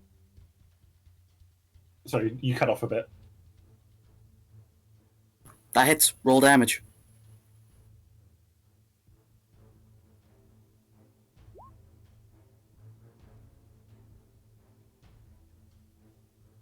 So you run up, you bound up the stage, and you ram this guy with your horns, sticking one in his side, and you deal like a near fatal blow as he sort of is on. As you take your horn out, is like gushing blood now. So you're like, ah, what, ah. I believe that's all you can do on your turn. Yes, that was my action and my bonus action, yes. Okay, moving on. Gustal, your turn. Right. Which direction did they bring the slaves? They were bringing them out from backstage, this sort of around here. Right, and where did they bring them? It was Did they bring them back? Yeah, it was through these curtains. It was. Okay, this is gonna be curtains. wild. I'm gonna run into my fog cloud. Mm-hmm. Can I jump over the benches, or is that difficult to run? I'm gonna say the benches are. I think from this point on, I should have mentioned that earlier, but yeah, the benches will be difficult terrain. I was going to say, in my case, they didn't really matter anyway, though, did it? Yeah, not really, no. So that you're still fine. So yeah, but you can move around the benches. Sure, I'll do my movement. So 10, 20, 30, and then I'll do my action as movement as well. So Okay. 10, 20, 30, and I'll stay. Okay, so you hide and immerse yourself amidst your fog cloud. Okay. Yeah, and I'm going to, as a bonus action, I'd like to just before I run, I'm going to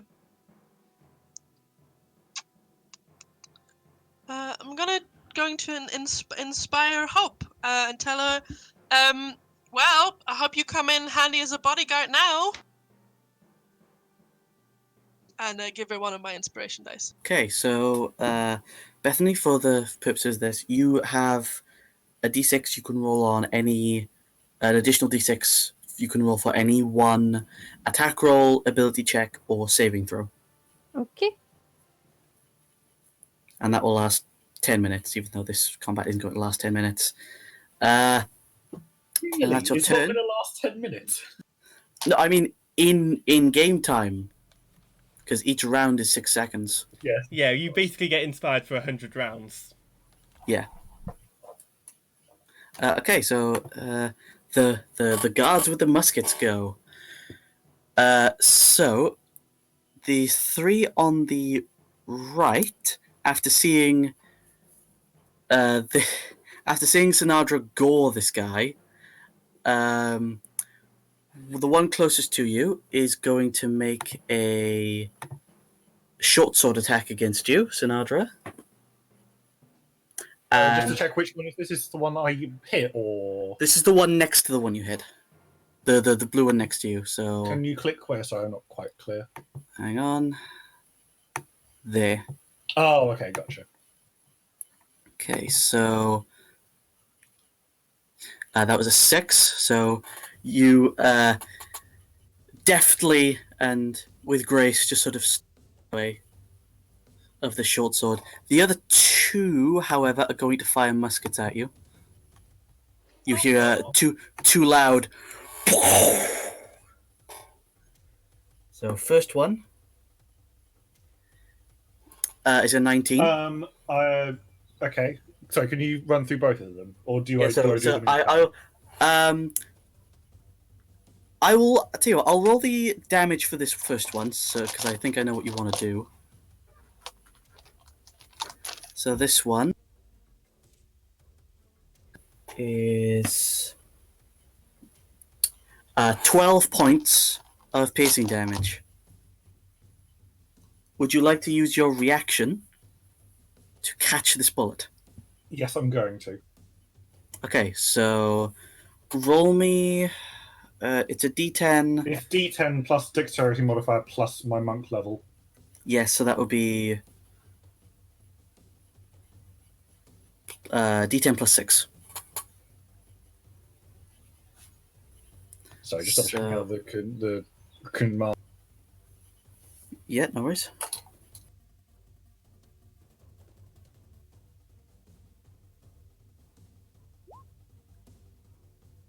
You catch a bullet. Hey! Would you like to keep this bullet, or would you like to spend 1 key point to throw it back at this man? I am genuinely considering this.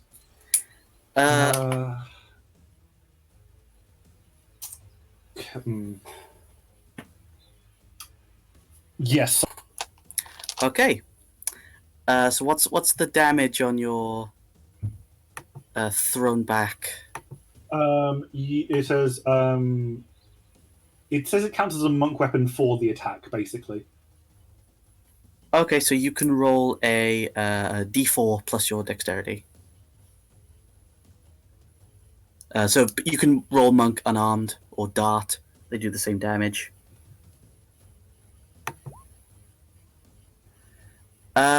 That does miss, unfortunately. So you catch, so almost in slow motion, you see this piece of metal fly towards you.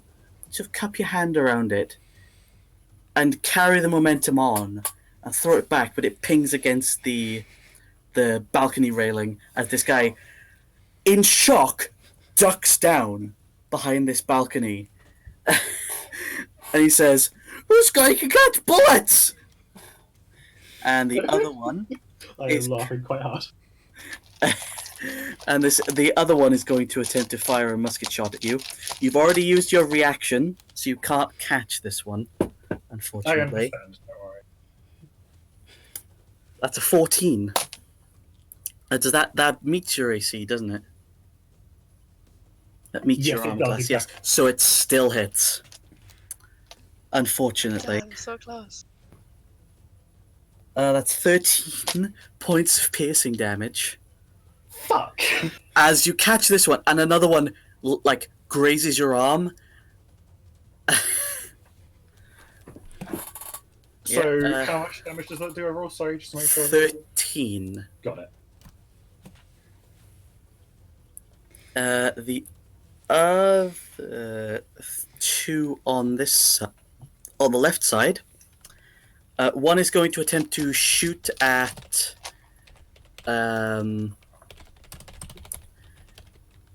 Gustal, but you are completely obscured, I believe, aren't you? Yes, I am. So I'm going to give you the benefits of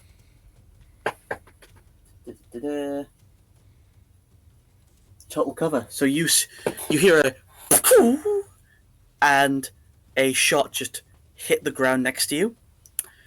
Of course, you can't be targeted by attacks in total cover, so it misses automatically. And Hell the yeah. other one is going to go and hit Hope.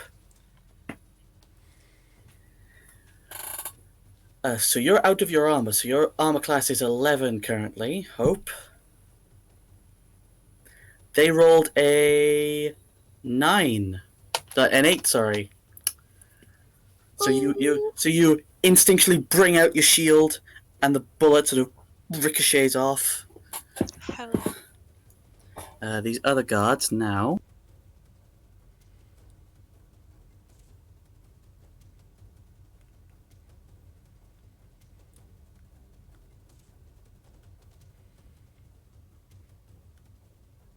Are going to move into a more advantageous position, but can't quite get there this turn. The half-orc's turn. He notices everything going on and says, "Oh, for the love." And he's going to 5, 10.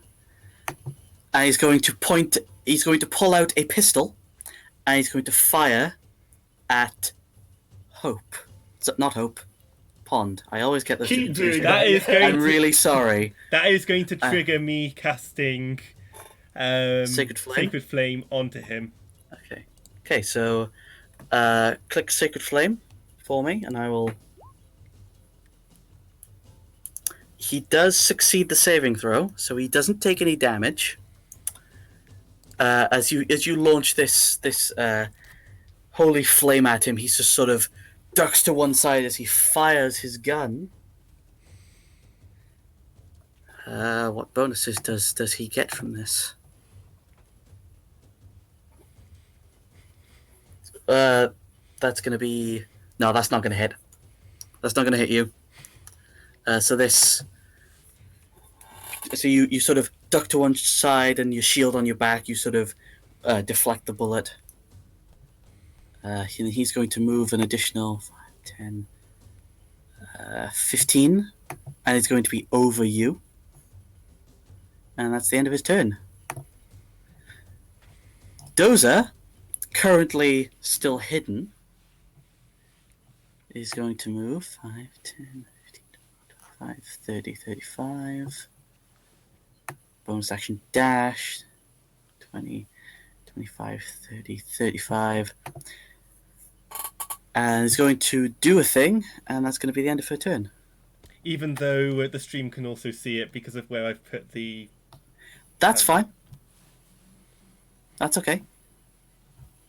Hope, it's your turn. Right. Do I still have my weapons on me over there taking off? I'm gonna say you still have your weapons, but not your armor.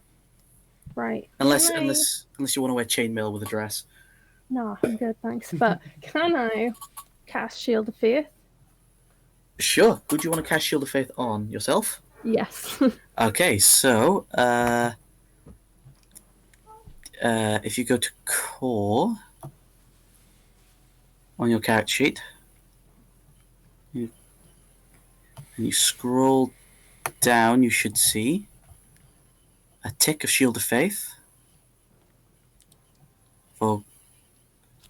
Actually, I'll just tick it for you. There you go. So your AC now is currently...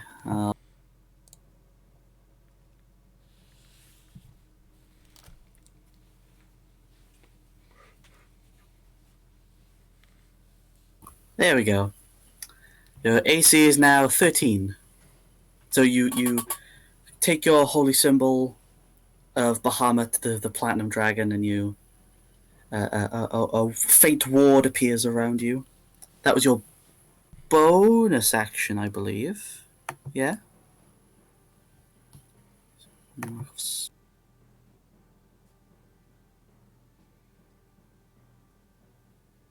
Okay, so you have your action and your movement left. What would you like to do?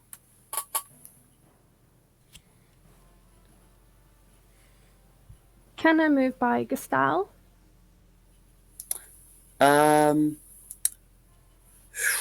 Let's have a look what your movement speed will allow.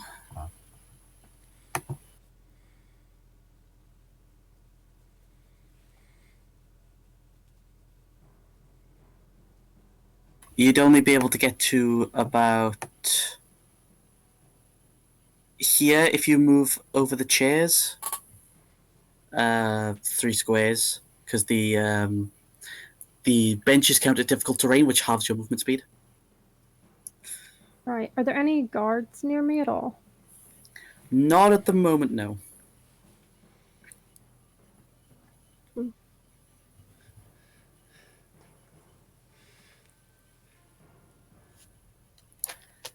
You can dash as an action if you'd like to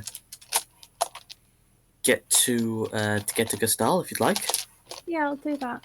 Okay. Just move you.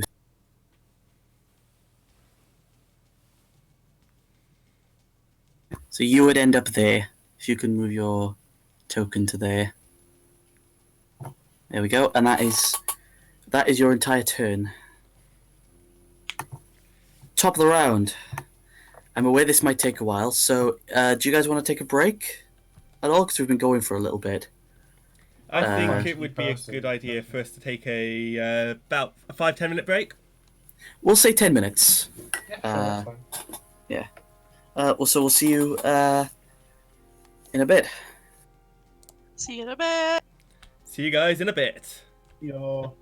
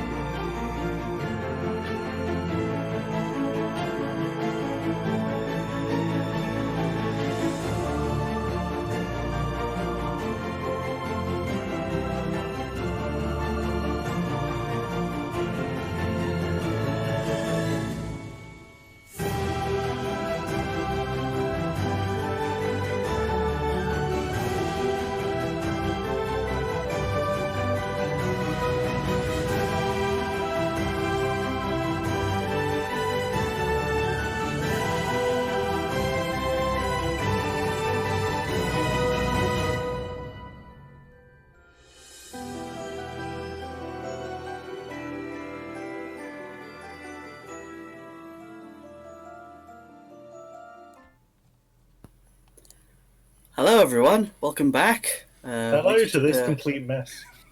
Yes, this. Didn't I say this was going to be interesting? Things were going to happen. Things did indeed happen.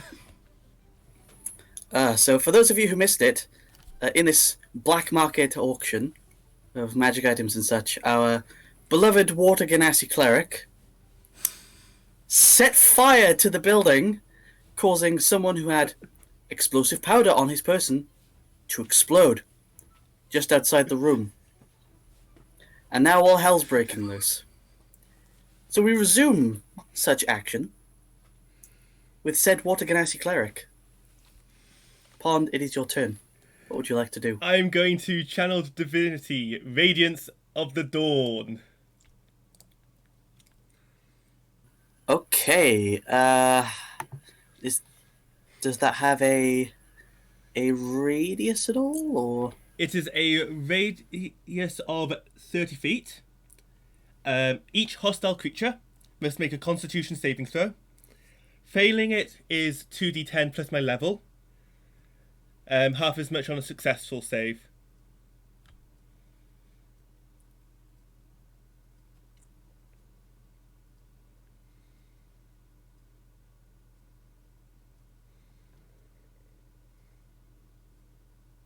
Okay, so I will make dexterity saving throws for Constitution saving throws.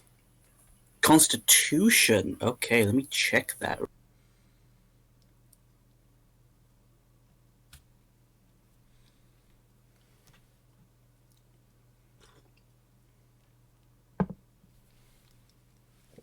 Okay, so the musket guard fails. So that was not what I The meant. regular guard, no worries. The regular guard succeeds, and our half-orc friend fails.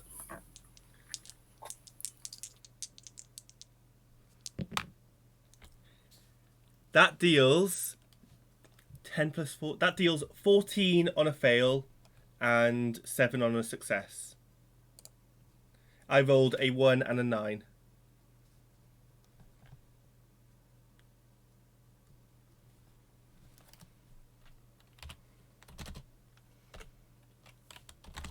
How much was it? Sorry, 14? 14, yes.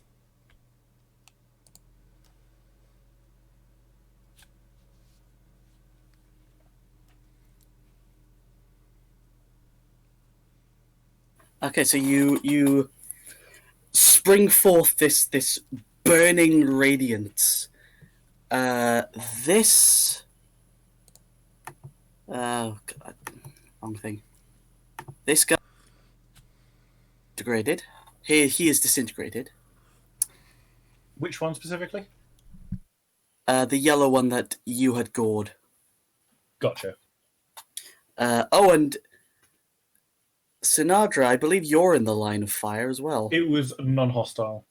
Ah, right, gotcha. Okay, and the other two are, you see the musket guard sort of brace himself and shield himself a little bit, and this half-orc takes the brunt of it, and you see he closes his eyes, opens them, and he goes, "Oh, now you and me are going to have some fun." Is that all you're doing, Pond? I assume I can't climb up onto the stage. Yeah, you can. Alright.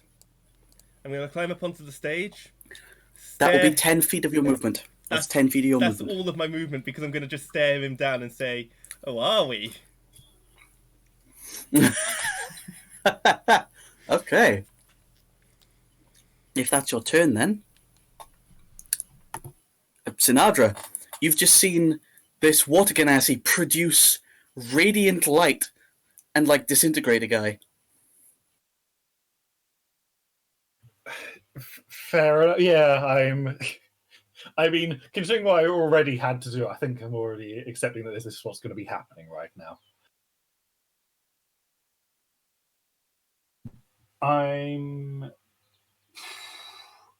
Right. So I have a relatively complicated set of actions planned. Okay. Sorry, it's mainly because I need to read through all my stupid skills to make sure I get this right. No, that's all right. Sorry. Yeah. So I am going move towards the auctioneer. Mm-hmm. I'm going to attack unarmed. Mhm. Using my martial arts, I will be doing flurry of blows. Okay, go for it. However, my second unarmed strike, I am using healing hands on myself. Okay. Nice. So, make your first unarmed. I just need to click on that. Yeah.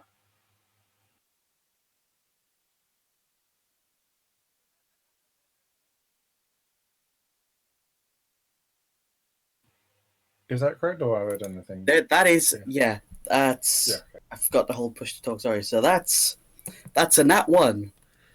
Yeah. Now what I do in my games, I employ what's called a fumble chart. So anytime you roll a natural 1 in combat, you need to roll another dice. So let's see. That will count as that. Okay, so I need you to roll for me, please. 1d10.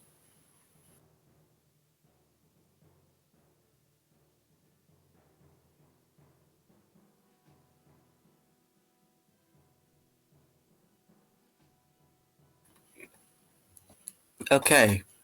So as you go to swing, you mess your footing up and you slip. I need you to make an acrobatics check. All right.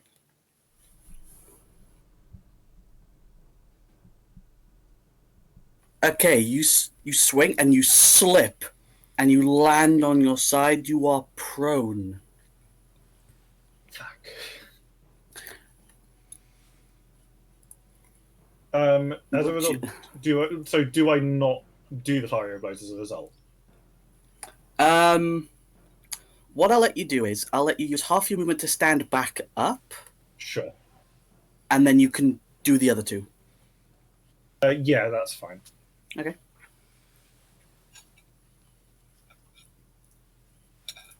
So I just do. So I'll just do one more unarmed strike and then heal myself. Yeah. Yeah, go for it.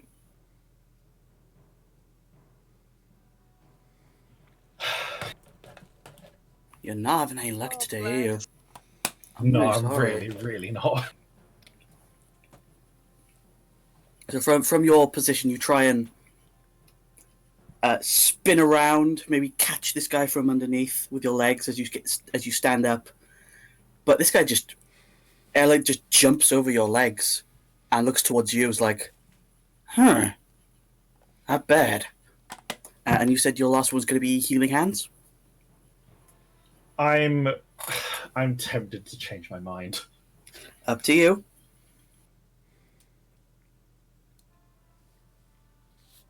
How much health do you have, Kyle?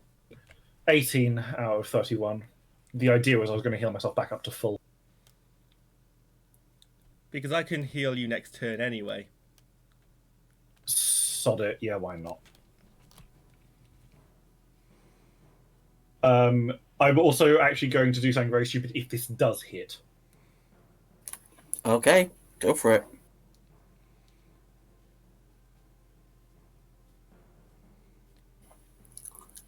That misses. Oh, for goodness sake! He just... You see him, like, almost duck and weave sort of in a sort of mocking way. And he goes, "Oh, come on. This can't be it, can it?"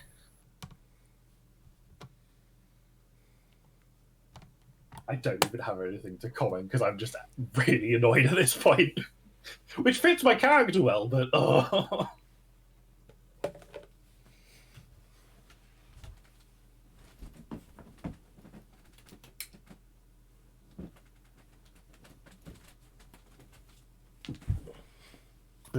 Sorry, forgot to Yeah, push. no, I succeeded as much, yeah. Gastal, you're up. What are you doing? I'm going to yell over to Sinatra. Well, I know you can do better than that, my dear, and I'm going to give you an inspiration as my bonus action. And then I'm going to run behind the stage. So 10 to get up a stage, and then 5, 10, 15, 20, so 30 for my movement, and then I'm going to... Oh, can I see the guard that is standing behind Yes. the curtain? As you move past him, he does get an attack of opportunity. Wait, where is this? God, I thought it's the behind the curtain, behind the stage.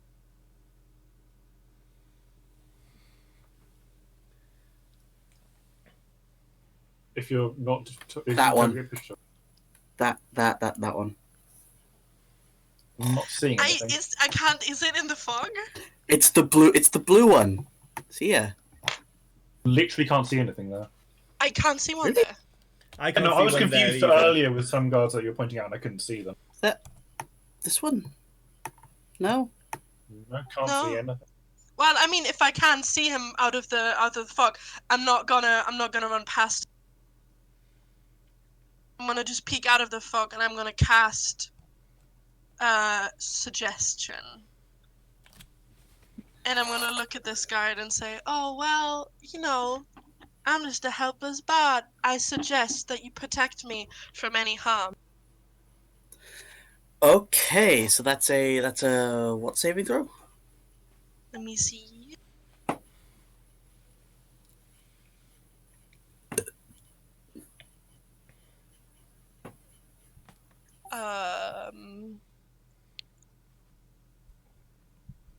I can't see. Oh, wisdom save.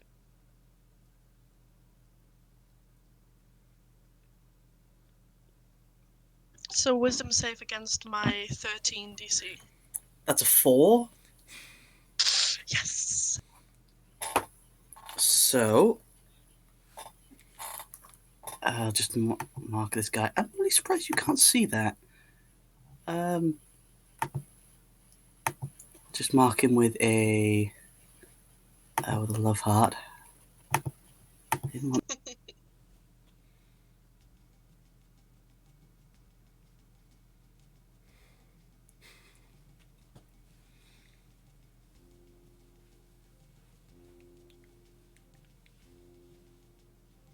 Okay, and If you've marked it, we still can't see it.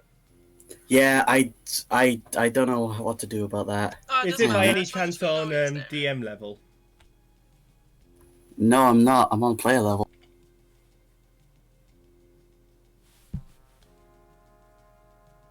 Well, we know he's there, so that's fine. Yeah, no, it's okay. It's just confusing.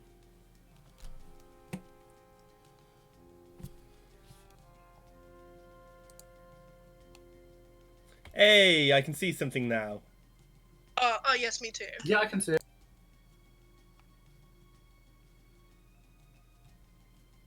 There he is.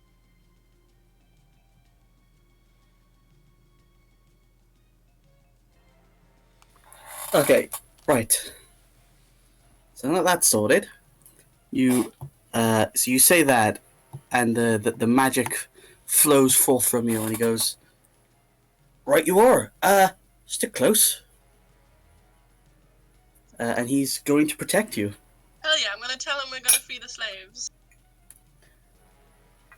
Absolutely. Bring me to the merchandise. I can do, and on his turn, he will escort you to the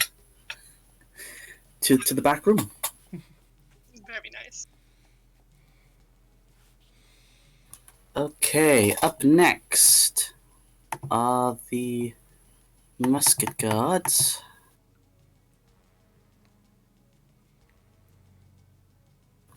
They're all gonna try and take shots at both you, Hope, and Sinadra. You mean Unsurprisingly. pond again? Pond, sorry. Honest mistake. Honest mistake. It's totally going, don't worry about It's it. fine. We know when you say hope, you sometimes mean pond.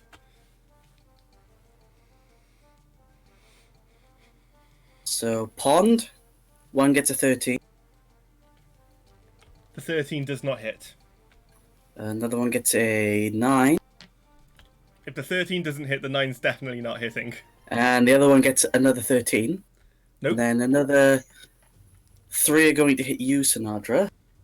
Yep, got it. 13. That's not going to hit because I'm 14. 15. That is going to hit. I'm just going to take it. You sure? Sod it. Yeah, I'll catch it. Sure. Okay. And the other one missed as well. Oh, okay, fair enough. I'm not throwing it back this time, by the way. Okay, that's 12 points of piercing damage. If you'd like to roll your monk catching dice. Yeah, okay. It was 1d10 plus 6, wasn't it? Yes.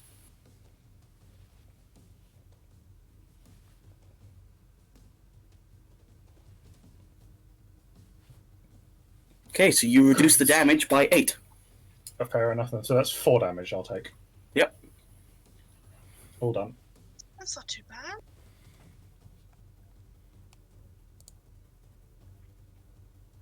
Okay. And then these other 2. In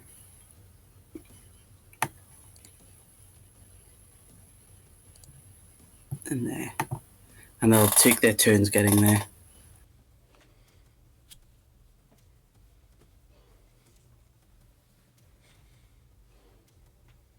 He's going to take out his...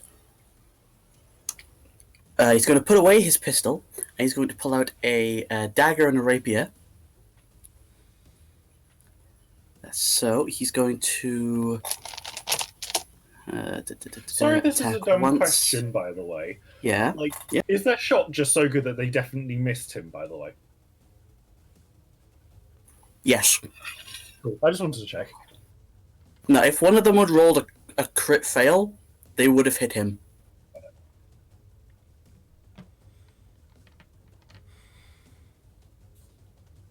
Okay, so he's going to attack you, Sinadra, with his dagger. And rolls a nat 1. Okay. Oh, Fun, but fun. A rolls a critical failure. I was about to say I was going to Second. warding flare, but instead, no, I don't need to.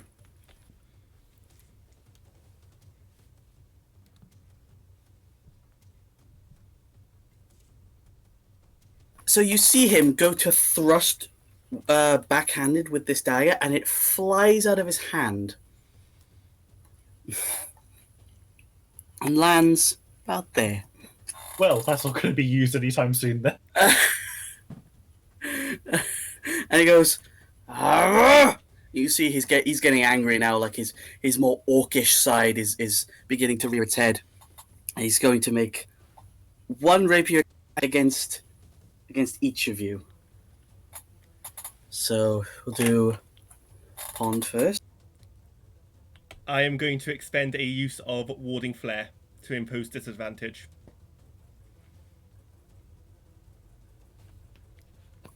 That's still a 17.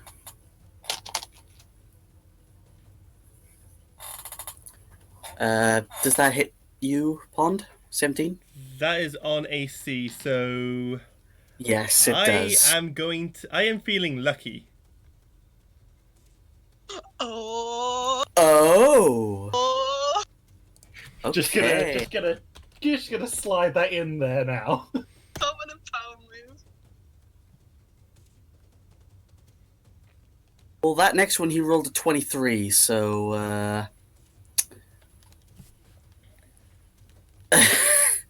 That didn't Yeah. work at all. Huh? they really didn't.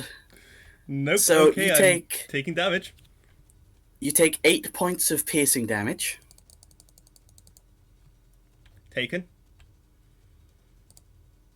What's your health at? 22. Fair enough then. Sinadra, that's a 20 to hit you. Yeah, that's obviously going to hit. That's 8 points of piercing damage.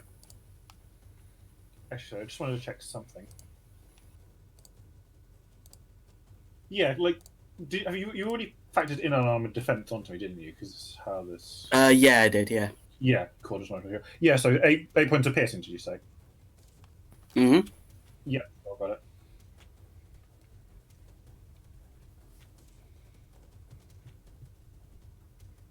Okay. That's going to be his turn.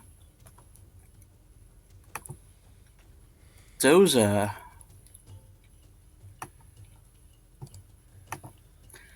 And that's her turn. Hope. Yeah. A shining beacon of hope. Well, I'd like to move, like, closer to the boys, closer to the pond, maybe. I want to say now you don't need to really, like, I'd say feel free to follow us out, because what I'm planning to do, provided this goes well, is basically scoop pond up and get us out of here. What about the guard firing at you, though? Go into the fog. Right, okay.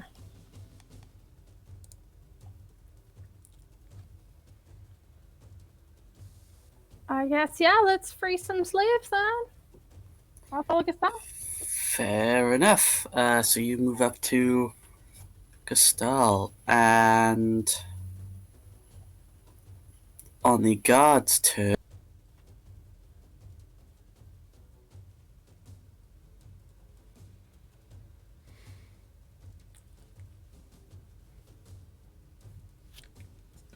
he will move into the room. And then on your turn, you guys can follow him. My turn. Top of the round, pond. Ooh. So I'm going to assume that if I try and move around our half-orc friend, it's going to impose an opportunity attack. As long as you stay within 5 feet of him, it won't. I'm going to move around. Yeah, that still counts. Yeah. And I'm What are you going doing? to touch Sinadra, and I'm going to cast Cure Wounds at 2nd level. All right. So you channel this divine power into him.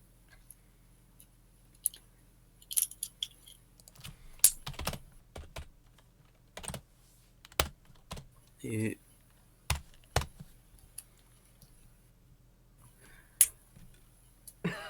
Ho! That's some good healing. Wow, that is mad. I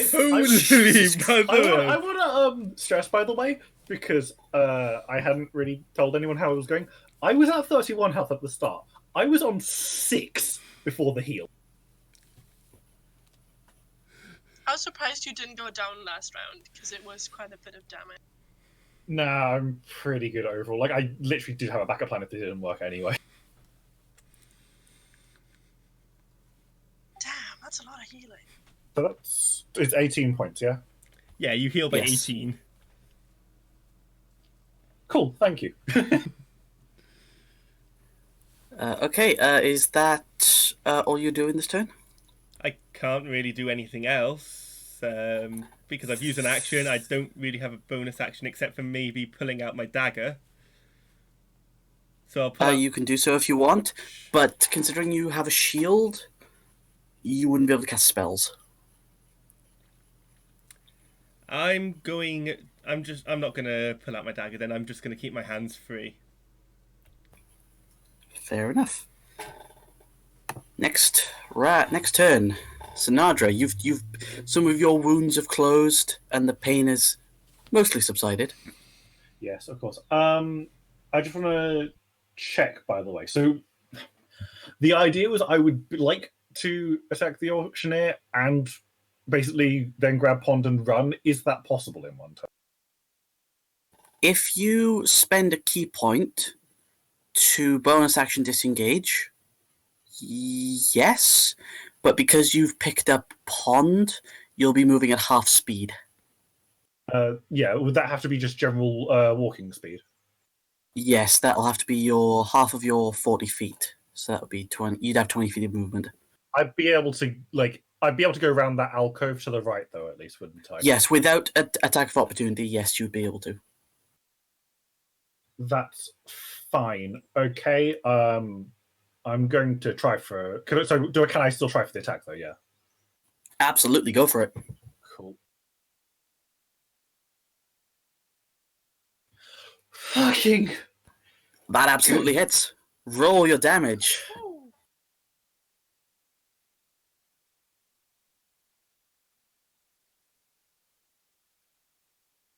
Sorry, I did that wrong.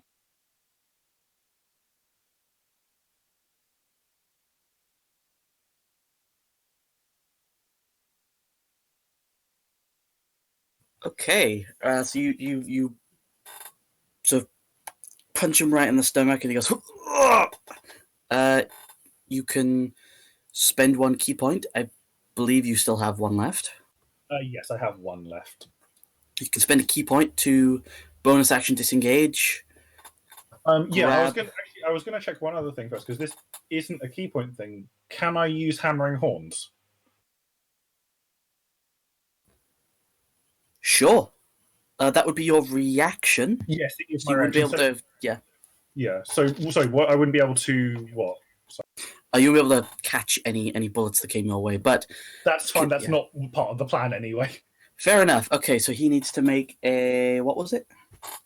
So for context, hammering horns is immediately after I've made a melee attack, I can use my reaction to shove against the creature, and yeah, so the creature must succeed on a strength saving throw. DC 12, it says.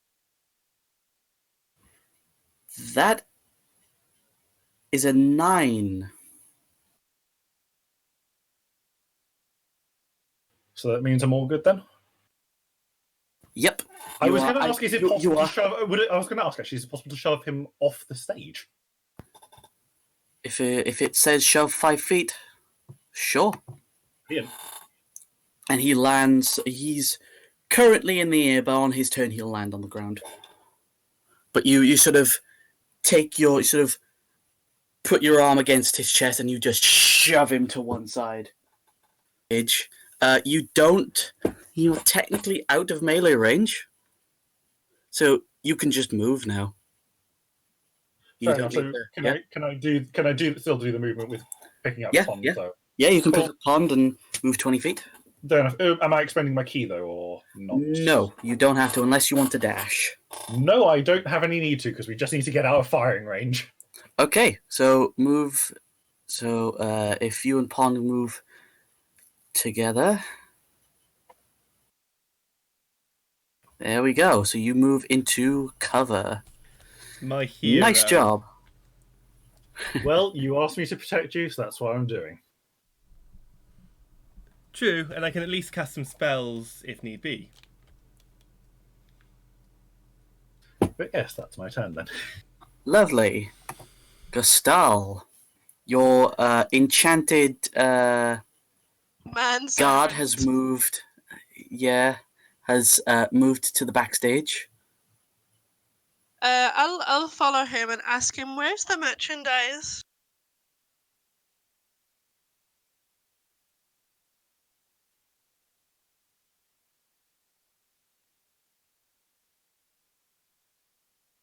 Push to talk, just checking. Oh, I need to move first. Yeah, you need to move first. So, okay, as you move up, 5, 10, 15, 20, 30, 25. That's how steps work. Yeah, can I see any like crates or anything? So you see all the items within this back room. You see there's crates and cages, and you see next to this one sort of almost luminescently colored metal cage is inside what looks to be a massive scaled egg that is giving off heat and his magma lines down it, and you can see Dozer next to the cage door trying to unlock it with some lockpicks.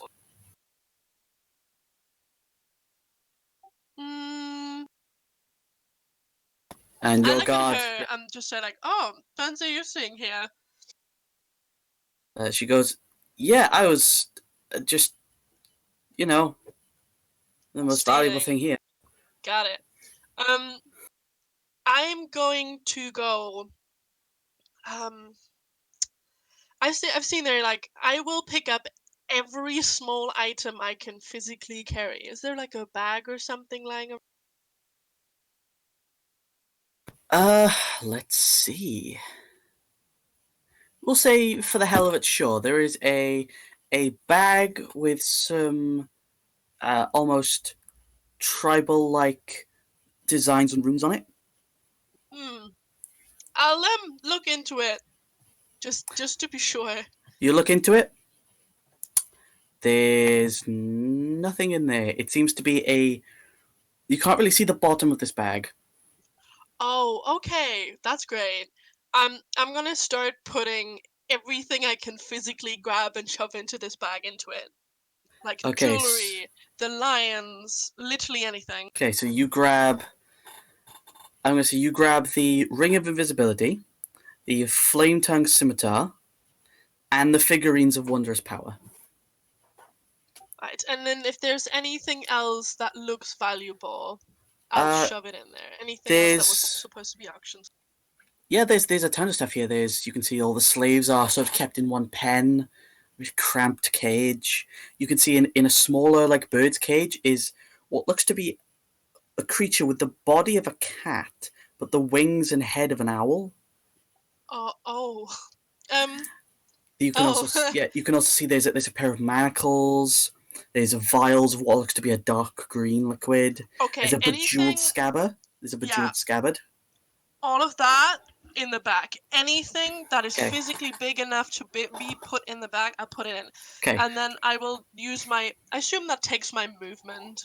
My action is movement. I'm going to say that's your action. Okay, I'll do that. And I'll use my bonus action to fill this bag with everything I can find behind. So you fill it with items I stated previously: the manacles, the 4 vials of what they've been labeled Hydra blood, the bejeweled scabbard, what looks to be a stone with the holy symbol of Ayun on it, the goddess of knowledge. There's also 4 doses of what looks to be the drug Zeal, a magical katana, a hat of disguise, and a crystal ball. Actually, I'll put on the hat of disguise. Sure. Let me just check if it needs a tuning or not.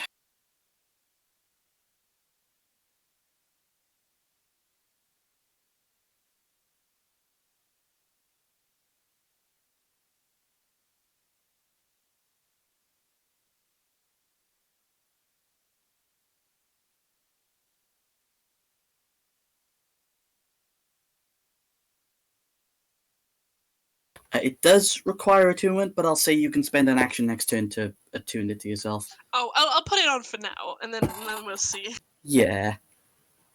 That's your entire turn then. Yeah, that's perfectly fine. Okay.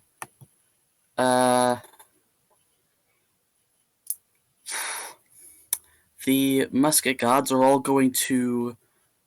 All of the ones on the balconies are going to hold their action until they see anyone that's not them poke their head out into line of sight. This one, however, 10. I can't 15, see that. That's 20. one that I wasn't where I was there.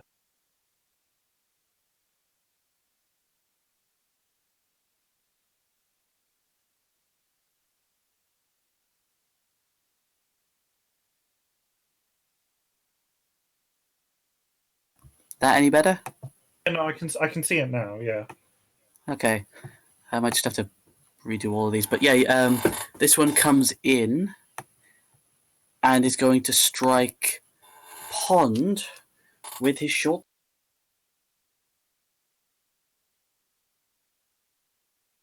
and rolls a natural 1.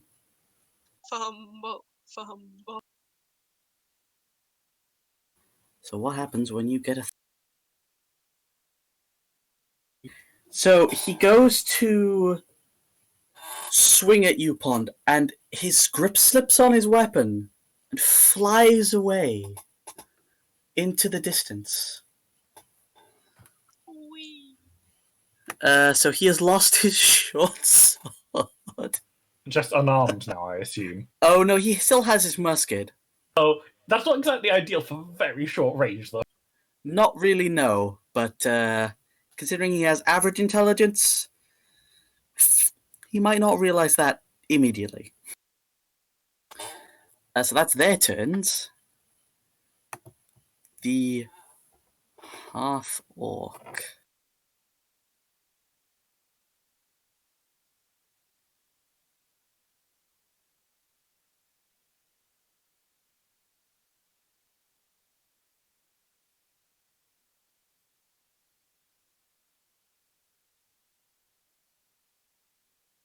He's going to move into the back now.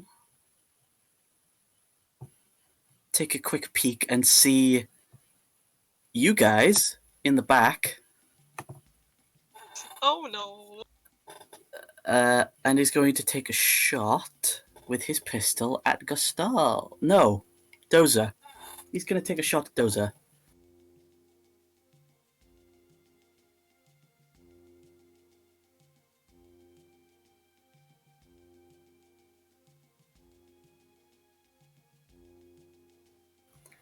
I think a 15 will hit.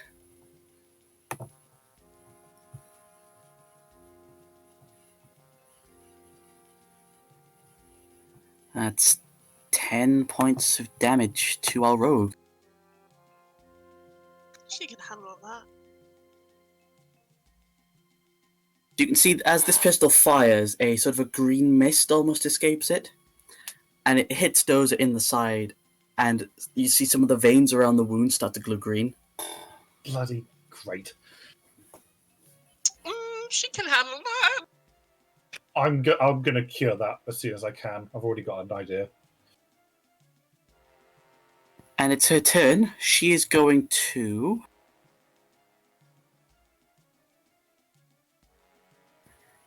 She's going to get out her short bow and fire at this. This is just gonna be a shooter. Yeah, that does miss, unfortunately. This man is able to dive behind a little bit of cover. And then she's going to... She's going to use her bonus action, because she's a thief rogue, to attempt a lockpick.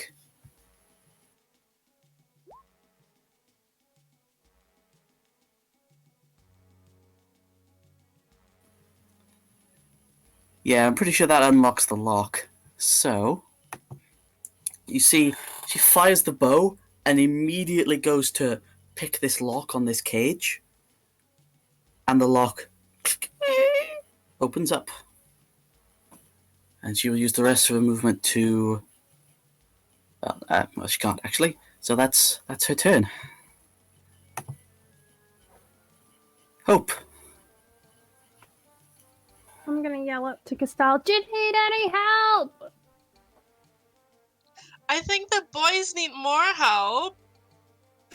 Okay! Okay, so, where are you going? What are you doing? I'm thinking.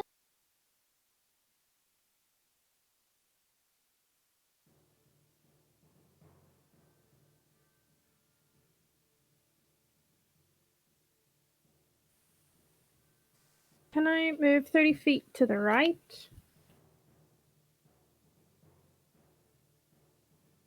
Yes, you can. Do you want me to move the fog cloud so you can see where you are? Yes, please, because I have no idea. There we go.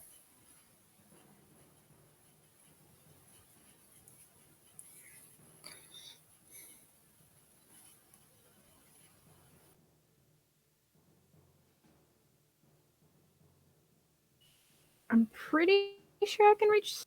Don't forget, it takes up 10 feet of movement to climb onto the stage.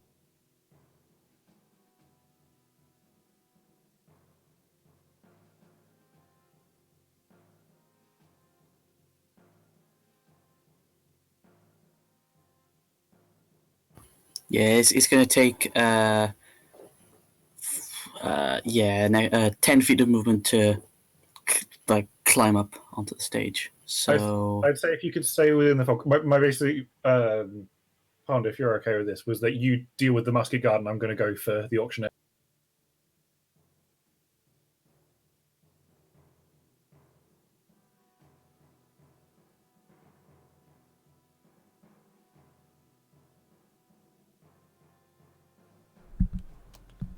My idea was I was going to go after the auctioneer next turn, provided I can see him.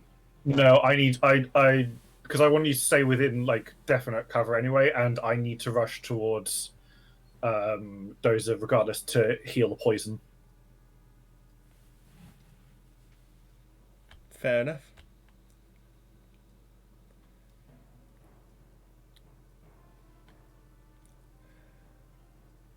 So, Hope, what you doing?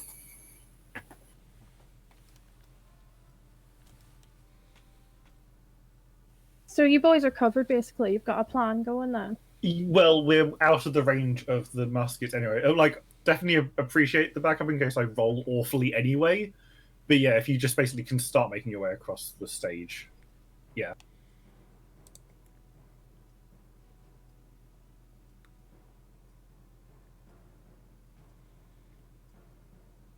I mean, you're welcome to come up to me and help me release the slaves, because I'm pretty sure I'll need help for that. Yeah, I think I'll do that. I don't know if don't think I can reach you though just yet. Well, for this time, you can just climb up onto the stage at least, so that you can start moving in either direction, depending on which way you.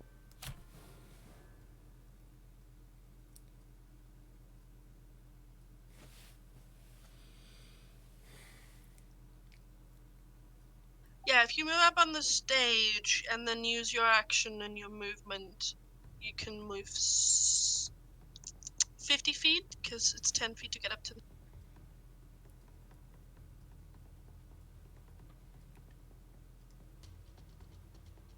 Is that about right? Yeah, that seems about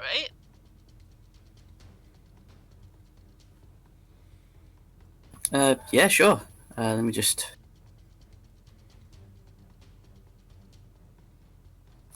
Okay, and none of the other guards can see you, so their held action doesn't go off. That's as far as you can. Is that your 30 feet of movement? Yeah.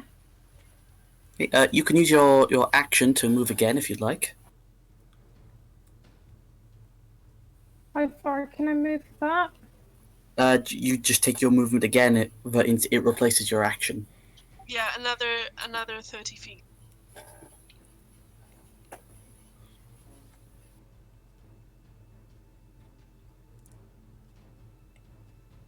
Okay, so you dive into the room after them, and you see all the stuff around. You see Gustal with this bag, and she's putting things in it. It doesn't seem to be filling up, but things are going in there anyway. And you see Dozer with an open cage with a massive scaled brimstony egg, and on the other side of the room, the auctioneer. And that's unless you have anything you can do as a bonus action. I don't think you do anyway. I'll have a look, but I don't think so either. No, I think.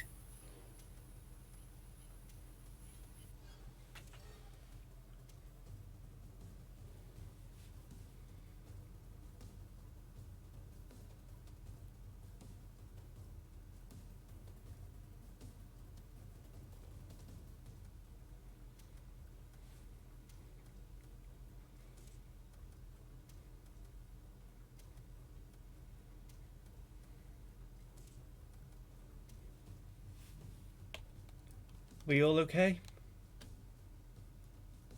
Yeah, she's just looking through stuff she can do. If you want, you can not use your bonus action if you'd like. Yeah, that's probably for the best. Took me too long to find it. No, that's fair. No worries. So top of the round, Pond. There is a musket man in front of you that just lost his melee weapon. I'm going to talk this. My idea was, I was going to deal with the auctioneer person, which would therefore, provided I kill him, would completely save Sinadra the need to attack him and then rush. My plan was to use a dash and use a goring rush, basically, to stab with horns.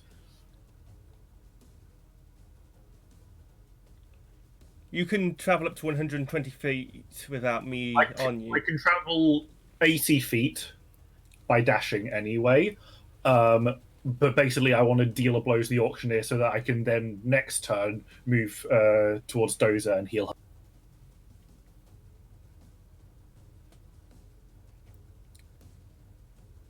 How much health have you got? Currently, it's 24.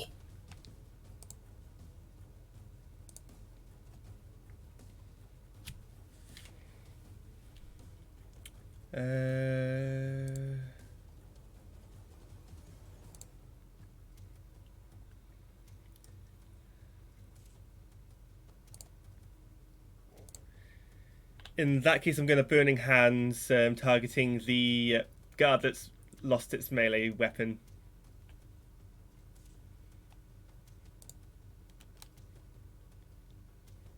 This will go quite badly if that gun explodes, you realise. It's fine.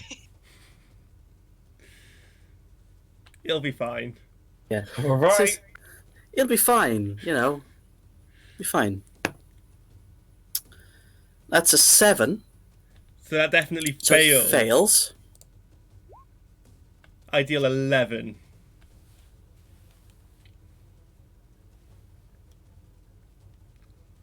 Also, it's not going to go off if he's wearing or holding. I want to say it's wearing or holding. He's got it on his slinged on one shoulder for quick access. It's being carried, therefore it's not going to ignite. I'm gonna roll it anyway. I'm not quite sure that's how that works, personally. I'm reading the information about Burning Hands, and it says that it sets alight flammable objects that aren't being carried or worn. And this time it doesn't. So you conjure this fire again, and you just, this guy is a charred corpse. Does anything else catch fire? The floor a little bit. Yeah, I was going to say the stage, probably. Yeah. Burn, baby, burn! How much does it cost me to jump out of Sinatra's hands? Nothing. That's just you move.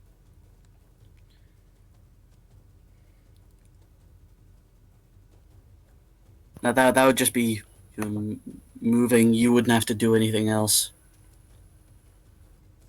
In that case, I'm just going to move out of the way.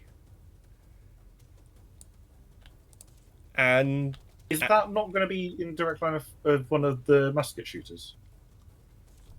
I'm behind thingy. I'm behind the curtain. Oh, yeah, I just noticed. No, I... So the stage is now on fire. Yes, the stage is now on fire. But I am going to actually I'm going to go here and then pass the turn. Give me a clean line of shot. Okay then. Sinadra. Right, so I am dashing directly into the auctioneer. Hell yeah! Go for it. Move up to it and make your horns attack. So yes, I'm doing Goring Rush.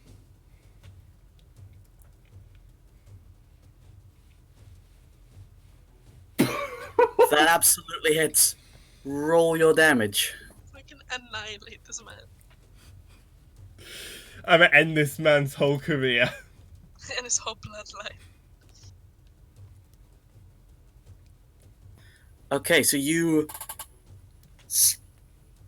just ram yourself into his stomach as he sort of barrels over, and you can see as you withdraw, you sort of puncture two small. Actually, I want to stress something. Doesn't this qualify as Yeah. a melee attack? Yes, it does. I'm going to use Hammering Horns. Go for it. What? Stabbed, and I'm going to shove him into a wall.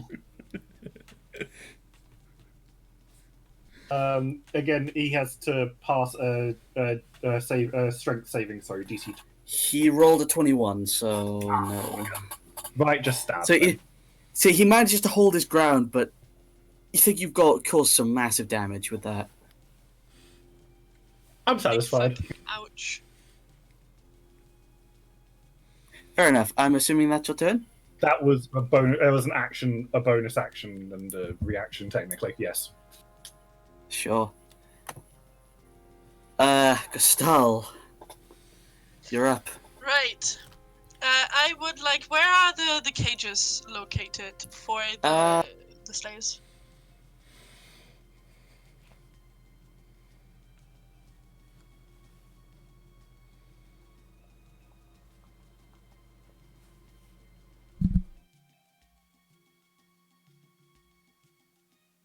Are there like these rooms, or are they just like where? They're being placed now. Okay. That was right underneath my character sheet. It might be worth trying to highlight them in some way if you can a little bit better, but yeah. Oh, I can see. That's fine. Right. That's okay. That's okay. I mean, the guard is very preoccupied, so I'm gonna move.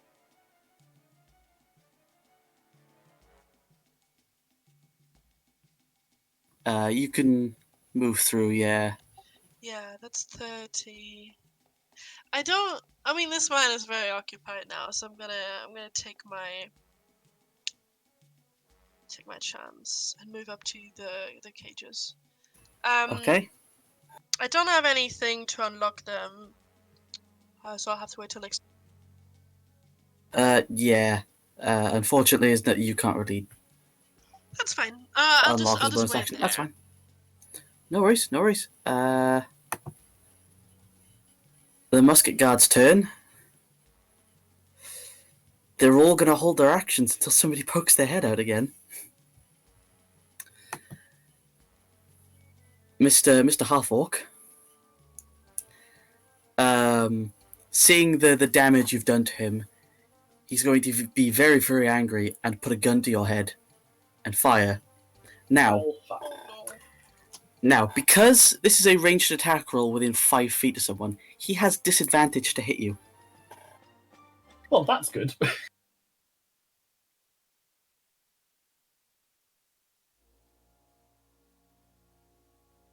That's an 11. Yeah, I'm fine then. So he pulls the pistol down, goes to fire, and you just duck your head under as you move to strike him. Whatever you're going to do. That's his turn. That's all he can do. Dozer is going to pick up this egg, and I'll mark that now.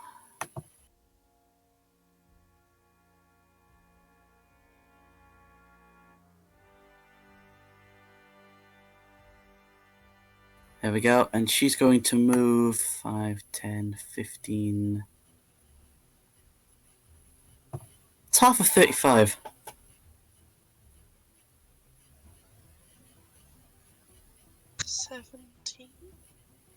That'd be about 20 feet. Okay. 5, 10, 15, 20 is going to try bonus action dash, I guess. Oh, while she's running, I'll yell to her, go through the back. And she is almost to the back doors of this place. You can see these are obviously like back door exits. And that's her entire turn. Hope. You see this one guard is sort of. Oh, what is this guard doing anyway? He should be up with you. He's kind of standing between me and the half orc. Well, he'll do that. But he'll have his turn next then. Okay. Hope. What are you doing? Is Doza injured, or has she taken any damage? Doza looks like she's sustained a gun wound in the leg. Like there's a hole in her leg. Can I go over to her and cast Cure Wounds? Sure, so you move over 10 feet. Absolutely, you can cast Cure Wound.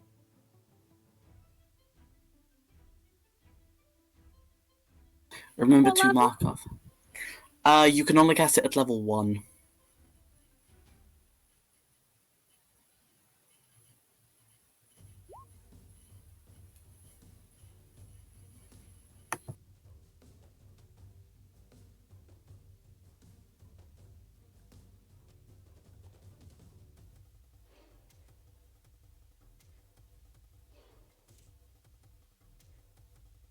Okay, so you heal her.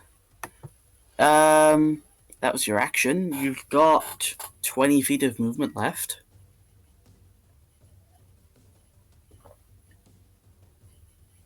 Nah, I'll just stay where I am for now. Mm-hmm. Top of the round. No, wait, no, the guard is going to. Did he miss last turn? He did, but don't worry about it. It's fine. Okay. It's fine.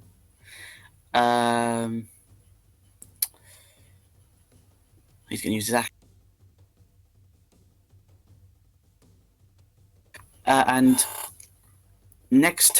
on his next turn, he's going to help you. But only on his next turn, because he can't really do much right now. That's fine. Okay, Pond. You're up. What you doing?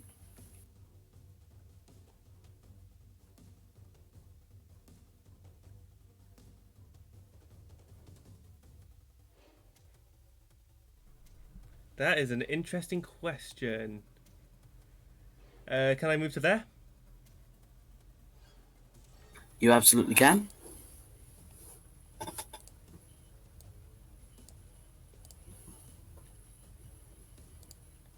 And I am going to cast. I want to say it's Scorching Ray. Yes, I'm going to cast Scorching Ray, targeting our half orc. Am I not still currently got horns inside of him?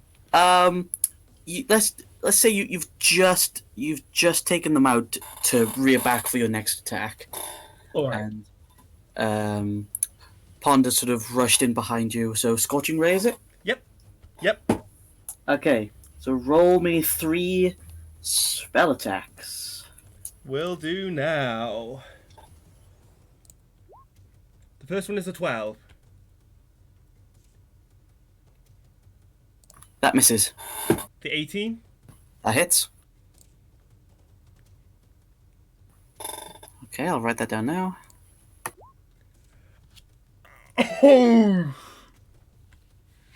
This man is going to be very crisp. And a crit. Roll that crit. Good sir. Okay.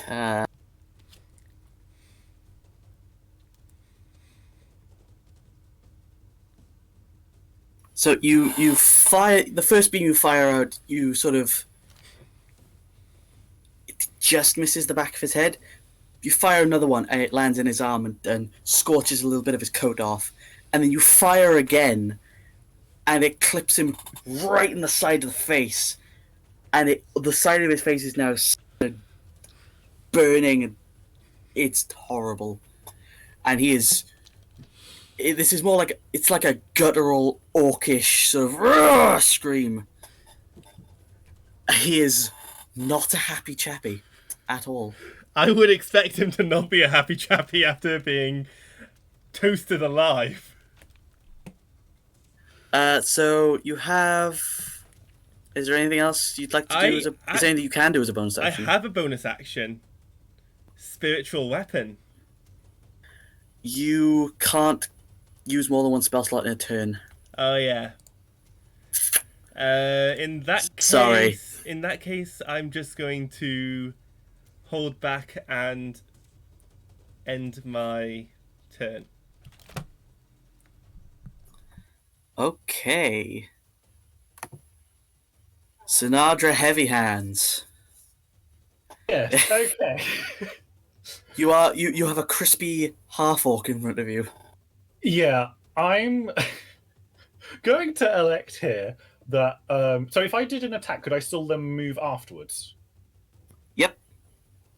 Okay. Other question, like in terms of dashing, would that be okay or not? It depends on how you do so. Elaborate. Well, you've got your key point bonus action, Step of the Wind. You can dash, but you suffer. You might suffer an attack of opportunity from this man. You Okay. can bonus action disengage. Yeah. Or So you can use your action.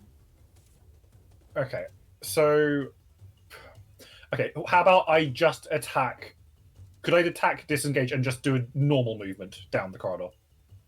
If you use your last key point to disengage as a bonus action, yes. Sorry, I'm just going to disengage. So you just can use your action to Yeah, just gonna disengage? use my action to disengage. Yeah. Okay, sure, go for it. Do I need to do anything special for that? I forget. No, it's literally you're spending your action to make sure you don't get hit as you move back. All right. Yeah, I'm doing that, and then I'm going to dash down the corridor. Okay, so you move your movement down the corridor.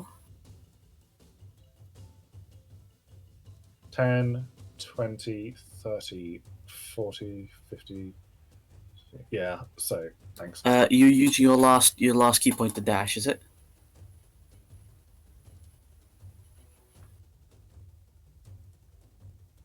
So you need to spend a key point. Yeah. So Sure. bonus I'll use action my last dash. key Yeah. point for that. Yeah. Okay, no worries. And that's your turn. Oh, wait a second. Sorry, Yeah. Yeah. Wait, no, it's fine. Don't worry about it. You sure? Yeah, no, it's all good. It's all good. Okay, no worries. Castal, you're up. You're in front of a cage. Yeah, damn. I have no keys.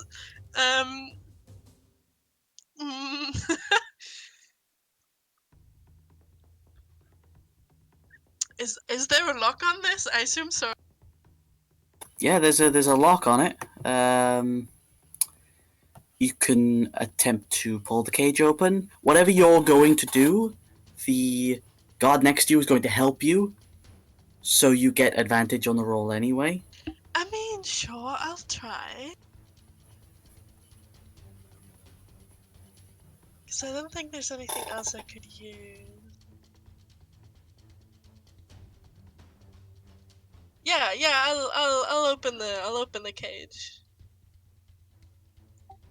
Okay. Oh man, can I use my dagger to like kind of use it as a lockpick?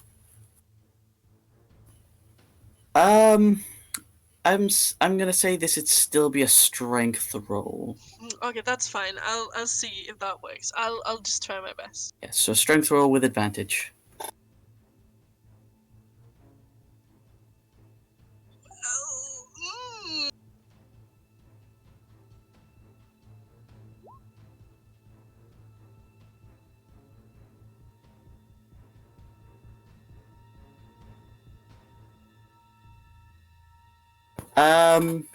So as you're pulling and pulling and pulling, the lock is kind of coming loose, and with the help you're getting very far, but it's not enough. Ah, shit.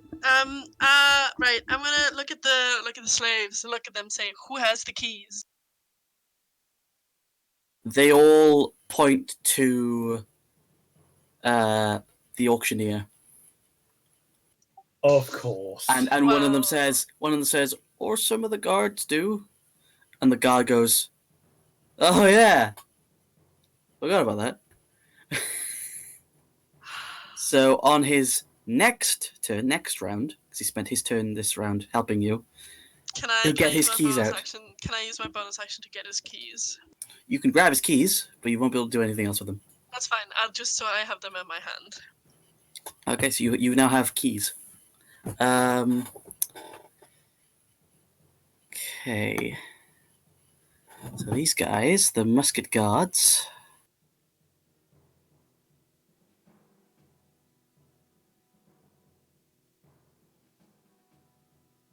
One sec, I gotta calculate lots of movement.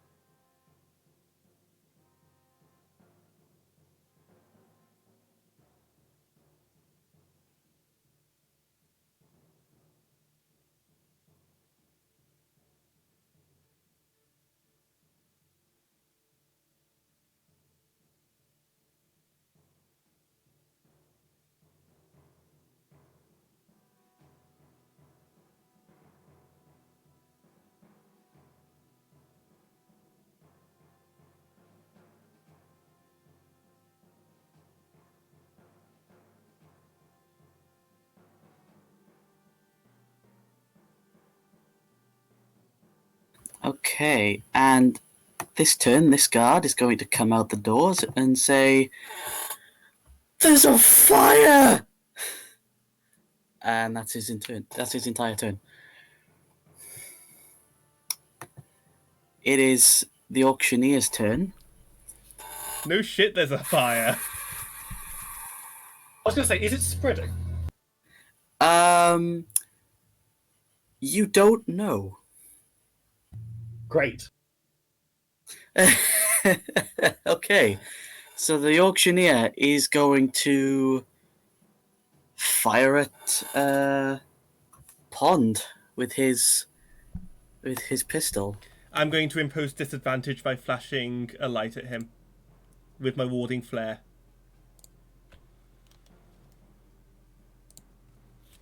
$17 on AC.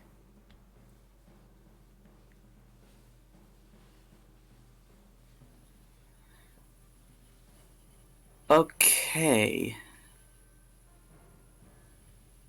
I don't know why that rolled that. Okay, so that's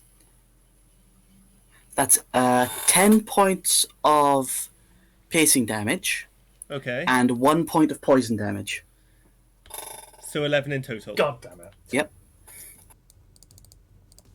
Okay, I've taken damage.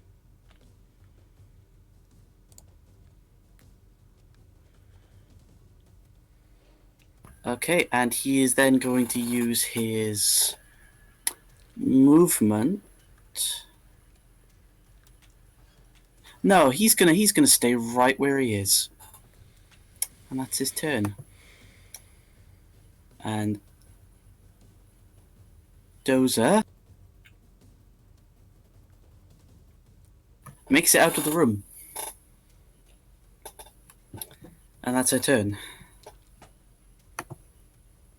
She says, "Oh, thanks," and then just sort of, with this giant egg in her hands, opens the doors and runs out into the night. Hope, what are you doing? Is she like long gone now? Like can't. She's probably moved about 60 feet. Just out into like an alleyway and so down. Still poisoned though. Probably, yeah. God damn it.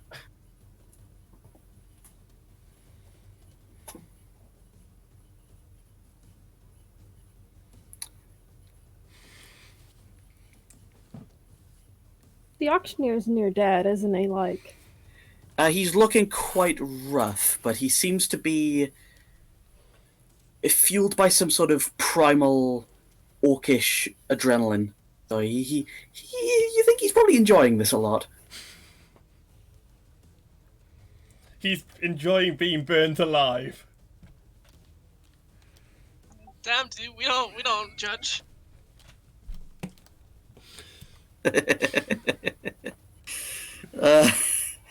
Okay. So what you doing? What you doing, Hope? I don't know. I don't know whether to like stay or go. What do you think Hope would do in this situation? Would she stay and help, or would she try and go after Dozer? Stay and help, but I don't know what to do by staying. You could always try and dash and try and get closer to the auctioneer. So next turn you could get to him and hit him. Yeah, I'll do that. Okay, so you can move 60 feet.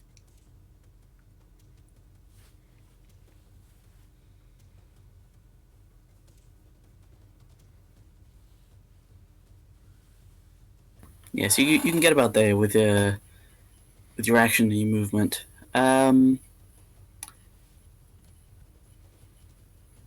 think that's everything you can do at the moment. You happy with that? Anything else you want to do, or Nope, I'm good with that. no worries? Top of the round, pond. So I am going to move here, which I believe is 15 feet. Yes. I'm then going to stare down the auctioneer, and I'm going to cast Burning Hands at... I think... Is it Burning Hands? Yeah, Burning Hands, first level. Okay, I hope you're marking off these spell slots. I am.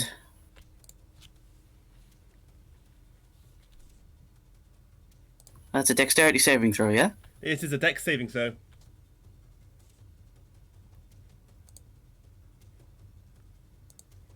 That's a 10. My spell save DC is a 12. So he fails.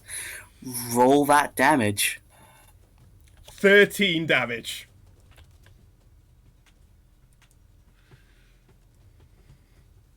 Okay. So you launch flame in this guy's direction, and he is caught unawares as you brush past him. And you fire this jet of flame at him, and it seems like this would do it. But as the flame leaves, you see he is still standing. His whole body is now charred with flame. He's probably got third-degree burns on every part of his body, and he's still standing. What a madman. God damn it! And you can see his eyes are now, like, red with like, the veins in his eyes are now red, and with this intense hatred. And he's like... Anything else you'd like to do on your turn?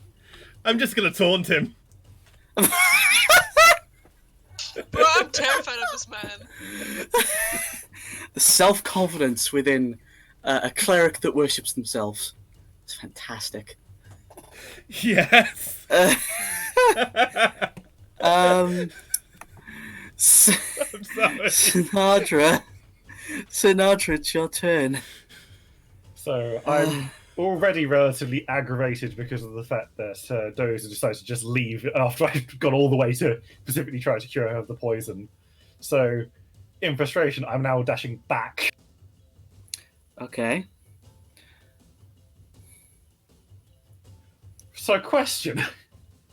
Yeah. How possible is it for me, like, I would be overlapping where, I mean, I can go... Yeah. What's your call on that? Like, I could go next. What I will say is, you can move 75 feet So directly behind. Oh, sorry. Yeah, you can move. No, I'll let you occupy the same space as Pond for this attack, but then you'd have to move out of to your own space then afterwards. So I'll So let you. I'm happy to move to the side. Yeah, it's fine. Yeah. So you can move to the side if you want. So yes, I'm going to dash, and as I'm moving, I basically am screaming, "Get out of the way!" to everyone involved as I barrel down. So you see this. I'm just going to put myself there for. Sure. Yeah. So you barrel down the hallway, and Gostal and the guard sort of have to brace against the cage as you run past. Pond, you see Sinadra coming behind you to the side and using his horns to just impale this guy. Make your attack roll.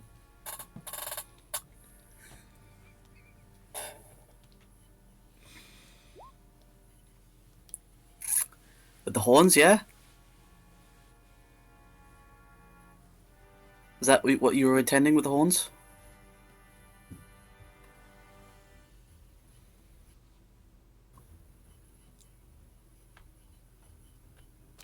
Kyle? Yeah, sorry. Yeah, sorry. Yeah. No, yeah. No, that was actually Yes. right. Yeah, I assume that hits. With just fine. horns? Yeah. Yes, that just hits. Well, there we go. Sinadra Heavy Hands, how do you want to do this?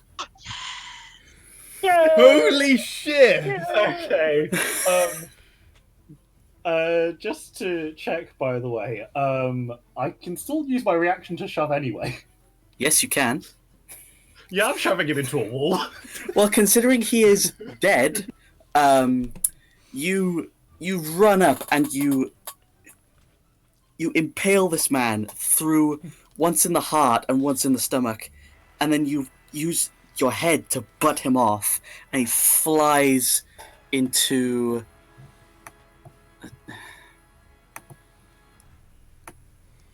the wall. As he does, his body sort of flops as all of the blood starts leaking out of him.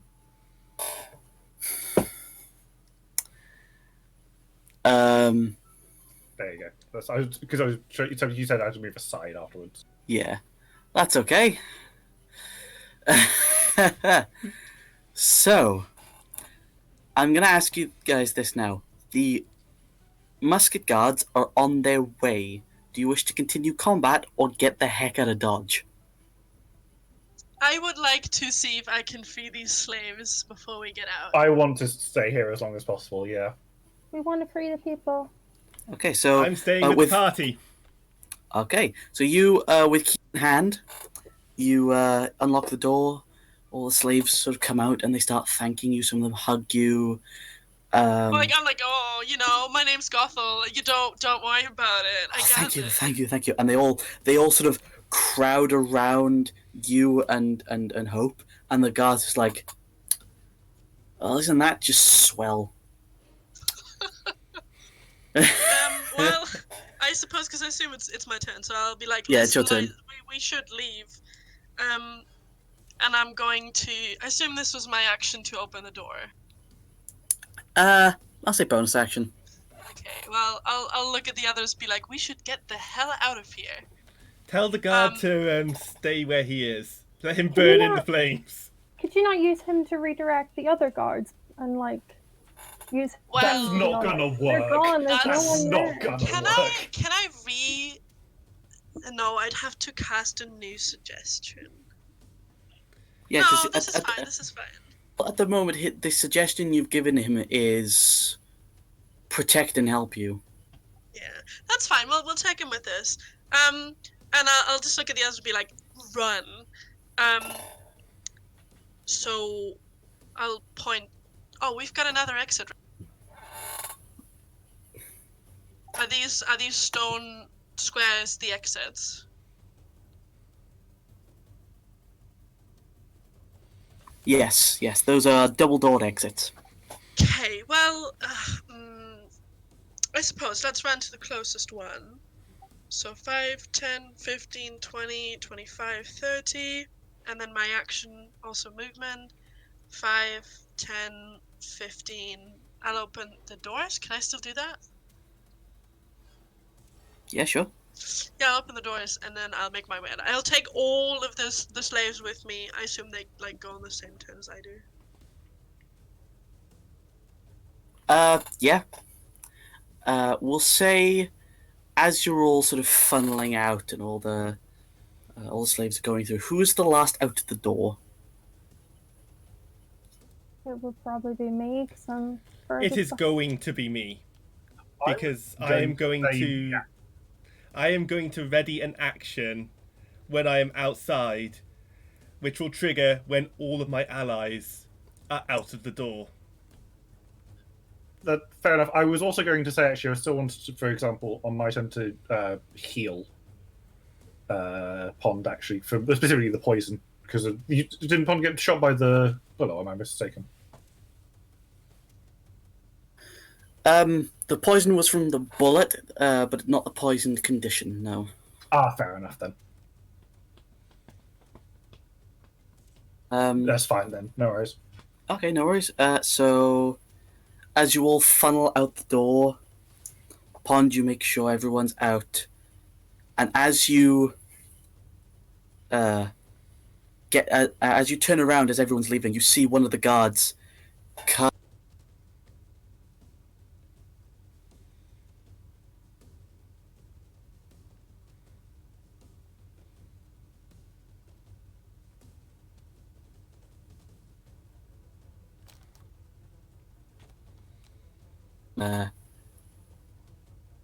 Come to here, and he can't shoot you, but he does see you.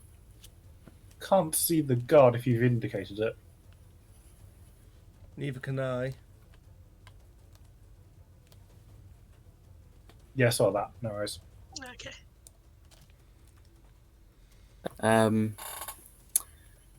So all your allies are out the building.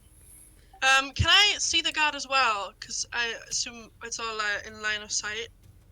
I mean, if the door's still open, then yeah. Yeah, I'm gonna yell. Greetings from the Black Hand. Okay. So you shout that, and he's like, "What?" Pond, does your held action go off? I believe it does. My held action does go off. It is burning hands Mm-hmm. Why am I directly not surprised? into the building to try and keep that burning and to help us escape. Okay. 1 second. The idea is I'm setting as much as I can on fire. Okay, so you just throw this cone of fire out, and all the wood floor and the wood doors on the changing rooms next door are lit alight. And I'll just put some.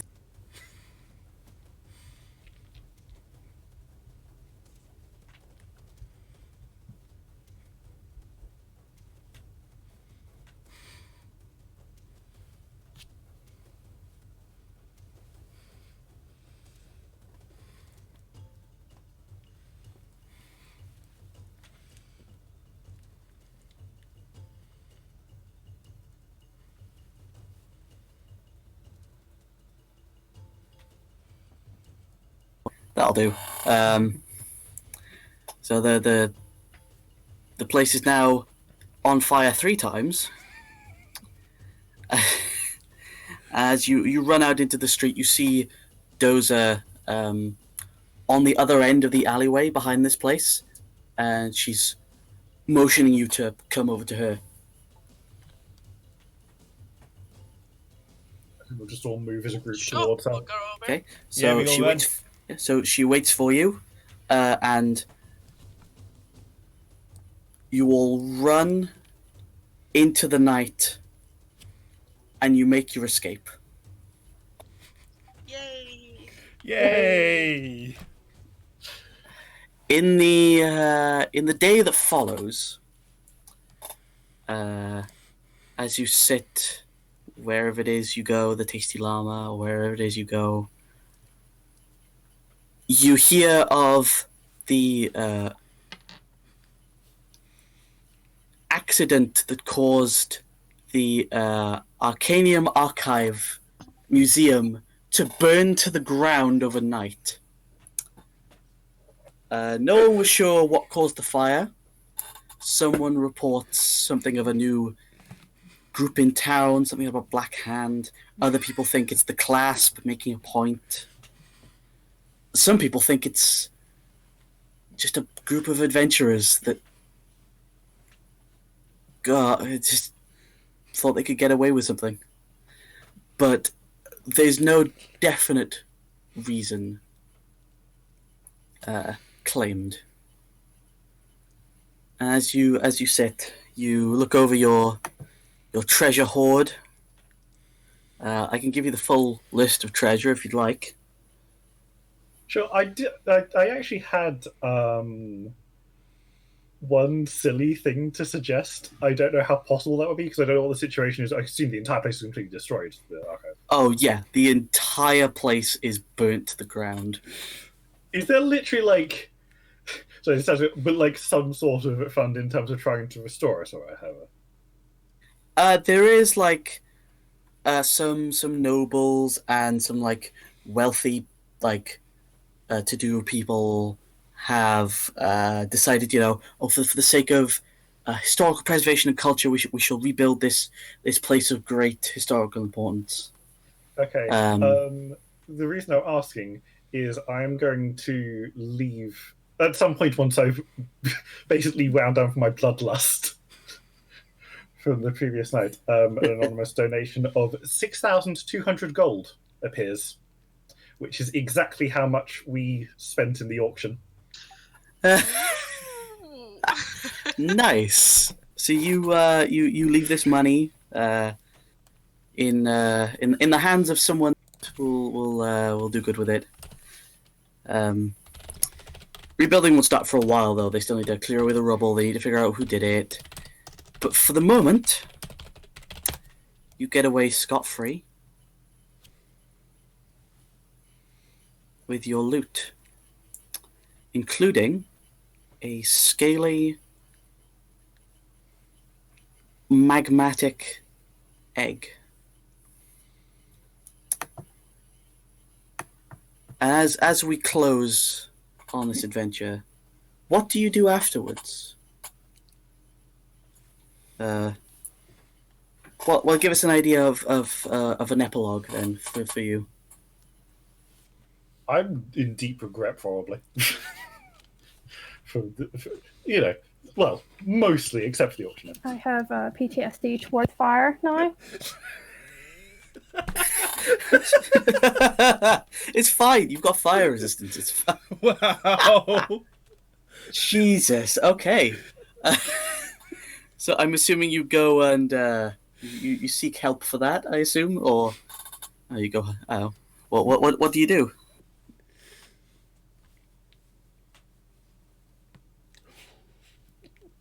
No, I'm just kidding. I'm all right. So now, continue adventuring together, guys. I mean, I begrudgingly help heal up Doze's poison and everything, and obviously, I stress the fact that you could have got to return everything, don't we? That we were trying to rescue in the first place. Well, the majority of it. Yeah, absolutely. Definitely. Hell yeah. Cool. I'll start, I'll pull some stuff out of the bag. But I'm not gonna pull out everything. All I request is I get my ring of invisibility that I was bidding on. Oh yeah, absolutely. I'll hand him that. I'll give I'll hand some stuff out, but I suppose I keep some stuff away. What Okay. do we do with the slaves, though? Do we just off you go? Free them, Did we do them? obviously, yes. Oh, free the slaves. Yeah. That's what I had in mind, of course. Now armed with a ring of invisibility, Pond decides that they're going to use their lust for pyromania to burn down any evildoers that come their way. turning into a weird vigilante-esque arsonist. Jesus. Sure. Doza goes back to the clasp, gets a pay of 750 gold, 250 gold bonus for not implicating the clasp. It is split mostly evenly among you. I do, of course, split the rest of the money that I had, of course, between everyone else as well after my anonymous donation. Of course. And you guys go on your way? Is there anything specific you go on and do, or? Oh, I will regale the whole city with the fantastic story of how this thing burned down. Obviously, I will make this so grand, and like slur the myriad so much that they cannot get a foothold anymore. And of course, all this sounds made up. Who would think a pyromaniac cleric? And but it's all fictionalized, of course, but it goes down swimmingly, and people love it. People love it. Hell yeah! What does Sinadra go on and do then? Is he? I'm aside from what I said earlier, of course, with the regret and attempting to make up for the horrible things that happened during the previous night. I think with my portion of what left over, I think there's also a small, nowhere near as substantial, but a small apology amount of money that ends up at the seamstress's doorstep. Oh, that's so nice. Aww. You think she's grateful, but you're not entirely sure. She may have been scarred for life. I in no way am expecting to be forgiven or anything like that for the events that started it all, but it at least puts my mind at ease slightly. It's for your own peace of mind. Exactly. So you spend time trying to restore balance to your own life in a karmic way. I've come to terms with the unspeakable things I had to be part of. Unfortunately, a few months later, she gets into a load of trouble, and the vigilante arsonist burns to the ground. No, you wouldn't. No. See again?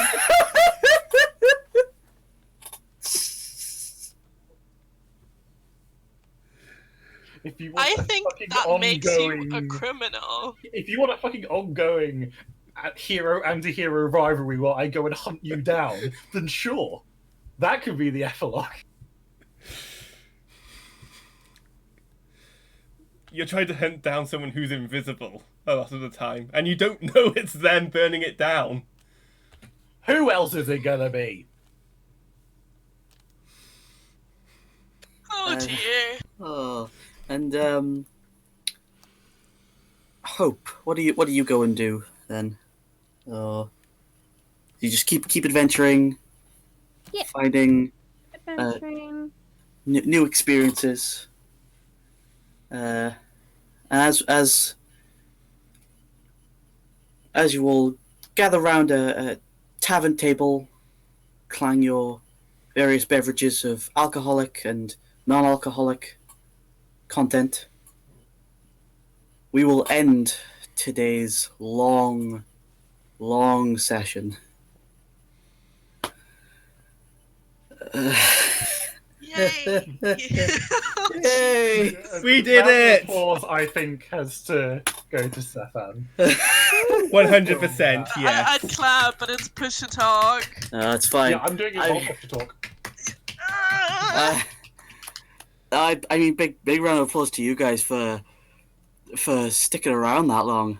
I didn't expect it to go that long, but sometimes these things do. I personally loved it, so I have no complaints.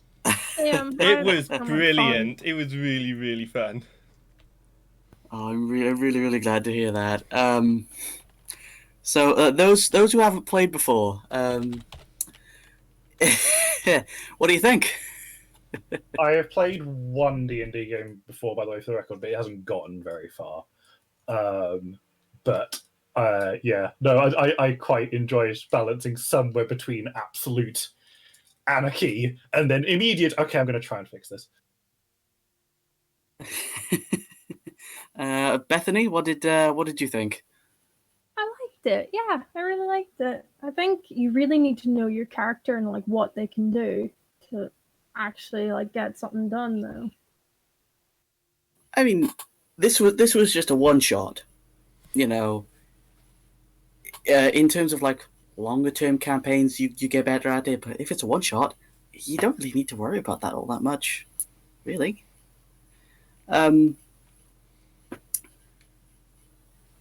Yeah. I'm really glad you guys enjoyed it, and I hope people at home enjoyed it too. I gotta be honest, I throughout the majority of that, I kind of forgot we were streaming. It's fine. I had the chat open at all times, and I was keeping up with that.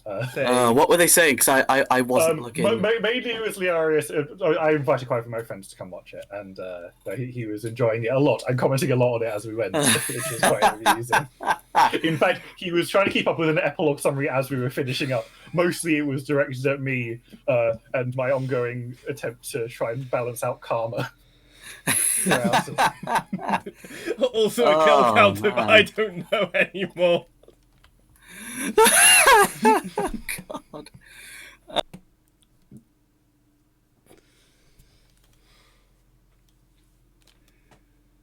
Oh boy. That was no, I'm really glad. I really hope people enjoyed. Yeah, that was. I'm really glad people enjoyed that. Hell, I can't believe people it's want it. literally like 9:30. Yeah, we've been doing this for a good 6 hours. Just flew by, in my opinion, honestly, but it was great. I cannot wait once this is over to go and cook myself some food because I really need to. Yeah. Okay. Sean, what I'm probably going to do is I'm going to download this video, if I can, hopefully. And I'll see if we can get it onto one of the AMC YouTubes or one of the AMC stuff. Oh, Just that would be because so of how cool. fucking brilliant this was. Oh, that would be awesome. Yeah. Oh man. Well, yes. So you can watch it from the start. Yes. But I think we're gonna end it here. Thank you to my wonderful players, and Jackie as well. Even though she had to leave early, she was still. I'm sure we can help let her know how it ended up in the end, because I'm sure she'll love to hear it. Oh yeah, absolutely. I'll let you guys regale her that tale. This is now a story to pass on, so to speak. It will be spoken in the as a tale of legends in the AMC book. Yeah, it'll be sung by Gothel to everyone who wants to, who doesn't want to hear it, to everyone. Yeah, and just it's gonna be in the book, like way at the back, like all the miscellaneous, like here's a bunch of other stuff as well. I may or may not genuinely try and see if I can write this up, actually, because I enjoyed it so much. But I mean, I'm not, no promises on that. If you want to. Hell yeah, do it. Just before we go though, do you want a list of all of the items that were going to be sold? Yes, please. Yes, Oh please. yeah, absolutely. Hey, so there You can release it as a document or something. I might stick it on the AMC Facebook page. Do you know how to use Pastebin? Tell you what, we can go over that another time.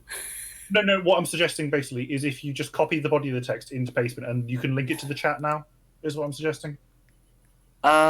Just so for the people who are might not see it after. It's not for us, but yeah. Yeah. Well, there is one thing I can do. If you give me a second, I can share this Google document because it's on Google Drive, and I can just share the link. Yeah.